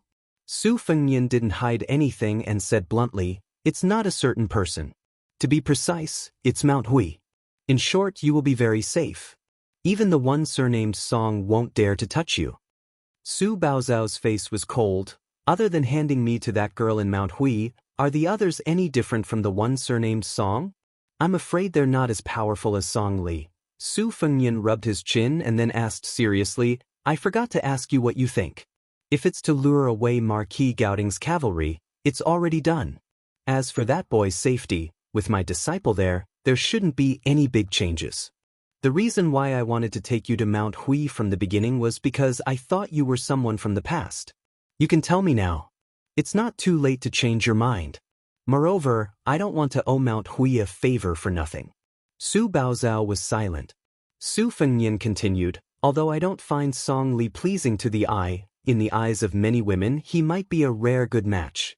He's good at both civil and martial arts, and started from scratch. Yu's age isn't too old, but his official title is high enough.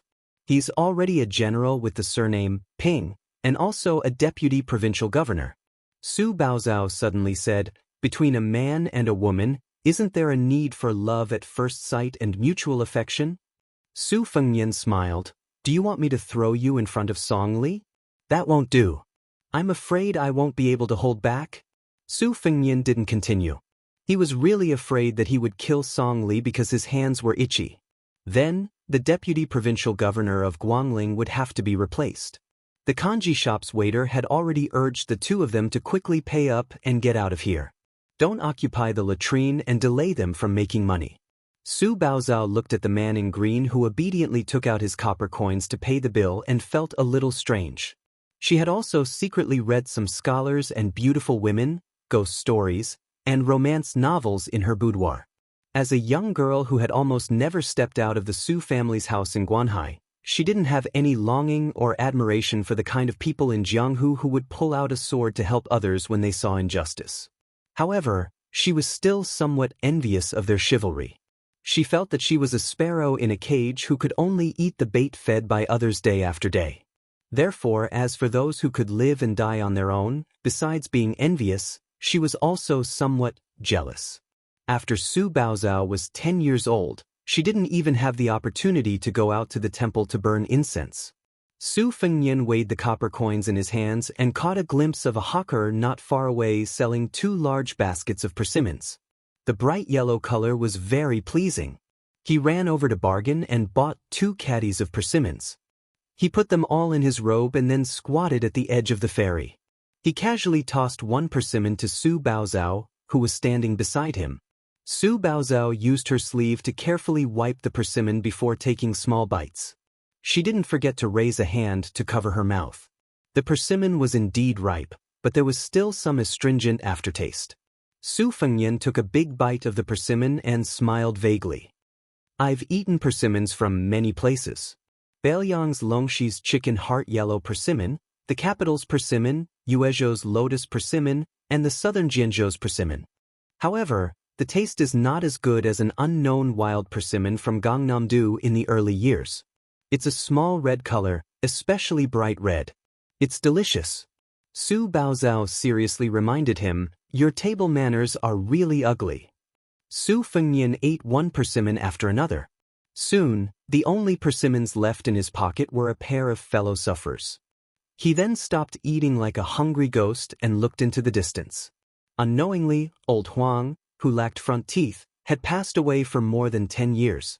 Su Baozhao suddenly couldn't help but squat down. Then, she felt a gentle breeze above her head. She turned her head to look and saw a shifty-eyed man resentfully retract his hand. It was obvious that he had been aiming for the round and perky part of her waist. She glared at him angrily. The short and vigorous man with a short saber in a golden sheath grinned and made a kneading gesture with his hand provocatively. Su Baozhao was helpless. She could only turn her head to Su Fengnian and say angrily, "You're turning a blind eye?" Su Fengnian sat cross-legged with his hands on his knees. He squinted his eyes and smiled. 10 years ago, I wouldn't be any better than him. Su Baozhao fiercely threw away half of the persimmon and said angrily, "Pervert." Su Fengnian laughed and said, "It's a waste of youth if one isn't perverted." Su Baozhao stared fiercely at the disappointing man in green. "How can a person like you become a Jianghu master? God must be blind." Su Fengnian nodded indifferently and said, "Yes, yes." Perhaps because they realized that the man beside Su Baozhao didn't even dare to fart, the man with the short golden sheathed knife and the 2 burly men beside him thought that they were 2 soft persimmons. The 3 of them laughed strangely and surrounded the man and woman who were squatting on the ground. One of them crossed his arms and said, "Although this little girl doesn't look good, if you blow out the lights at night or cover her head during the day, as long as you don't look at her charcoal face and take off her clothes, you'll definitely have a different taste. I reckon she's not far from a courtesan, right? Isn't that right, brothers?" The short man sneakily stretched out his toes, as if he wanted to weigh the girl's 2 full moons. Chapter 2055. As a result, the 3 of them flew high into the air at the same time and then landed on the surface of the Shi River. After that, they glided over the surface of the river like dragonflies skimming the surface of the water, moving further and further away. Finally, they disappeared from everyone's sight at the ferry at lightning speed. This Qinggong was really amazing. The people of Jianghu at the ferry were very impressed. They thought that it was no wonder that the real person did not reveal his true appearance. When an expert made a move, it was obvious whether they were real or not. If the 3 masters did not let out a series of strange cries, their fluttering demeanor would be even more flawless. Su Fengnian clicked his tongue and said, "Amazing, amazing." The girl who was looking at him in a new light immediately lost her good mood. She sneered and said, "If I didn't know better, I would have thought that it was you and not me. You're wearing an extra layer of skin." For the first time, the guy did not talk back. He shrunk his shoulders and folded his hands into his sleeves, squinting his eyes and looking into the distance. He had a martial arts cultivation, but he looked like a vulgar villager who squatted in the field and stared at the harvest. Su Baozhao snorted in disdain. He remembered those scholars in the books. Which one of them wasn't spirited and outstanding? Which one of them wasn't elegant and refined? Which one of them wasn't handsome and elegant? The 2 of them did not speak until the ferry was about to set sail. Su Fengnian called her to walk together. He found that the eyes of the men around them were shining, so he let her step on the wooden plank that connected the ferry and the bow. After she walked up, she suddenly turned to Su Fengnian and stretched out 2 fingers. She gently bent them, indicating that he should watch his eyes. Su Fengnian smiled and nodded. The 2 of them did not enter the cabin. They stood at the stern. Su Fengnian leaned on the railing. She thought for a moment and could not help but ask, "Can your disciple really escort them to the border of Jianzhou smoothly?" Su Fengnian nodded. Su Baozhao asked again, "Your disciple and the young swordsman with a long sword can make the sword in the scabbard vibrate by itself. Are they the kind of sword immortals who can take people's heads from thousands of miles away?" Su Fengnian didn't know whether to laugh or cry. That's still far from it. Over the past 100 years, if we don't count the reincarnation of Ancestor Lu, there are probably only Lu Songtao of Zhulu Mountain, Li Chungang of the Spring and Autumn Sword Armor, and Dong Tai of the Peach Blossom Sword Deity. The current 2nd in the world, Yu Groom, and the 3rd in the world, Sui Hua of the Wu family sword tomb, are still a little lacking. "Oh," Su Baozhao muttered, "anyway, I've only heard of Wudong Mountain's Ancestor Lu." Su Fengnian laughed and asked, "That Lu Guanshan of yours, Didn't he tell you about these Jianghu people and strange things? Su Baozhao frowned and said, Young Master Lu is a guest of our Su clan. I have nothing to do with him. I heard from young Master Lu that he only saw me once from afar a few years ago. Su Fengnian asked, the scholar who broke off 2 marriages? Su Baozhao snorted coldly. When I was young, I went to the Taoist temple to burn incense and saw him once. He's just a sanctimonious hypocrite. Su Fengnian shook his head lightly. Lu Guanshan might not be a true hero, but that scholar might not be a hypocrite. Su Baozhao sneered. You even know this? Su Fengnian sighed. You can't say that Lu Guanshan is a bad person. After all, in order to save you, he put his life on the line and even risked angering a deputy provincial governor. Therefore, you can't say that he doesn't like you sincerely. As for that scholar from your hometown who backed out at the last moment, in my opinion, he's really not easy. He can be said to be filial and righteous. You're still young, the kind of love he has for someone will probably only be experienced in the future. Su Baozhao was annoyed. What nonsense are you talking about?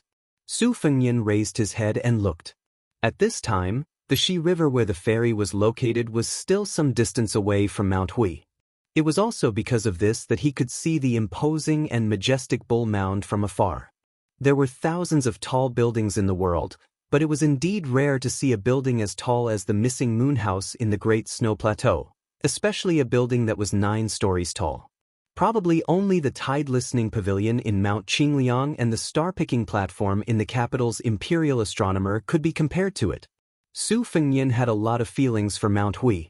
This was not only the place where the old man wearing the sheepskin fur coat returned to the land as a sword immortal, it was also the first time he saw the peerless glory of the saints of the 3 sections. Back then, the Confucian sage Xianyuan Jingqing cleaned up the house and shook the ancestor of Mount Hui, Xianyuan Pan. That battle could be said to be extremely magnificent. The scholar's words, "Ancestor, please die." How heroic it was. Su Fengnian leaned on the railing and muttered to himself, who said that the scholar has no guts and dares to ask the heaven and earth to sink into the sea? Xianyuan Jingqing's love is so deep that he and Li Xiaoxin have reached a kind of limit. Su Baozhao pricked up her ears and listened carefully. Her rooting face was really rough. If one paid a little attention, one would find that the color of her face was incompatible with her whole person. The tide-listening pavilion's death warrior Xu Xiu was proficient in this field. She once said that there were 3 levels to making a face, namely, the rooting and the enchanting. In order to escape from Beiliang, she had to pay a huge price of 10 years of her life to make an enchanting face and exchange it with Su Fengnian. Only then did she go to the king of Jing and Zhao Sun. As for whether she regretted tying her fate to that emperor of 10 years, and finally died for Zhao Sun, Su Fengnian did not know what she was thinking before she died. However, the last time Su Fengnian saw her was before the battle with Chen Zhibao on the Guangling River. The woman jumped into the river to save the young king of Zhao who had fallen into the water. At that moment, Su Fengnian felt that Xu Xiu might have really fallen in love with Zhao Sun, who was lofty and fragile. However, he did not know whether Zhao Sun knew the true identity of the woman beside him before his death, and whether he had seen the true face under the mask. As for the enchanting face, Su Fengnian gave it to Murong Tonghuang. The latter entered Beimang during the Yong Hui auspicious talisman and became the most trusted confidant of the former Beimang crown prince Yelu Hongkai. After the Beiliang cavalry went north to the grassland, Su Fengnian tried to find him, but to no avail. Most of the fate in the world was like this.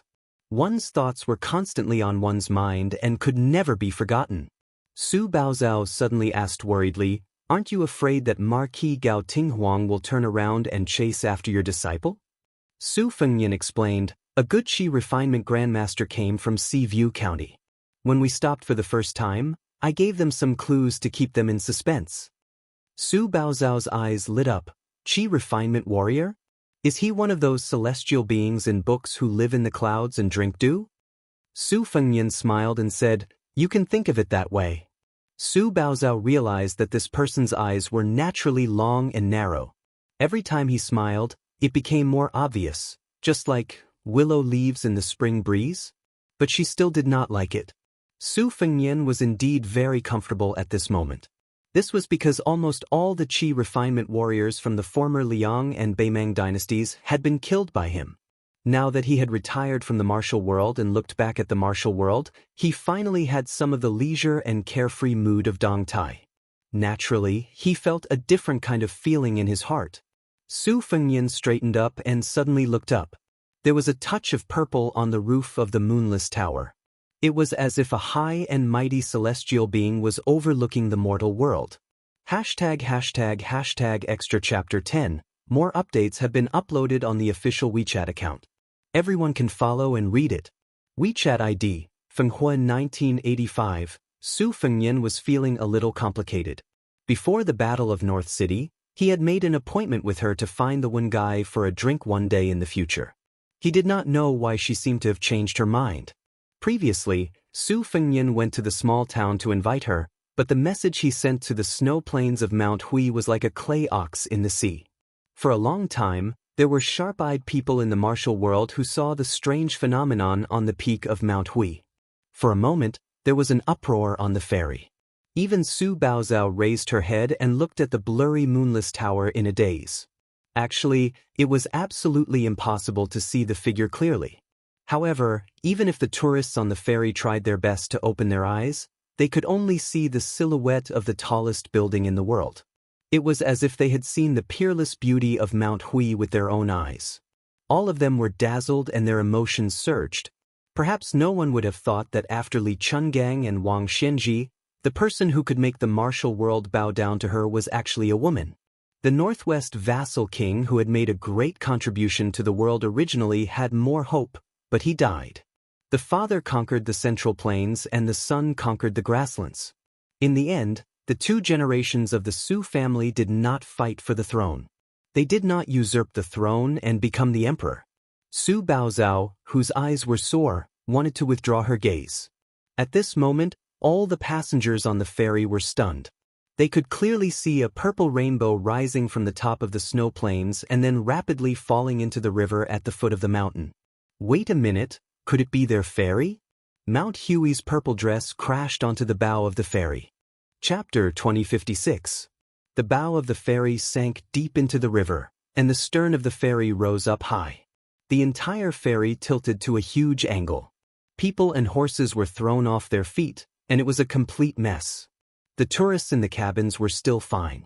They were just piled up like dumplings at the bow of the ferry. However, the passengers who were enjoying the scenery on the deck were in trouble. They all fell into the Xi River like dumplings.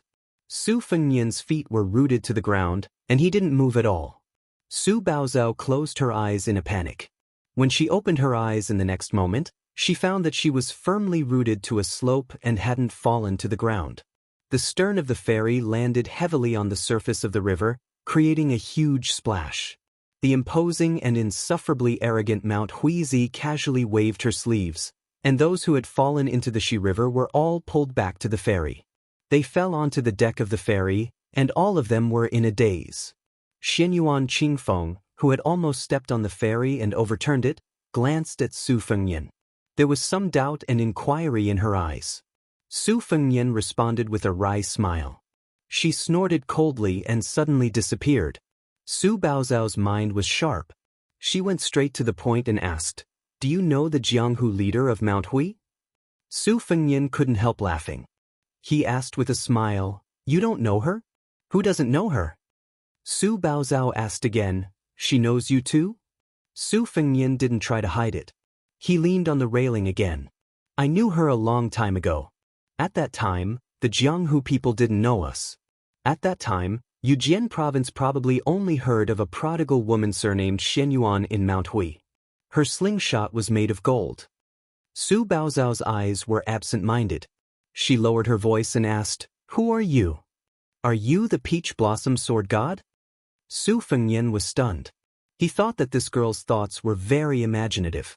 How could she link him to Dong Tai? Su Baozhao stared at Su Fengnian and said, "Grandpa Song and Lu Guanshan have told me some things about Jianghu. In particular, Grandpa Song, as a grandmaster of swordsmanship, admired the peach blossom sword god who went to the sea to visit immortals the most. He said that Mr. Deng's swordsmanship had already reached perfection, and his attainment in swordsmanship was no less than that of the great immortal Lu Dongxian. Grandpa Song also said that Dong Tai did not like carrying a sword. Since you even know the leader of the Shenyuan alliance, coupled with your indifferent attitude towards Marquis Gao Tingho and the other military officials, and your appearance. Su Fengnian interrupted the woman's speculation and said angrily, "Just because I'm ugly, I'm Dong Tai? Then if I'm handsome, won't I be the king of Bailiang, Su Fengnian?" Su Baozhao said bluntly, "Then you'll have to be reincarnated into a good body in your next life to have the chance to be the Su Fengnian of Jianghu for 100 years. Su Fengnian smiled knowingly. "Since I've known you, this is the most reasonable sentence you've ever said." Su Baozhao twitched the corner of her mouth and gave a cold smile. Su Fengnian asked for no reason, "Did you like Taoist classics in the past? Do you want to learn martial arts in the future?" Su Baozhao was confused. She did not know what this mysterious man wanted to do. She was not in a hurry to answer. She only glanced at Su Fengnian from the corner of her eyes. Su Fengnian's expression was serious. "Do you know that you're a person with fate?" Su Baozhao was angry for no reason. She sneered and said, "Fate? Of course I have it. Otherwise, how could I be ranked fourth?" The second evaluation also said that in the next Rouge evaluation in 5 or 10 years, when the youngest daughter of the Su family grows up, she will definitely be ranked in the top 3. She even has a chance to win the title of the world's #1 color. "Do you think I have fate or not?" Su Fengnian sighed softly and said, "There have been so many Rouge evaluations, but I don't think there has ever been an evaluation of the world's #1 color. Only the last Empress of West Chu won the title of the world's #1 color and became one of the 13 colors of spring and autumn. I'm not interested in the world's #1 color. I've only heard of the Bailiang cavalry." Su Baozhao frowned. "The Bailiang cavalry? Didn't they break up?" Su Fengnian raised his head. The river breeze brushed past his face, blowing his sideburns as if he was flipping through a book. He whispered, "Yes." Back then, at the northwest gate of the Central Plains, it was said that Bailiang had 300,000 iron cavalry. Of course, it was impossible for the real Northwest cavalry to have 300,000. At its peak, it was only 140,000. At the end of the 3rd year of Xiangfu, it was getting worse and worse. After the 30,000 left cavalry led by Lu Dian was destroyed, Yu Wandao's Yuzhou cavalry, Yuan Tingshan's White Feather Light cavalry, Su Longxiang and Li Mofan's Dragon Elephant cavalry, Ko Jianghuai's Liuzhou cavalry at Chi Fu Long Pass, Ningamei's Iron Stupa, and many of the Bailiang cavalry's main field battle forces. In addition to the 2 heavy cavalry armies, they lost and replenished their sources of soldiers again and again. In the end, most of them were still not organized. Before the young king left the Bailiang frontier army, only the Great Snow Dragon cavalry maintained a relatively complete organization. The new Liang dynasty also had some considerations or apprehensions, so they did not make a move on this famous cavalry army. They let Xie Shibian, who was unwilling to enter the capital to be an official or general, command this army and intimidate the grassland. As for why they chose Xie Shibian, who had only joined the Bailiang frontier army much later, instead of Bailiang's native generals like Li Yanchao, Ningamei, and Li Mofan, the imperial court's intentions were obvious. The frightened people on the ferry weren't angry at all. Instead, they felt flattered and honored. They felt as if they had been struck by a pie in the sky. That's right. Shenyuan Zi had disappeared from the Jianghu for many years. Today, a deity had descended to the mortal world for no reason. How could these small fries not feel extremely lucky? After Su Fengnian brought Su Baozhao ashore, they didn't climb the mountain. Instead, they went straight to Mount Longhu. He explained to her, "I don't think Mount Hui will accept you. I'll think of something else. Originally, it would have been best for you to stay at Mount Hui. The only places in the world where you don't have to give in to the government are these 2 mountains, Mount Hui and Mount Wudong. The latter is too far away from your hometown." Su Baozhao laughed heartily. "It looks like you're definitely not that peach blossom sword god. Otherwise, no matter how arrogant the Shenyuan Alliance's leader is, he would still give you face." Su Fengnian glanced at her. Shouldn't you be more worried about your own situation? Su Baozhao put her hands behind her back. Her footsteps were light as she stepped on the bluestone path. She didn't look like a stray dog that was fleeing for her life. Instead, she looked like a carefree child who was enjoying the autumn scenery. She smiled. Even if the sky falls, there's someone tall to hold it up. What's there to be afraid of? Su Fengnian teased, "You're quite carefree." Su Baozhao had yet to leave the territory of the Xinyuan family in Mount Hui, so it was still quite lively. Su Baozhao caught a glimpse of old peddlers on the side of the road. They were yelling with all their might to sell sticks of freshly dipped sugar-coated haws. A few gluttonous children begged their parents and elders for copper coins and ran off to buy them. There was also a beautiful woman with a cold, fairy-like face standing not far away.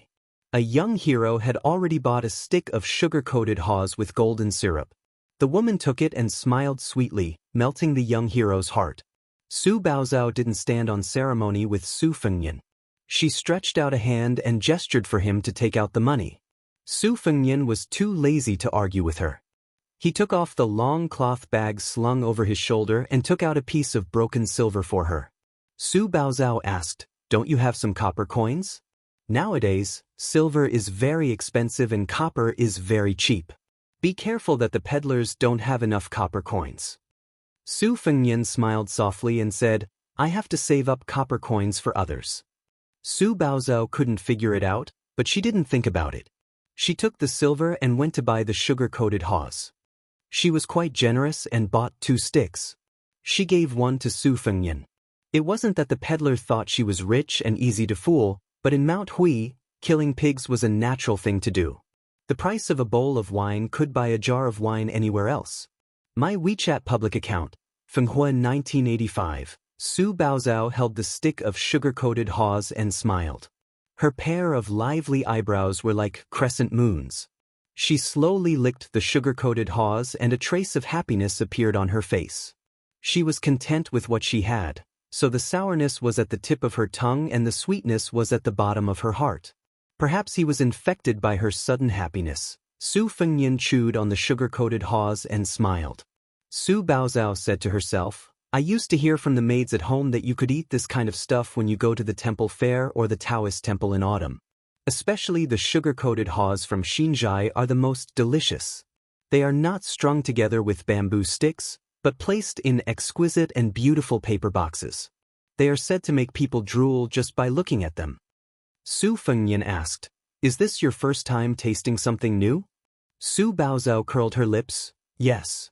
She seemed to be afraid that Su Fengnian would look down on her, so she quickly added proudly, "Although I have never eaten sugar-coated haws, I have tasted Luling's winter bamboo shoots, Guangling's wild ferns, Anshi's lychees, Yonggan's oranges, Yicheng's chestnuts, Hain's pomegranates, Shangyuan's alligator, Songjiang's perch, jujube cakes, Nu, or Hong, Wuzhou's slender waist japonica rice, and even Bailiang's green ant wine.